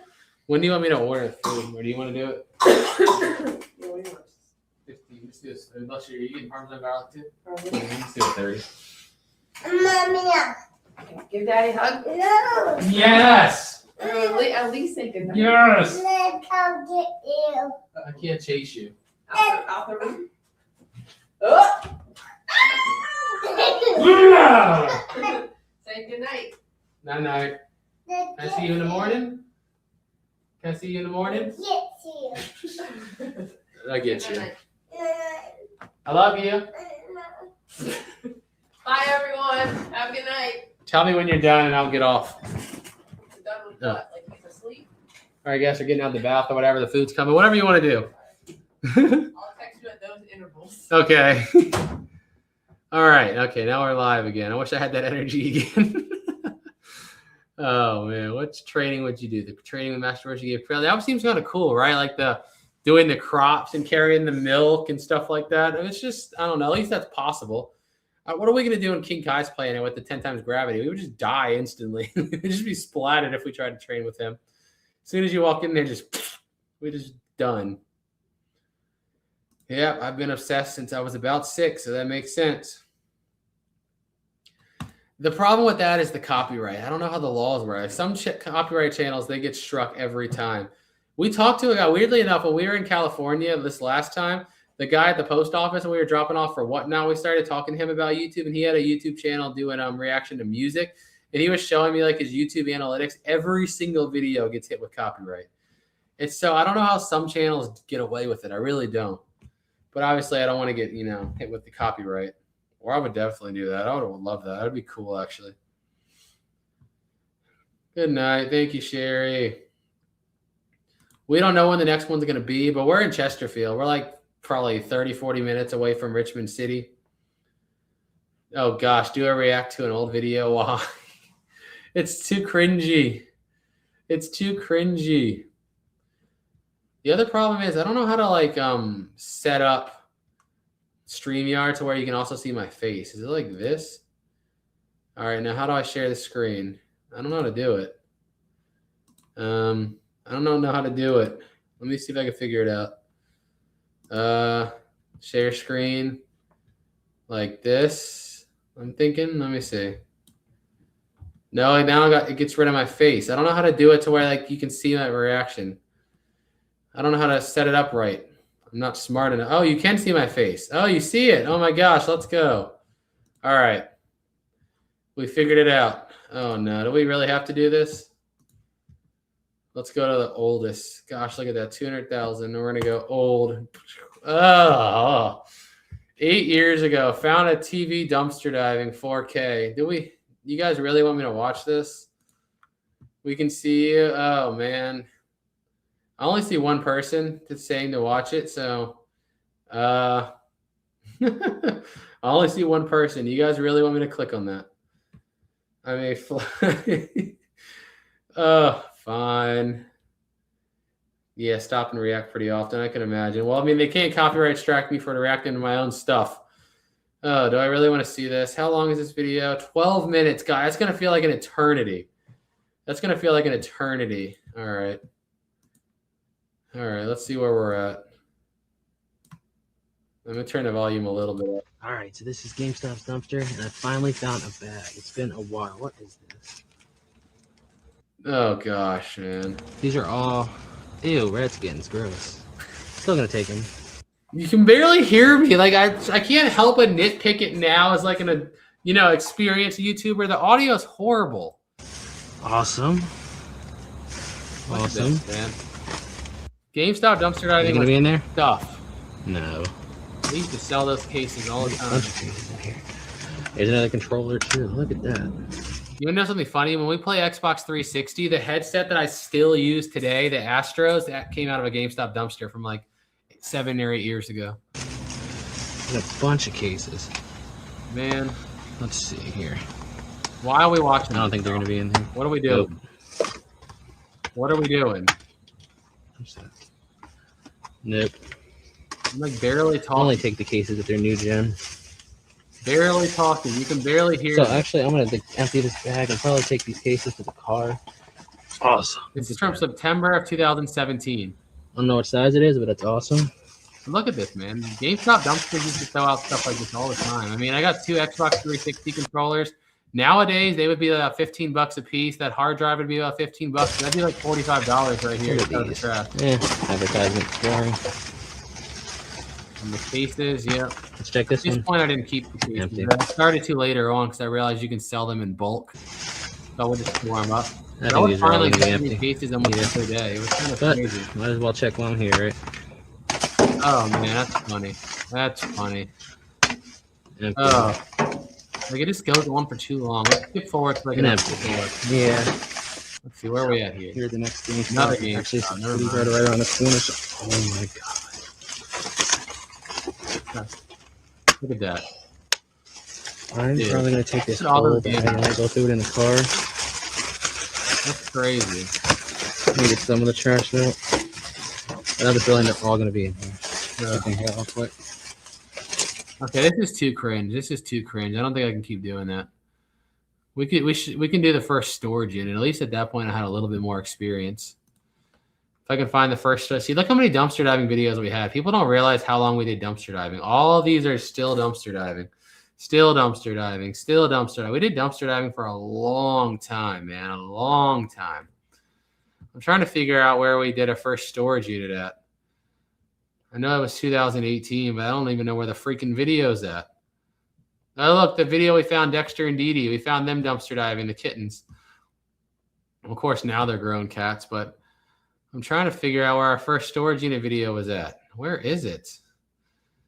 Jeez, look at this. You see, I told you guys I had 300 dumpster diving videos. Oh, here it is. No, that's not the first one. So at some point around here, we started buying storage units. That was number 3. So where's number 1 at? We got to try to find it really quick. That's the second one right here. Then number 1 should be, there it is, the first storage unit. Oh, when did we make the first video? Oh my gosh. This was September 2nd, 2018. This is about to be really cringy. Most really cringy. Oh man. Are we going to watch the first storage unit video? I guess we can. I didn't even like my own video. That's messed up. Now I got to like it. All right, let's see. 77,000 views. It still has our old P.O. box from Alexandria. That's funny. All right, let's watch the first storage unit. Welcome back to Jebus Gaming, guys. And as you can see, we are at a storage facility because we just won our very first storage unit at the auction. We paid $150 for the unit. It looks to be absolutely full of boxes, heavy-duty boxes, all kinds of amazing things. I even see appliances and tons of stuff. So we're going to go see if we make a ton of money or have a total bust. But anyway, it should be a ton of fun exploring it. Let's go explore. I'll have this. I still use this music to this day. This is still the intro to every storage unit. Oh, that's funny. Wow. Oh gosh, guys, what are we doing? What did I get myself into? What are we doing? It's actually a really good unit. Let's start digging. It actually turned out really good. Oh man. Oh. Yeah, I got rid of this. We used to do that every video too. We got rid of the pans. I feel like it gave too much away. It was just too silent. All right, guys. First thing first. My bare arms. I have We no got- tattoos on my forearms. Let's see exactly. Those look like some It looks heavy-duty awful. It's cutters, actually right? really good. Actually, These might be jumper cable. Not too sure, actually. really good. No, they're not. My mom works for a plumbing company. I'm pretty sure somebody will be able to tell me what this is there. But there's all kinds of screwdrivers and other tools in there. See if there's anything in the zippers. Nope. But a nice little tool bag. Allen wrench set. Put that in the tool bag. What else have we got in here? Killing me. Pair of pliers. Add it to the tool bag. There were. Anything else tool related? Ooh, a laptop charger. That could be a very good sign. Yeah, these clothes will probably just want to donate. Gonna make sure there's nothing buried underneath. It's like the best thing to say. It's so sloppy. Here's a condom. What were you doing in college, buddy? Well, we got a decent, they're pretty worn, but a nice pair of Nikes, but they're too worn to sell, so they'll go in the donation pile as well. A pillow, donation. Let's see. What makes it A better? friend jacket. Not really sure if that's a good brand or not, but jacket. We'll keep it up here until we figure out more about it. I want to say we ended up making like $1,100 on the first Verizon, so That's what the tool bag came from. yeah, apparently we got a Verizon At the worker. time was crazy. Maybe we'll find some more computer stuff in here. A vest, an iron. That looks like a pretty old cheap one though, but still, maybe $10. Who knows? We do got some work gloves, which I'll probably end up keeping since we need them for diving and stuff. Ugh. Just those slow. Next one, let's see. We got some kitchen stuff that we could probably use at home, honestly. So that's kind of cool. Up some dishes and stuff. I've always been a fashion icon. Of course, yeah. Nobody I can't open it. It's rocks brand new. t-shirts and old Some basketball butt killer. as long as I do. Roll trash bags. Some trash bags. Woohoo! Some disinfecting wipes. Oops. Not that I can think of. A can, but it's I remember really dirty. What this one had Aluminum was foil. good was like a record What is collection this? and a lot of good records. We actually probably got, now that I think back, I got an we alarm probably got clock. burned because Looks like an alarm sold a clock. bunch of them to a record store for like $200 or something like Yeah, that. we'll go through it We all. sold the rest to somebody else for $200. We got I a think it was the whole. records that made the most money on this year. And there was also thing a of bag full of DVDs some here. Let's really see if their vintage, cases are in. No, Harry these are Potter in books. Not here. Harry Potter. Let's see if there's anything good. Stevie Wonder, The Police. Nope, never wear gloves. Let's see. Never. Only if They it's look like really older bad. DVDs, so maybe they got some value to them. Who knows? We have. Let me get rid of This this. looks like a. Why is this comment still here? I don't even know. Part of the screen. Soldering iron? No. Maybe. I don't know. I'm you not guys a tool seen person enough at yet? all, if you can't tell. So You want me to keep going? bunch of more clothes. This is Some more condoms down there. Seriously, this guy was dude had like busy. I think it was over 100 Two more in condoms there. we found when we were done. This is the ladies' man here. We have another wire here. Pair of earbuds. I don't know if they're good quality or just cheap ones. We'll put them in the DVD box. What? Your face is drenched. Oh yeah, guys. When I say it's hot, it is hot. Keep going. You don't understand. There's no air. No air in here, so we're feeling the whole 105 degrees. Yeah, you know what else sucked about There's this another unit? It pair was of 105 degrees, and they didn't tell us till after we won Those the ones look unit. used as that well, the so yeah, elevator they're pretty didn't peanut. work. Those go in the donation pile as well. All of these records and stuff had Under to the be unit. taken down in the heat, down the freaking Toilet place. paper. It was Why is horrible. this No like climate control. Legitly made me happy.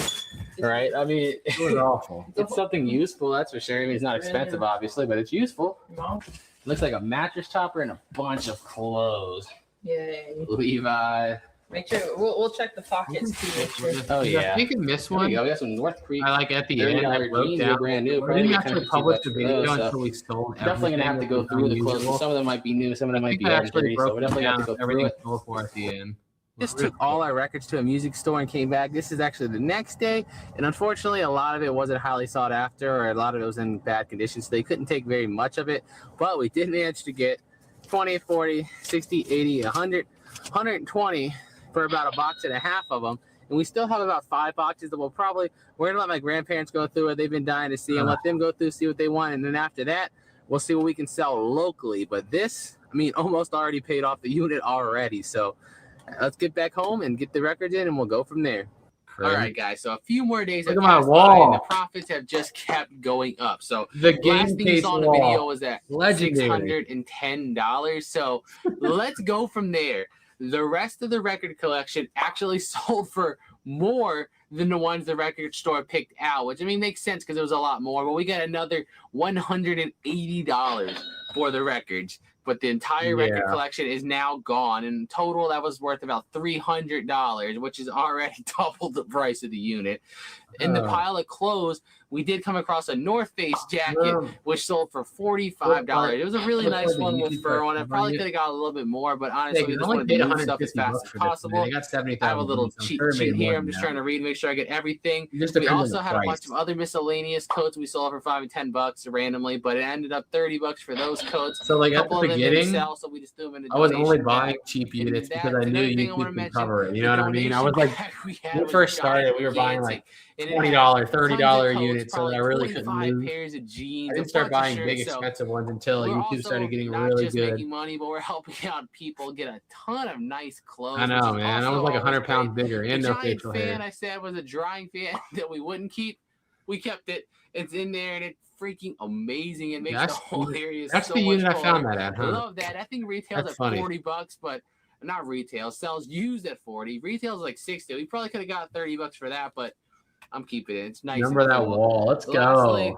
The toilet paper, we're using that too. But total out of everything, $865 on a $150 unit. Is that beginner's luck or what? But honestly, this is one of the most fun things I've ever freaking done as far as treasure hunting goes. And I cannot wait to do it again. Forget the cheat sheet. I want to do it again so bad, guys. Let me know what you think of the video down in the comments below. It was the most fun one I've ever done. You think we should do more of these? So addicting. They only happen at the end of every single month, but I'm going to try my best to do it at least one unit every single month from now on. So thank you so much for watching the video. If you did enjoy it, make sure you leave it a big fat thumbs up. If you're not already, hit that subscribe button for awesome videos every single day. We're always treasure hunting in some shape or form. Always. I used that fan until it went out, but now I can't sleep without a fan like that. Oh my gosh, even the outro. I love that music. Awesome. Oh man. Beautiful, beautiful, beautiful. That's actually not my last video. It's wrong. This is my last video. They're in the wrong spot, so I screwed up on the end screens. Oh gosh, don't watch that. No. No more. No more. I'm done. That's yeah. So cringy. Yeah, now I'd say on average we do like 3 a week. It depends on the size, obviously. Like this week we only did 2, but it was a 10 by 10 and a 10 by 12. So obviously it takes a lot of time. That's why it's hard to answer the question. I get asked a lot, like, how many units do you buy a week? And it's so hard to say because like I can go by 3 or 4 5 by 5s or one 10 by 20 is way more overwhelming than that. So it's hard to say how many I buy in a week. Oh, yeah. If I watch my videos from a few months ago, I bet you I'd still nitpick it. You have to be like that. You have to be like that. You have to always be trying to, how do I make it better? In my eyes, at least. Oh, man. Sunday, I'm filming my first video. Let's go. Let's go. I hope you crush it. I mean, be realistic with yourself, though. Unless you're just a super crazy charismatic person, your first videos are always going to suck. Well, they all do. Everybody's do. But it's about learning. That's what it is. Look at it as a learning tool. If I could go back and talk to my younger self, I think you meant, what would you say? Dude, stick with it. It's going to work. Stick with it. You're right. It's going to work. It's going to work. That's all, really. Should work out. Now, I don't got the time or the care, to be honest with you. I'm just worried about being healthy. I ain't trying to be no athlete or nothing. I really don't. Let's see. It doesn't take much. I'm new to YouTube. But yeah, it's exactly. If you're not nitpicking everything you do and trying to improve every one, then you're going to get drowned. Like I say, I've talked to so many people that do YouTube. The moment your channel flatlines and dies out is the moment where you think, I know it all. I don't have to learn anything. When you think you know it all, you're done. You're done because you can never know it all. It's always evolving. Like what I did on YouTube 5 years ago would suck right now because it's just the game evolves and you just got to keep evolving with it. You just got to learn the new tricks, learn the new trades, and keep getting better just like the content does. And you're just going to have more and more competitors as time goes on. So you got to learn to compete because if you're not willing to risk it all and bet all of it on yourself and go for 12, 18 hours a day, somebody else is, and they're going to drown you. That's what it is, really. They're going to drown you. It's sink or swim. Yeah, that $1 unit was weird. I literally bought that because curiosity was driving me crazy. And of course, I knew it would make a good little short form content because the backstory of it's so interesting, right? Like they paid that off 3 times, at least 3 times. It could have been 5 because keep in mind we were gone for 2 months, so they probably paid it off 5 times. Really, I didn't even think about that when I was making that video. For what? For what? The only thing one person suggested that could have been possible is like did they put it in storage, but they had somebody else paying for it? Like it was a younger guy and they had like say their parents or grandparents paying for it, and they just had no idea what was in it. That's the only possibility for me. I have no idea. But other than that, that's the only thing I heard that I was like, that could make some sense. Let's see. So does everyone in your family work for you? No, just me and Amber, and then my mom and David. That's it. Yep. Boom, boom, boom. Yeah, that unit was crazy. This is great. I don't always catch it. I don't do them too. I used to try to do it every Friday, but our schedule is just way too inconsistent to ever be consistent. I try though. You ever built a Gundam model or watch? No, I never have. I found a bunch of them in units, but I never actually built one. To be honest with you, I'm going to be straight honest with you. I would not have the patience to sit there and put something like that together. I really don't. I'm a very impatient person. Unless it's something I'm really into. Like YouTube, I can't really say I'm impatient when I spent 7 years on YouTube to make 1 penny. So I guess I'm impatient if it doesn't interest me. If it does interest me, then I can spend 18 hours a day every day for 7 years and not care. Boom, boom, boom, boom, boom. Always refer for, yeah, exactly. That's what it is. First, Whatnot, show us love. Of course, the fact that a lot of people go live on Whatnot for the first time, they don't even sell nothing at all. So it's definitely a learning curve. It is. And it's definitely, you got to it's a trial by fire thing. I can't tell you how to do it. Like you have to I can give you pointers, but it's like, you have to just do it. Right. That's the only way to learn is to just do it. My first video, I was so excited looking through units. Dude, it happens. It happens. It happens. That too. I'm still bad at that to this day. Like I noticed like when me and Amber do the like my unit versus her unit thing, I'm the one that edits it. I hate watching like the footage I film because she's gotten so good at like keeping the camera focused on what's important and going back and forth between like my facial expressions and showing the stuff. I'm just not like that experienced. I see that you might not notice it. I notice the quality difference drastically when I'm filming it versus when she's filming it. Hers are so much better. Let's see. Exactly. It's got to be. Thank you. 6'7" Rats Rule. I'm the rock star of YouTube. Yay. Let's go. Yeah, no, it's crazy. That's the fun of it, though. That's what keeps it so fresh. That's why I feel like a lot of things people do on YouTube, if you do it, 10 or 20 times, it starts to get stale. But when it comes to storage units, you can do it 1,000 times and it's never the same thing again. That's what keeps it so fresh. Some of the stories might be the same. Some of the items might be similar, but every single one's different and unique in some way. And I think that's what keeps it fresh. I found you guys when I hurt. Well, sorry you hurt your knee, but happy you found us. How many times you found adult toy? Dude, I would say, honestly, 8.5 out of 10 units, like 80 to 85% of the time have something. So that's what it is almost every time. Yeah, she has the patience to do something like that. She could sit there and do that. Like even the like the little ones, like the typical figures, you get at like GameStop that come in like 4 pieces. I'll get mad at those. I'm just sitting there, especially because like you got to push their head on and the freaking spikes, pushing on their spiky hair hurts. But I will get annoyed at those too. Yeah, I'm definitely impatient with stuff like that. I know my strengths and weaknesses. You guys are the only storage unit video that I watch. Hey, thank you. I banned myself from running the camera. No, you just got to get good. I can't talk because I'm still not good at it. And I've been doing YouTube for 15 years at this point. I'm still not good at it. So I'm not one to talk, but it is what it is. I remember that one dude, that one was crazy. That one was so crazy. I'm chasing the dragon forever on that. When I did the podcast a few days ago or last week, that's one of the things I talked about. Like when you get a really good unit, it's great, right? But then you really feel like you're chasing the dragon forever. So like the gun unit, for example, I buy every time I see a gun safe now, I always try to win the unit. And like 99% of the time they're empty and you're just like overpaying for a broken, empty safe. But it's like once you experience that high once, you're just forever searching for it again. And that's how I feel with like the money hoarder unit. Now, anytime I see a unit that looks like a bunch of bags or like new stuff, I go for it. And most of the time it ends up being trash or paper, but it's like now that I've felt that experience, I'm just desperately trying to find it again. Definitely happens. Why do people lose their minds when you find Madonna things? I don't know, right? All the Madonna stuff I find, people are always going crazy. I don't get it. No, but really, like, it's something you just got to understand social media. Like, one of the biggest drivers is engagement, people commenting, people liking, and like nothing drives more comments than simply misidentifying something. That's it.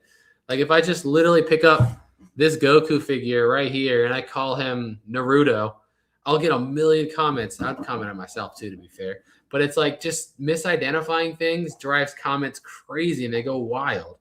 And it's just an easy way, a low effort way to get a lot of engagement. That's really what it is, if I'm being honest with you. Yes, you do. You got to be willing to take a risk, and you got to be willing to bet on yourself, because I bet on myself hard, dude. Like, if this didn't work, I don't know what we would have done. We were talking about this like last week, because at the point when we were like first starting this, I mean, we were between credit cards and student loans, $150,000 in debt. We didn't have a working vehicle. We had a vehicle that barely ran. We had to put oil in it every day. We lived with my mom. We didn't have a place to live, really. Like, it was just, we bet it all. We didn't just put all our eggs in one basket. We put all our eggs, the chickens, and the whole freaking farm in that basket. We risked everything for it. And it worked. Let's see. Where was I at? Well, thank you. That's what I try to be. I just try to be a normal human. I don't know why so many people that get big on social media all of a sudden act like they're God's gift to earth. I'm like, dude, you're just another person that bleeds just like anybody else, buddy. You're nothing special. Let's see. You should react to your first Dragon Ball video. Oh, no, that's even cringier. That's even cringier. That's so much. Maybe if we ever hit a big milestone on that channel, we can do that. I've only had that channel for a couple of years versus the other ones. You have to go back and watch from the beginning. I have to binge watch it. Oh, man. You can go back. I'm telling you, it's bad and cringy back then, but they're there. I'm not removing them. I bet, Michael. I bet. Like I said, I always tell you, we sell a lot of the jewelry we find unsearched. Like, we buy from a guy that does estate clean outs, and we'll get giant totes of unsearched jewelry and we'll sell it. And I'll notice somebody that comes in and buys like one or two, and then all of a sudden they come back in the next show and they buy like 20 of them. And I'm like, you found something. You're not telling me what it is, but you found something. I don't know what you found. So you got something out of there. I just don't know what it is. But I'll pay attention to stuff like that. And I find it funny. Same thing with like the cards, for example. Like, when we bought that unit earlier this year with all the hockey cards, there's a few people that just kept coming every show and just buying like every other lot or almost every lot of cards. It was like, I feel like I sold all those cards to maybe like 10 total people. They bought almost 80 to 90% of them. And I'm like, you guys are finding something. Just like the jewelry. I don't have the patience or the time to sit there and go through them. But people that do, they're probably making all kinds of money off our whatnot shows. And haters, it definitely drive stuff up too. Yeah, exactly. The more interactions, the better. That's what people don't get on social media. Like, that's why, like, if you genuinely dislike somebody, the only way you could really like hurt them, and not really hurt them, but just not benefit them, is to say nothing. If you go in their videos calling them an idiot or insulting them, you're literally just helping them. You really are. I love watching your videos. Thank you, Angela. Do you ever travel cross country for a unit that's too good to pass over? I mean, when we travel across country, we buy across country, but like, I haven't like bought one in particular and said I'm going to go there just for this unit. The furthest I've done that is maybe like 5 or 6 hours, like the one in Pennsylvania. I haven't gone cross country, but if something popped up, I'd be willing to. We travel all the time. Like I said, we're gone on average 4 months a year. So being on the road is not hard for us. Boom, boom, boom, boom, boom. Let's see. Putting the Jebus family whatnot vacation into one long form video. That would be cool, but I don't even know how to do it because, like I said, they can't. I wish whatnot would just hurry up and allow streaming through Android, because I'm not going to do Apple. Like, I'm just not going to do Apple. So it's like, unless they figure out how to fix it, I'm never going to be able to stream it. So they just need to figure out how to, like I said, they need to figure out how to do it. Let's see. Thank you. Ocean or Funimation? I know I'll get hate for this, but I'm saying Funimation because that's what I grew up with. Even though I watched some of the Ocean dub, but I first experience of Dragon Ball Z was like Toonami back in the early 2000s. So like, that's what I got into it with, but I have gone back and watched it because I wanted to see it, but I gotta say Funimation. Especially some characters just feel off to me.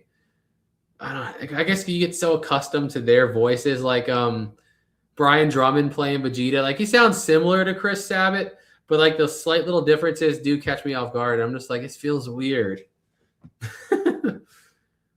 Let's see. I hate Apple. I don't like him either. What up? What a gangster, Jebus. Let's go. That's right. Let's see. I think you were made for this because you never get mad when someone. I don't get mad. I just troll back. Like there's nothing somebody can say that's gonna actually bother me. You know what I mean?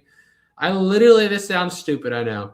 As I became an adult, I had to like teach myself the idea of social pressure and that it existed because it was so foreign to me. Like the idea of like, what am I gonna wear today? What is somebody gonna think? Like, why?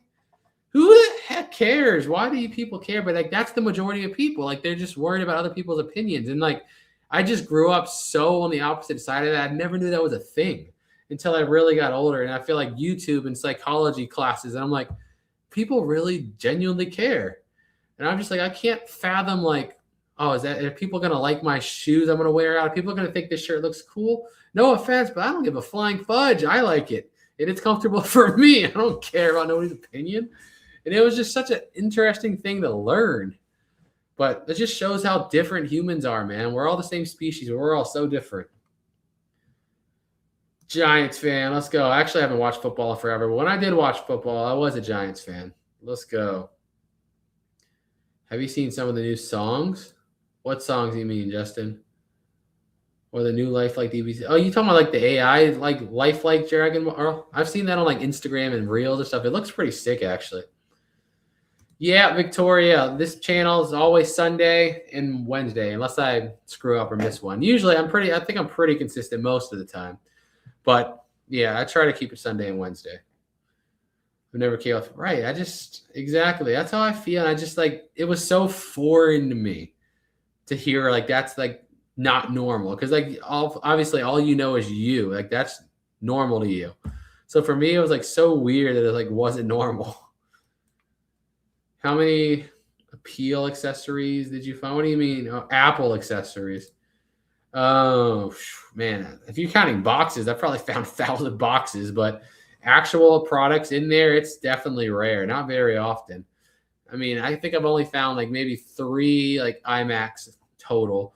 iPhones, maybe usually if I find an iPhone, it's like an old broken one that somebody just didn't throw out for whatever reason. So I don't know. Not many, but yeah, definitely not many. Started with Ocean, was tripping from. I bet because it's the same thing. Whatever you start with, I feel like it's like the normal for you. So when you hear it differently, it's weird.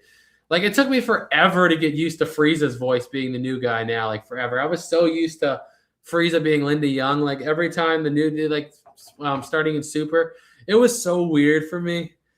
But it took me a while. I still can't watch like Dragon Ball Kai, for example, because they changed like Teen Gohan's voice sounds like Kid Goku, and I'm like, no, this is not right. No, give him his bright voice back.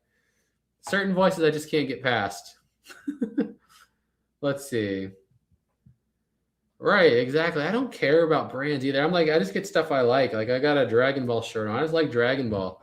And I really realized when you buy units, like that unit we bought in California with all the designer stuff on it, people are going crazy for it. And it's like, I mean, whatever makes you happy, whatever floats your boat, as long as you're not like screwing yourself. But I just don't get the appeal. It's just a shirt. Like $1,000 shirt and a $5 shirt wear the same way. I don't get it.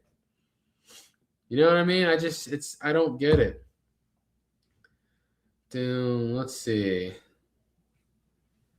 I don't know, because I grew up in Alexandria, right outside of DC. Northern Virginia is like a super populated area. Like there's millions of people there. I grew up like right outside of DC. I could walk like 10 houses down and I could see, the Washington Monument, the Capitol, and all that from my street. So I definitely didn't grow up in a small town. Like now we live in, still not, Chesterfield's pretty big, but we live in like the really small section of it. So it feels small town, but it's really not. But I grew up in like a big town area. Not like New York big town, but DC, DMV area is giant. It's definitely huge. How about Samsung? I don't find a lot of Samsungs either. I feel like most of the phones you find are like those cheap minute phones for the most part. I'd say 80% of them are like the minute phones. Let's see. Check your safe, slabbed and engraved, silver for hidden treasure. No, you talking about like silver coins? I keep most of my silver coins. I do actually have a good amount of graded coins I bought off randomly off whatnot, but nothing like special. It's more like generic, like American Eagles, that kind of thing that I just get at good prices. Like sometimes I just go to the coin category on whatnot and I just look at small shows and see what people are running. Like I have one guy I've been addicted to. I bought, I want to say in the last 3 weeks, around 43 ounces of silver in the last like couple weeks from one guy on whatnot. Because sometimes people's prices are just so good and I'm like, I'm just going to keep hoarding it. Because why not? Let's see. I gave my grandkids lacrosse shirts. Hey, did you got them from us? You must have got them. A lot of them for nothing. We were selling those things so cheap. But it's whatever. Like I said, we just have so much, man. We have so many. I just wanted them go. Now, I grew up in a small town of a little over 100 people. Let me see. Let's ask Google. What's the approximate population of the DC metropolitan DMV area? I'm just curious. The DC metropolitan area, also known as the DMV, has an approximate population of 6.46 million people. Yes, about 6.5 million people. So definitely not small town. Definitely not small town. I do my clothes shopping at Tractor Supply. I get pretty much everything I have from Burlington. I have these tap out shorts on that I got as a gift in 11th grade. They're like back in the day when tap out was still, you know, like a UFC thing, not when it was I think it's gone to like WWE now, right? It's not even the same people, but I got them in 11th grade and I'm 32 now. So it's kind of, yeah, I'm just not a clothing person whatsoever. I don't care about brands. I don't care about shoes. I don't care about impressing nobody, dude. I'm just trying to come out here, have fun, do what I love, and make a crazy legacy for my family. That's it. Set my son up for life. Make sure that the freaking millionaire before he even turns 18. I just want to do crazy things and give him memories that he'll never forget. Be able to travel the world, travel the country, and then when he's older, travel the world and just really live it. That's all I'm here for. No one's approval needed. I always say, if you're not my wife or my son, then unfortunately, your opinion don't matter. Let's see. Have you ever found a car in a unit? Yeah, twice. So one time in California, but we didn't get to keep it. And one time in Virginia, what's the freaking, why can't I think of the number? The number on the dashboard. I don't know what, VIN number. It came back stolen. So they had to tow it out and return. It was a piece of crap anyway. So it wouldn't have mattered. It was beat to death. But it came back stolen. And I was like, oh, that's nice. So yeah, it was, bad unit. The rest of the unit sucked too. But I only paid like $250, so it wasn't that big of a deal. Let's go. Population where I live is 499. Nice. I found a $325 in a shirt. That's cool. I feel that, dude. I found I don't want to ruin the video that's coming out on Sunday. There's only 300 people here. I found one jersey in there that's selling for over $300 too. I just don't get it. I've had clothes for 40 years, dude. Well, I'm only 32, but I bet you I'll be in the same position when I'm older. Same position. Yeah, that was the white SUV. Yep, came back stolen. They had to tow it out. I don't even know what happened after that. So they just had to call a towing company, and I guess they took it to the police station. I have no idea. But to be honest, I was kind of relieved because otherwise I was going to be responsible for moving it. I didn't really know what I was going to do. So part of me was kind of like, oh, I'm kind of glad I don't have to deal with it now. So, yep. Let's see. Sometimes they come back and like say something in the chat, but I feel like a lot of times, this is just my opinion, I don't know if it's true. When I get units like that, they don't really want to come back and say anything because then it's gonna drive the hype and the prices up. So I think they kind of stay low key and maybe we'll say something afterwards, because if they come back and say, yeah, I found a $10,000 card or whatever, then obviously next time I bet you the prices are going to be higher because they know that stuff's in there. But I have had people come back and say they did good. Like the guy that bought the Jordan binder recently paid $1,100 for it. And he said, thank you so much. It was great. Didn't tell me exactly what it was, but like left a good review, came back in the chat and told us it was good. But I don't know what was good in there. I don't know anything about cards. I couldn't tell you the difference between $1 million card and a 2-cent card. They all look the same to me. I've had the same slides for like 3 years. Dude, I literally wear the slides until the bottom gets so flat or so that I can't like start slipping. And once I start to slip, I'm like, okay, either the thing rips first or they become so flat it becomes dangerous. Whatever happens first, then I mean that's when it's time to get to the new one. Because I had one pair where like the thing that goes over your foot ripped and it was barely hanging on, so I threw them out. And my last pair I wore them for so long that the bottom was just like as flat as a piece of glass, just smooth. And I started like in stores or flat floors, I would just slip, and I was like, okay, it's time for these to go. Let's see. The weirdest thing you have found? That's so hard. I gotta say, like, in terms of just like what the F would be the guy that stored his dead turtle. That was disgusting. I probably was alive when he stored him, and then he probably just died from being in there. So that was probably one of the worst. Just like, what the heck is wrong with you? What are you going to do more scratch ticket videos? I don't know. I always say I should. Funny enough, today we went to the grocery store because my mom wanted to get a cake for my granddad for Father's Day. And I had a $100 winner still in the van from the road trip that I forgot I had. So I was like, I'm just going to go get 2 more. And I got 2 $50 tickets, lost 1, and then hit $250 on the second one. So I was like, hey, let's go. $350 again. Technically, I only spent $50 on the first ticket. Then I won 100. Then I spent the 100 and won 250. So really, I got a free 250 or free 200. So I'm happy. Hey, I'm over here repping your merch. Let's go. Yeah, I wear my own shirts. Find any cool DBZ stuff? No, I never really do. It's very rare. Very rare. How's your back from all the lifting? It's fine. I know, to be knock on wood again, I've never really been hurt like that. I really haven't. I always say I don't know how I got the body I got. Like the way I have treated my body, I don't know why it's in as good as condition as it is. I was like 100 pounds more overweight for most of my life. I ate like garbage for a lot of my life. I drank 90% soda, and I lift heavy stuff like 3 or 4 times a week. And somehow my body's in like perfect shape. I don't even know how. I just got some lucky genetics. I found it. 18. See, here you go right here. 18 karat 24. How much is that even worth? That's awesome though. Congrats, wee kitty. But like, did you weigh it? I'm curious if you weighed it. I want to know the weight. That's what I'm talking about, dude. People find crazy stuff in the jewelry and the cards all the time. All the time. Well, we're going to order B-dubs, but I think she's putting Broly in the bath, and then we're going to place the order on Buffalo Wild Wings. What the heck? Why is my DoorDash signed out? Why did it sign? I'm going to refresh that. Okay, good. That fixed it. Good. But yeah, we're going to order some wings, I think, when he gets out the bath. So, because they take a little, they're kind of slow, especially on Fridays. Steel toe slides are the best. Yeah, dude, people get so mad about that. You want to see some funny comments? Go to like any short form video. Like go to the most recent video we filmed short form with the one I had to climb up the ladder with the box that was all garbage. And let's look at the comments. Like 80% of the comments are literally just talking about my slides. And I'm like, you guys are just so easily manipulatable. Let's see. At least not a dead body. Oof. Yeah.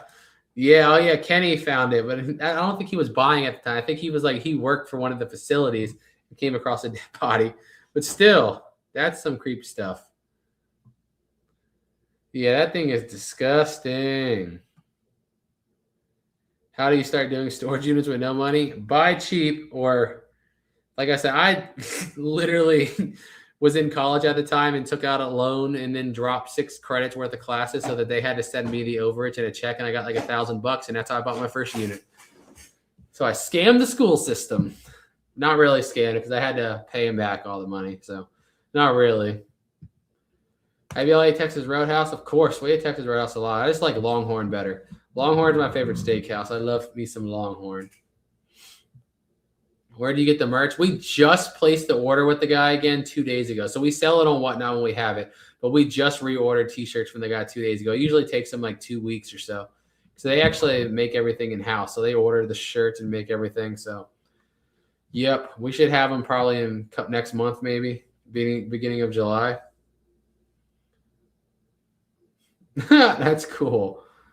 How secure is what? Not super secure. I've been using, I bought probably 1,000 things myself. And of course I've sold like I don't even know, 30-some thousand items at this point. I think 32,000. Yeah, 32.8 thousand. And we never had an issue. I bought, like I said, around 1,000 items myself too. I mean, I buy a lot of high-end stuff. Like I bought the other day or other week, like a thing of silver that was over $2,000 worth of silver too. So I spend a lot on whatnot as well. I'm so anxious to get the lines I got for you this week. Let's go. Unfortunately, it's going to be slow too because today the post offices were closed for Juneteenth, and then this weekend they're closed, so we can't even drop the boxes off on Monday until Monday. Usually we like to drop off next day, but I completely forgot that like the post offices and stuff were closed today too. I thought it was just like a holiday, not like a everything's closed holiday. You know what I mean? So I didn't even know that until yesterday. Let's go, Jace. Been wanting to ask when you'll do another bootleg DBZ. I don't know, because the last couple times I looked on those sites, like they haven't had any new ones. It's all the same ones I already have. So I gotta like wait until I get a bunch in. I did order a Goku eating a burger off of eBay, but I'm pretty sure it came off of one of those bootleg sites. But I had eBay gift cards, so I was like, I'll pay a little extra and technically get it for free. But I got a stupid statue of Goku eating a cheeseburger. It's pretty funny. Let's see. Gross. Yeah, it's pretty gross. That turtle was gross. I just had Mission Barbecue. It was good. Or hopefully that one was good. Because like same with the Longhorn and the Mission Barbecue that's by our house. We just got lucky because we've gone to lots of other Mission Barbecues and lots of other Longhorns, and they're always good, but they're nowhere near as good as the two by our house. We just got a lucky location, man. What is that? I just saw a text come in. What is that? He's out of the place it. I want to text you. Yes. I gotta wait for a text and then I'm gonna place the order. Let's see. I have a t-shirt and a hoodie. Let's go. Yep. Exactly. They're pretty easy. They're really easy to get a refund on, especially because like if you've ever had somebody screw you on eBay, it's like fighting tooth and nail to get your money back sometimes. It feels like that. Unless you're the seller, then it seems like they just give right in. But like one time I bought a statue on eBay, like a life-size statue, and it was like a $2,000 statue. And they sent me it and whatever. And when it came in, it was just a card. So they just straight scanned me. And they literally, eBay wouldn't do nothing about it. So I had to go through, luckily I paid for it through a credit card. So I had to go through my credit card. And the only way I was able to prove it is because their stupid self sent the card via first class. So like it showed up at the first class package, and the first class package is labeled are limited to 1 pound. And the statue was obviously like 150 pounds. So that was the only way I was able to prove it and get my money back. If they had a little bit more common sense and they sent it via, ground, I might have been screwed. Let's see. Do I hit a lot of garage sales? Not really anymore, just because I feel like our sleep schedule is so backwards. I stay up all night, and then I wake up. I don't usually wake up till like noon, and I stay up all night. So the yard sales, by that time, all the good stuff's gone. So not too often. You should partner with Mission Barbecue. I wish they would partner with me. They don't even got to pay me in money. They could just pay me in ribs. I spend on whatnot when my sales were garbage, so I just replenish my shop. Hey, there's a lot of good deals on there. There is a lot of good deals on there. Let's see. Thank you. Been watching for a little while, 3 to 4 years. Didn't know how to get into storage units. Dude, a lot of people think you got to do something special to get into storage units. Like you can go to storagetreasures.com right now, put in your zip code, and start bidding. That's all there is to it. You don't have to do nothing special. Anybody can do it. But I definitely would recommend, starting small. Start small. Try to profile the unit. Try to guess what's in there to the best of your abilities. And don't take a big risk out of the gate, because you need to take some small risks until you get an idea of, what's most likely going to be in there. Of course, there's going to be surprises, but I feel like after you bought 50 to 100 units, you can pretty much guess how they're going to be from the beginning. So I'd say start small risk, small unit, and storagetreasures.com's got the most units. So that's what I recommend. Boom, boom, boom, boom, boom. There's a nice storage unit up on Storage Treasure stack with shoes. Yeah, I've seen that. I don't know. I just don't mess. I don't usually get the shoe units anymore, because we blow everything out at whatnot. And for us, we get maybe 25-30% of what those shoes go for on eBay. So it's the people that sell the shoes on eBay are just always willing to go way higher than I am, because obviously they're going to get the full price for them. But when we blow them out like that, if I get 30% of what they're going for on eBay, I'm shocked. So that's why I don't end up ever usually winning the shoe ones. I'll bid on them, but I usually pretty much always get outbid. Hey, awesome. Thank you. We won an auction for $219. Nice. Do you know the people at Five Below? We have like contacts now that we've done this so many times, like the toy buyout so many times, because really it was like when we first started doing the toy buyout thing, we called a lot of companies and everybody kind of blew us off, and they were like the ones that were willing to work with us from the beginning. So now I feel like now that our channel's gotten so big, other companies probably would, but it's almost like a screw you guys. You didn't want to help us when we were small, and now you want to help us because we're big. No, Five Below helped us even when we were small still. So it's kind of like almost like a loyalty thing at this point. Like they helped us when we were tiny, so now we'll keep doing it with them, even though we're getting big. So yeah, I always have nothing but nice things to say about them because they were the only place willing to help us. 246 books. Woo. How about the, oh yeah, speaking of that, the other day I lost my wallet and I couldn't find it, and apparently it fell out of my pocket in Mission Barbecue. I didn't even know this. So we ate there like noon, and we didn't realize it had fallen out until like 9. So we were searching the house frantically, never found it. And my mom called the Mission Barbecue, and sure enough, it was on the floor, and the manager got it, returned it, and everything was still in there. So didn't take nothing. I was like, holy crap. Because I had like probably $800 or $900 in my wallet too. And then, yes, nobody took nothing. So that's the kind of place Mission is. Respect, respect, respect.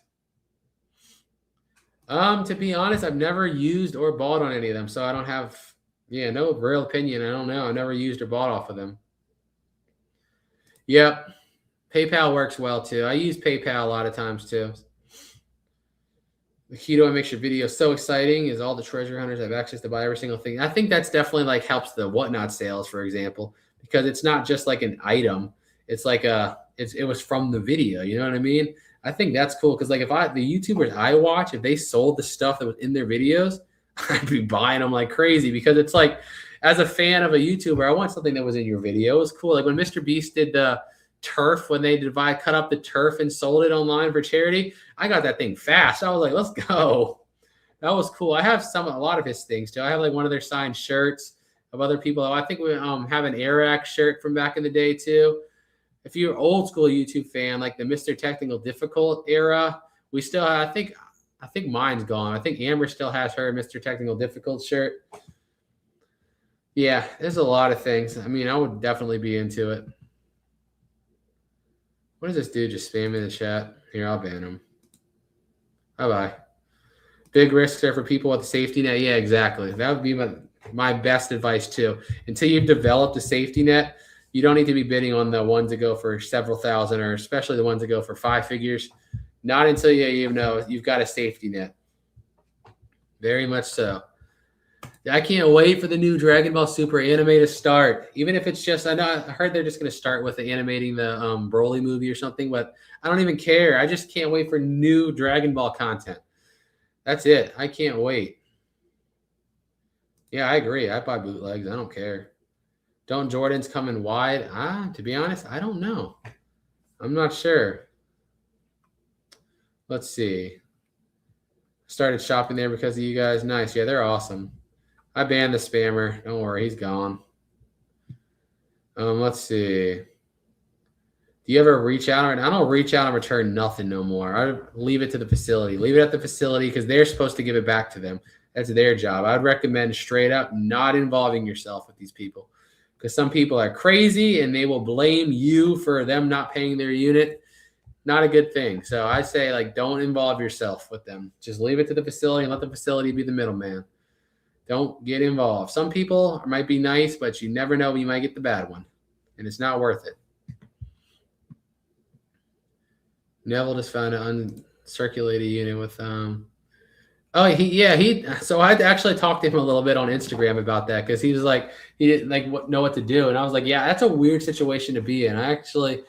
We talked a little bit on Instagram. It is a weird situation to be in because I'm like, legally, I think he's completely in the right. He bought the unit, right? It's his stuff. But then on the other hand, Adidas is such a big corporation that they can bend the law, right? Like the company, as you can see, if you follow the bricks and minifix thing, with enough money, you can bend the law. And they have way more money than bricks and minifix does. So it is kind of like scary, nerve-wracking thing. I don't know. That would be a weird situation to be in, for sure. All right. Broly is the GOAT. He is. Let's go. They do, man. They really, I agree with you sometimes, but it's crazy. The amount of people that get so mad at us for buying bootlegs, like the people that gatekeep toys is just like, it's hysterical. Like, do you not realize we're just all grown adults buying toys? It's not that serious. Like, just if it makes you happy, buy it. Why are you so serious? I don't know what's up with the gatekeeping people, man. They're weird. They are weird. I always tell people in my Dragon Ball videos, I don't care what side of the factory in China my figure was made in, because realistically, just like the Jordans, the bootleg Jordan, there's like proof that bootleg Jordans and the real Jordans were literally being made in the same Chinese factory. And like, you think it's any different with these figures? No. Just buy whatever makes you happy. Yeah, I know some of them don't. I know we've dealt with that too. I hate having to throw it away, but at the same time, it's like, I'd rather give it to the facility. Most of the time, I'd say 95% of the time they'll take it. But otherwise, like, I'm not putting my family and my safety at a risk to return stuff. If the facility won't do it, then it's just, sorry. It's just what it is. You got to put yourself and your family first. You have to. Yeah, it is crazy, man. Storage unit. I always say for my video game people that were chatting here earlier, buying abandoned storage units is the only legal way to like loot people. Because like if you play, when you play games and you kill a monster and you're like, oh, let's go see what he dropped. That's kind of what it feels like, right? Because you're just like, let's go and shoot it and see what this guy would have dropped. Let's go see what his stuff is. Yeah, that was wild. I was so happy, man. So happy. I'm actually so glad you asked this question, because I get this question so much on our Dragon Ball channel, and I always try to reply, but like hundreds of times, and I never have one time dusted a single thing in this basement once, and there's no dust on anything. I never have. I haven't dusted a single figure one time, and there's no dust anywhere. We just keep it really clean down here, and it's just nobody sits in there. If somebody comes down there, we just kind of walk around and look at stuff for a little while. But I think because there's no like chairs, like in here, for example, it gets dusty because me especially, I'm sitting in here for hours every single day working. But out there, nobody sits, and it just doesn't get dirty. Let's see. Do I still have any of that lacrosse? Yeah, we're definitely going to have one more Whatnot show with the lacrosse stuff. We just got to finish boxing this stuff and getting it into the lots again. We're definitely, I don't know when yet, but we're definitely going to have one more show. Do you ever, hold on a second. Let me see what that was. Oh, tell me to place the DoorDash order. Let me place this DoorDash order really quick. Get us some wings coming. Let's go. I always tip good. Give them $10 tip. Let's go for just one order of wings, and placed. Let's go. Okay. Wings coming. Now, do we ever disagree? So you guys won't believe this, but to be honest with you, most of the time, she's more gambly than I am. Like, she's more willing to go higher on stuff than I am. So it's like when we disagree, it's usually the other way. She's usually willing to gamble higher than I am. So we disagree, but sometimes like I'll just trust her and she'll just trust me kind of thing. So that's what we do. I mean, we never really we don't really have arguments like ever. If we disagree, it's something stupid and then forgot about it in like 3 minutes. You know what I mean? Like, we've been together for 16 and a half years, and I can't recall one time where we're like actually mad at each other over something. It's like, I'm not going to talk to you tonight. I'm done. Never. 16 and a half years. But it's just like, we just don't take things seriously. We're both just kind of laid back jokesters, really. That's the way it is. Nothing's that serious. And if it is, we're on the same team. Have I ever found a diamond in a storage unit? I found a lot of jewelry with diamonds in it, if that counts. Perfect analogy. You're talking about the looting, right? That's how it is, man. That's what it feels like. And like, people that don't play games don't get it, but like when you do, that's what it feels like. It's like I just killed a monster and this is what he's about to drop. And you find like something cool, like, oh, I hit the rare drop table. Let's go. Need to get me a ring of wealth or something before I start going to these units. Yeah, no, I am too. It's just whatever. I don't care. I buy both. I like the authentic, and I like some of the bootlegs too. long as the prices are right. If the prices reflect it, like if you're trying to sell me a bootleg for the price of something authentic, I'll tell you to shove it up your rear. But if you're like selling the bootleg and it's for like, usually they're like, 25, 30% of the prices, I'm like, yeah, I'm going to get it. Why not? They're cool looking. We just ordered Uber Eats wings for dinner tonight. Nice. We just ordered DoorDash Buffalo Wild Wings for dinner. Let's go. Let me see. Make sure it went through. Yep. All right. Now, hopefully they bring us our actual order. Last time last time they brought us somebody else's order completely. Then they just let us fix it and keep it. But I don't know. I just want my food. That's why we're a perfect team. Let's go. Only fight us which version of Vegeta is better. Well, the obvious answer is Majin Vegeta, right? That's the goated version of Vegeta. To be honest with you, I know this is a very unpopular opinion too. I actually like Vegeta in Super because he's like more tamed and just more like he's still got that like arrogant pride, but he's also like, he gets mad when Beerus hits Bulma. He's more of like a family guy now. You know what I mean?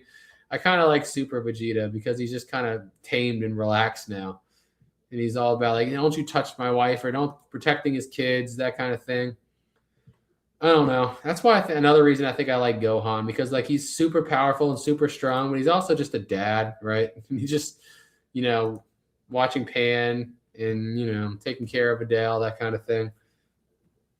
Let's see. Wingstop, Buffalo Wild Wings, Applebee's. What kind of wings we talk? Buffalo Wild Wings is what we just got. We don't really care for Wingstop too much. Like I said earlier, I don't know if you were here earlier. I said they're okay, but Amber doesn't like them at all. It's like she doesn't even eat them at all. I think they're okay, but I like Buffalo Wild Wings more. Let's see. I don't remember any. If we do, it's like random and it's usually used, like just beat up and used type stuff. So, yeah, not too often. You seem to be so much more laid back now than when you started. Oh, of course, because realistically, we're safe, we're comfortable, basically. You know what I mean? When I first started, we were in a bad spot. Like we really needed to make something happen. Now, of course, I'm relaxed. I made the thing happen I wanted to happen, and now I'm just more comfortable. If I buy a whatever bad unit, it's just okay. It's whatever. I just lost the money. It's okay. It's not a big deal. I ordered Papa John's pizza, got a kilo. Yeah, they have the bowls. They're actually delicious too. We actually got their bowls a lot. You mean like the no crust thing? They're good. Scrolling on to public or homeschooling? Homeschooling for the win. No public. No. If we did school, it was going to be private, but I think we're pretty dead set on homeschooling. I'm like, there's my son. Hello from Canada. What's up? You're a good dad to a great son. Thank you. The only things I know about the EBZ I learned from you. Well, I feel like I do yap about it a lot. It has kind of been my obsession for over 25 years at this point. So you just kind of got to hear me talk about it. Dragon Ball Super is the best Dragon Ball ever. No. Come on now. No. With the right order is Dragon Ball Z, Dragon Ball Super, Dragon Ball GT, Dragon Ball Daima. That's the order. But it's still awesome. Are you going to Longhorn for Father's Day? No, we're staying home and door dashing. It's just everywhere. It's just like on Mother's Day. They're so unbearably crowded. We're just going to stay home and we're going to order some DoorDash. That's what I said. She's like, what do you want to do on Father's Day? You want to go somewhere? I'm like, nope. I just want to sit on the couch, order DoorDash, and watch YouTube. That's what I want to do on Father's Day. Sounds like a perfect day to me.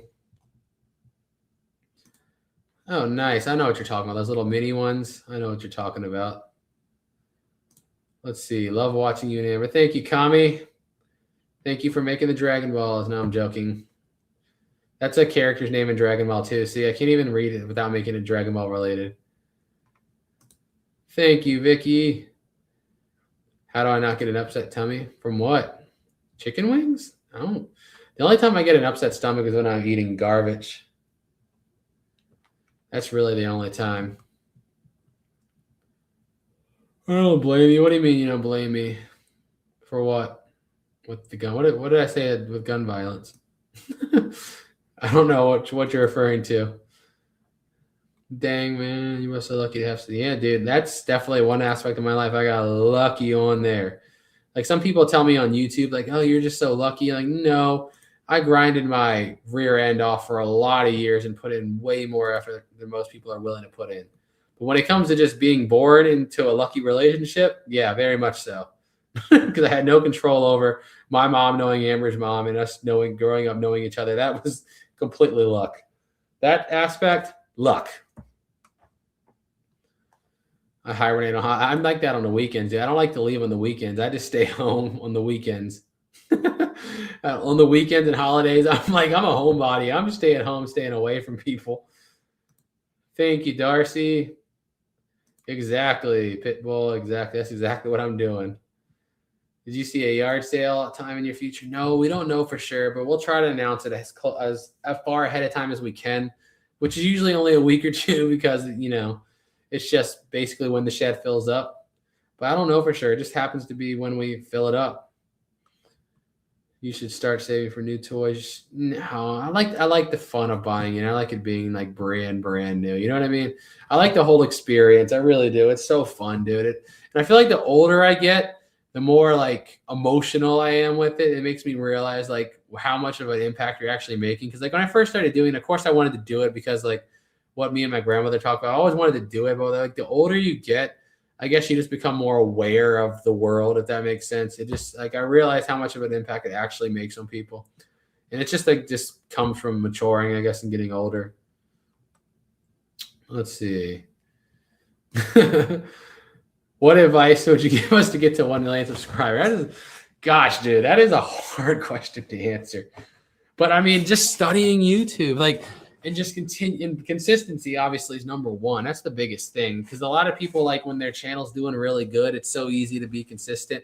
But then when you start hitting those plateaus or those dips, it's just like you kind of lose motivation. And I get it because I feel that way too mentally. But I just like make myself keep doing it because it's like you got to get out of it, that mindset. And I talk to a lot of people, like I said, in like forums and stuff that not anymore, back in the day, that do YouTube. And that was like one of the biggest critiques people had. It's just when you start to do bad or you start to plateau, like the staying motivated part is so hard. And I agree. It really was just like, it's so just hard to discipline yourself when you're not seeing anything. You feel like, I'm like, what the F? I'm putting in all these hours and getting nothing out of it, dude. It's rough at that point, but to just keep learning and to stick it out and to stay consistent is really the trick. I always tell people, I feel there's no like, I wish there was a secret, but there's really not. It's just boring, hard work. That's really all it is. Boring, hard work and studying it and getting good. No more dumpster diving. Maybe one day. I definitely wouldn't count it out. When Broly's older, I'd love to go back to it. I still love it. I love dumpster diving. I really do. But it's just that like when we did it, we always went out at like 1 o'clock in the morning. And like he has kind of a normal schedule. So we can't really do that. Boom, boom, boom, boom, boom. Hey, nice though. That's cool. GT was cool. I mean, it was like one of the worst of the Dragon Ball series, but actually I still kind of liked it. So all the protein, I don't really eat that much protein, really. I mean, I eat it. Keep in mind, I'm also a big dude, right? Like I'm 6'5", so I'm a big guy as well. I'm like right now, like 268 pounds. I was down to 265, but 2 months on the road eating crap. I got to get back down there.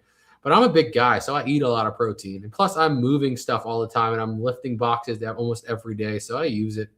But like today, I got a 12-ounce New York strip and only ate about 75% of it. So however much protein he thinks in 9 ounces of steak, then I haven't had nothing else to eat, and I'm going to eat probably 15 wings later. And that's probably only, 150, 160 grams of protein if I had to guess. Oh, public schooling versus homeschooling. No, the gun parts, no, I think it's just blown out of proportion, to be honest with you. I mean, every single one of them is horrible. Don't get me wrong, obviously. But it's like, it's not as consistent as people think it is. For me, it's more so just the institution as a whole. Of course, that's in the back of my mind too, but it's more so the institution as a whole. It's just they train people to be employees, and that's what I just don't like. I want to train my son to kind of want to create, you know what I mean? I want to build something from scratch and start his own thing, whatever that thing is. I don't really care what it is, as long as he's happy and making money doing it. I just want him to start something. I just think the school system is great at training employees, and that's what it was designed to do. You know what I mean? That's what Rockefeller said. We need a nation of workers, not thinkers. So, I mean, it's doing what it's supposed to do. I just disagree with it. But yeah, that's what I was talking about with that. Not necessarily guns. That's just one of those things I keep in the back of my mind. Like, yeah, it's kind of bad, but I think it is kind of, it's not as common as everyone makes it out to be. Let's see. What was I about to say? Just got my Jersey Mike sandwich and they switched out my classic lays with baked lays. Okay, I'm gonna say a very unpopular opinion here. I love baked chips way more than normal chips. Like even if I'm eating whatever I want and watching nothing and I don't care, I'd much rather have the baked version of every chip than I would the normal version. I don't know why. It's less greasy. I just like them more. Let's see. I bet Longhorn has you guys as a VIP. So yeah, well, the server we always have, like Amber has her number. She's came to our yard sale. They talk sometimes, but yeah, like we'll just text her. We have one booth in the corner that we always sit in because it's a big one and it's away from everybody. And yeah, they're great. Like I said, that Longhorn's just awesome. Food quality, the service, everything about it's just awesome. So, oh wow, that was quick. They just picked up our food. So I'm gonna stay on here until our food gets here. It's still like a 20-minute drive for our driver. But yeah, we'll see. But yeah, I kind of feel like VIP. But I love it, man. They're just awesome every way around. Let's see. Where was I at? Could I do an Amazon wish list? Wish list for what? What do you mean? You're talking about for the toys? That actually might not be a bad idea. Goku's best transformation? Oh, dude, Goku going Super Saiyan for the first time, in my opinion, is the most iconic moment in all of anime, not just Dragon Ball. It's just the goated, most best moment in all of anime. So I'm definitely going to say Super Saiyan Goku. I've watched it probably 5,000 times, and I can't watch it and not get chills to this day. Still, it's just the coolest moment ever. When you're a kid, watching Goku go Super Saiyan made me feel invincible. It really did. You're just like, if Goku can do it, I can do it. Because Goku, if you know his story, low-class Saiyan, low-class warrior, not meant to be anything, but then ends up being, the best of the best through just hard work, basically. Dragon Ball's whole moral teaching is great. You know what I mean? It really is. When I first started buying units... Hold on a second first. There are any times you got to buy DBZ figures and purposely not get it even though you didn't have it? The only time that ever happens for real is if they have something like drastically over a price that I can get online. But most of the time I'm willing to pay a little markup so the shops can make their profit. But if you're selling a $25 figure for $100, then no, you can shove it. But if you're selling a $25 figure for $35, sure, I'll pay the little extra so I can get it now and let that shop make their money. But you're not selling a $25 figure to me for $100. That's about the only time. Let's see. No, I never did the scrap metal thing. I never did. Because I feel like I bought small units for so long. It was just, we never had much in there. So you know what I mean? I feel like I bought the small ones for so long until we got so much larger that I didn't really want to take the time to do it at that point. So, yeah, I hate to say it. Like I said, I always wish I could tell people there's a shortcut, but there's really not. Unless you're just super charismatic naturally, that could help you obviously jump the line. But at the end of the day, there's really no shortcut. It's just boring, gritty, hard work and dedication. That's really all it is. Keep learning and never think you're the best. Well, you can think you're the best, but always want to, take that ladder even higher. Let's see. That's really the key cash flow. Yep. It helps to be 6'5", 260 when you're dumpster diving. Yeah, and plus I don't go out especially at night without speaking of guns. Yeah. I'm not a fighter, man. I like watching fighting. I would fight in like a sanctioned place. If somebody put together like a YouTube fight, I'd fight somebody, yeah. But like as far as getting into a street fight, I'm not getting into a street fight unless I don't have a choice. Like I said, I have a 2-year-old son and I have a wife. I'm not looking to my ego win. I'm looking to neutralize the threat as fast as possible. I'm not looking to, oh my God, you're a wuss.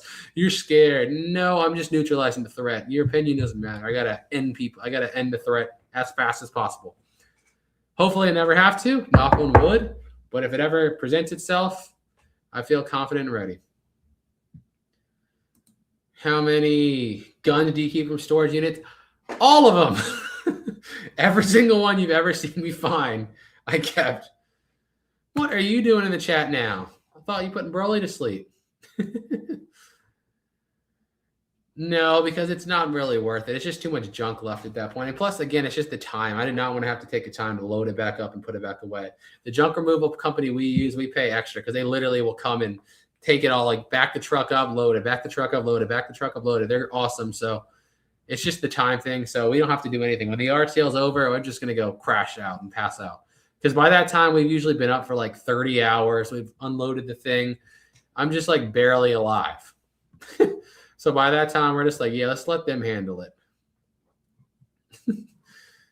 Oh, man. Seeing how big of a dragon, could you have the most collection in the world? No, there's somebody in Japan that has bigger. As far as we know, we have the largest one in the United States, but there's somebody in Japan that has over 10,000 unique items. So it's going to take us a while to catch up. And even if we do, I just have this feeling that this guy probably just has it, could resubmit at any time, because that was years ago when he had that record. So he's probably way beyond where he was now. It's not really fair. It's hard to compete with people in Japan because they get first access to all this stuff. Let's see. So we've done this a couple times, but to be honest with you, no, I turn down deals. Like, people will be sick to their stomach if they know the money I've turned down from people. Like, you ever seen those gambling apps where it's like, play slots? I've been offered $15,000 for 60 seconds to promote their app, and I told them to shove it, because it's just like, for me, you're not getting no creative. I want creative freedom. That's the best way to put it. And you're not going to tell me how I have to title my video, how I have to run my video, how I have to do this. It's not going to happen. There's no amount of money you can offer me to give up my vision of what I've created. Whatnot was the easiest one, because they just told me, promote it for 30 seconds, do whatever you want, title it whatever you want, do whatever you want, just stay for 30 seconds and get people over. That's it. That's why I worked with Whatnot for so long. But they are getting a little more corporate, so I don't know if I'm going to continue, to be honest with you. But before, it was just the freedom. That's what I want. The creative freedom is like, the minute somebody tries to tell me how I have to run my channel, I don't care what you offer me. You could offer me $1 million, and I would tell you to shove all 1 million of them right up your rear end. I don't need your money if you're going to mess up my vision, because I've spent too many years doing this. There's no amount of money you're going to pay me to screw up what I want. Yeah, it depends on what you have, I guess. Like, some people, I know there's a lot of people that make YouTube videos out of it, and I'm sure their content makes a bunch of money doing it. So, because it's all about making money. I guess also depends what kind of metal. Like copper, for example, I know is high. I remember when where were we going across the country, man? I think we were in Idaho. We bought a unit, but in that unit, there was 3 totes full of copper wire somebody had stripped. But I didn't want to take it with me. So when we called junk removal, we told it was 2 young kids too. They were I think they were still in high school, but they were just starting their own business. But I was like, first off, hell yeah, let's go. That's what I'm talking about. Entrepreneur spirit. But I told them, this is all copper. This is gonna, if you take this to the scrapyard, you'll probably triple what we just paid you to take the rest of this stuff. Go take it out. And they were happy. So yep, that's what we do. What's the longest live stream you've done? How long have we been live right now? 4 hours, 45 minutes. Probably about 4 hours and 45 minutes. This is probably it. Yeah. I'm always watching. No, you're not. Stop stalking me. Let's see. I agree. Fights never have a winner, dude. It's just not worth it. When you think of the potential consequences, I don't have to prove anything to nobody. You know what I mean? I don't care what your opinion of me is. No offense to anybody. I really don't care. If you think I'm a wuss, if you think I'm this, you think I'm that, great, think it. I don't care. You know what I mean? That's how I am. I'm not trying to prove anything to anybody. Let's see. Oh yeah, this GameStop guy, I think, so this is our theory. The guy that works at our GameStop, I think he has us confused with some other guy, because he was when we were buying some Dragon Ball figures the other day, he was like, yeah, there's just one guy that comes in here and buys all kinds of Dragon Ball. And he showed me a video of his collection. There's all these, it's in the basement. It's the whole basement, a whole floor. And there's all these glass cases with figures. And he spends a ridiculous amount of money on Dragon Ball. And I was like, that guy must be crazy. What's wrong with him? Why would he do that? What's up with that? Definitely, he must be crazy. I would never do such a thing. Most valuable game card you ever find? What do you mean game card? Like a Pokemon, Yu-Gi-Oh, that type of thing?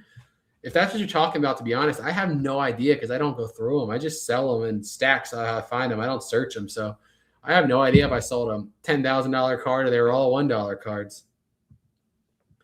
No, I still never listed that computer yet. I still have it. I'm going to put it on eBay, though, when I do sell it. So I'm going to put it on eBay.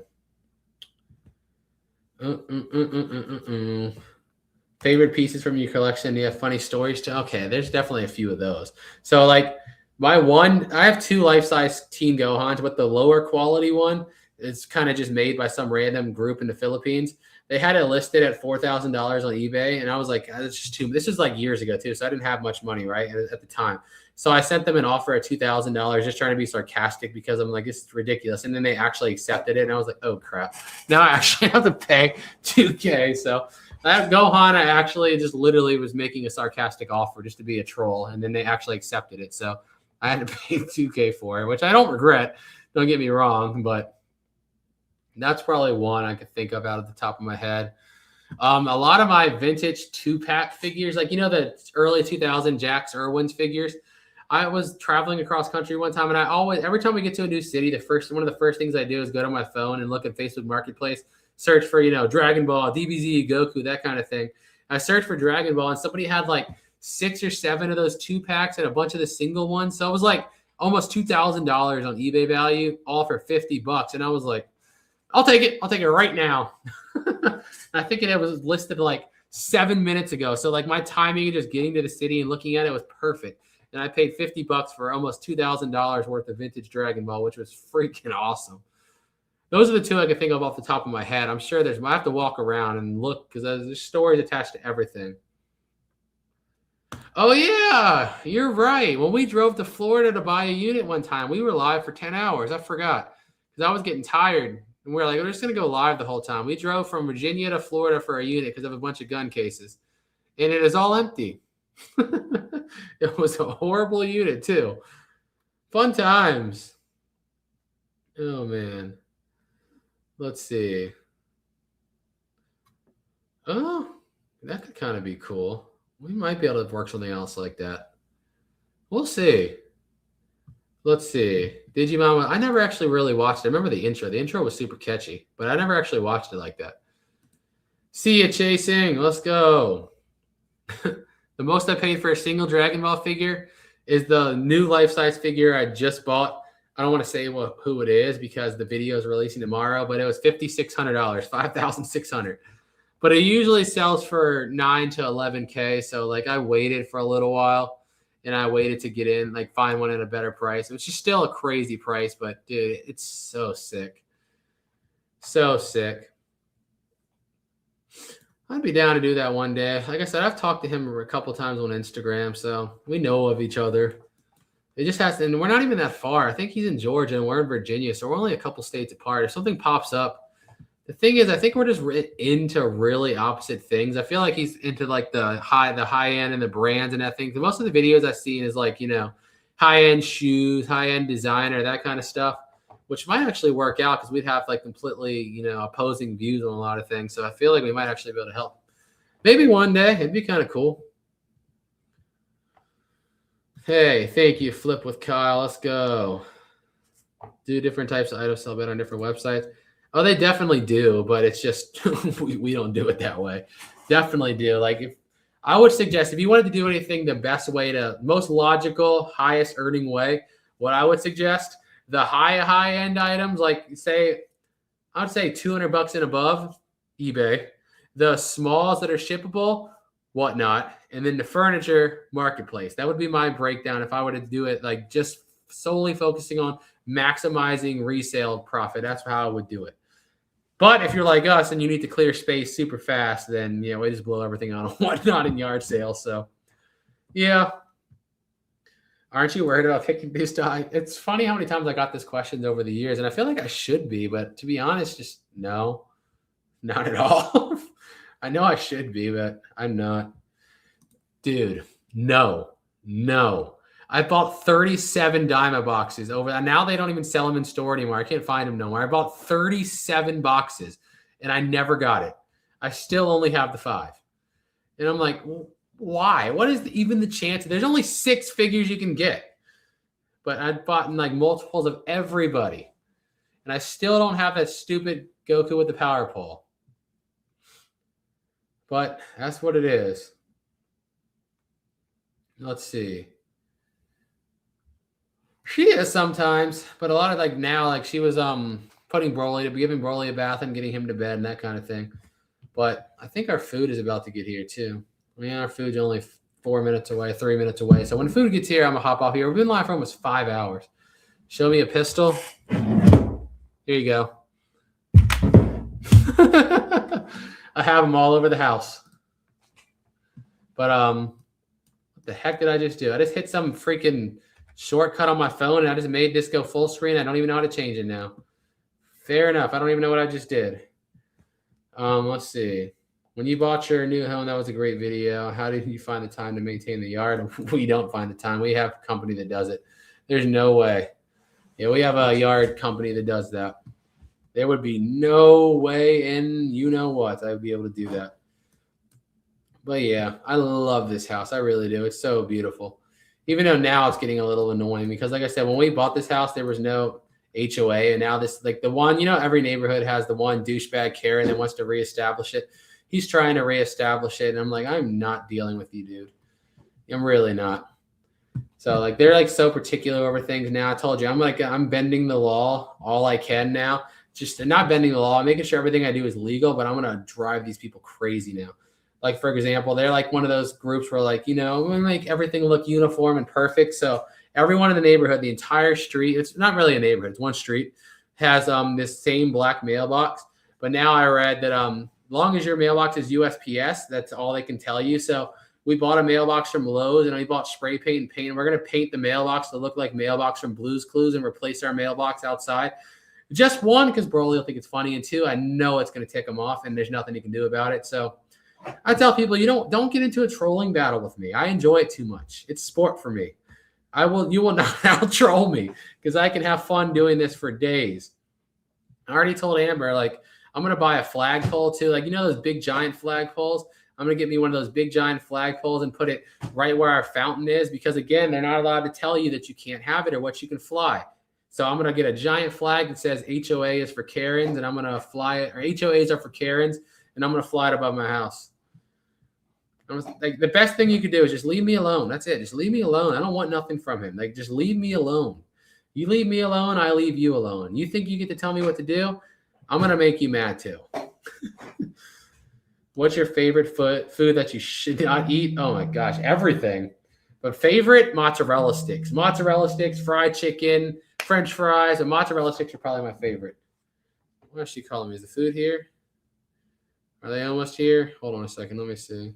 Oh, food is here. Well, guys, I guess that's my cue to hop off here live for almost 5 hours. I said I was going to go live for an hour. I didn't even finish editing my video, but I'm going to go eat now. Thank you guys so much for chatting for 5 hours. Gosh. Thank you so much. Let's go. Don't miss the video on Sunday. It's going to be awesome. Peace out.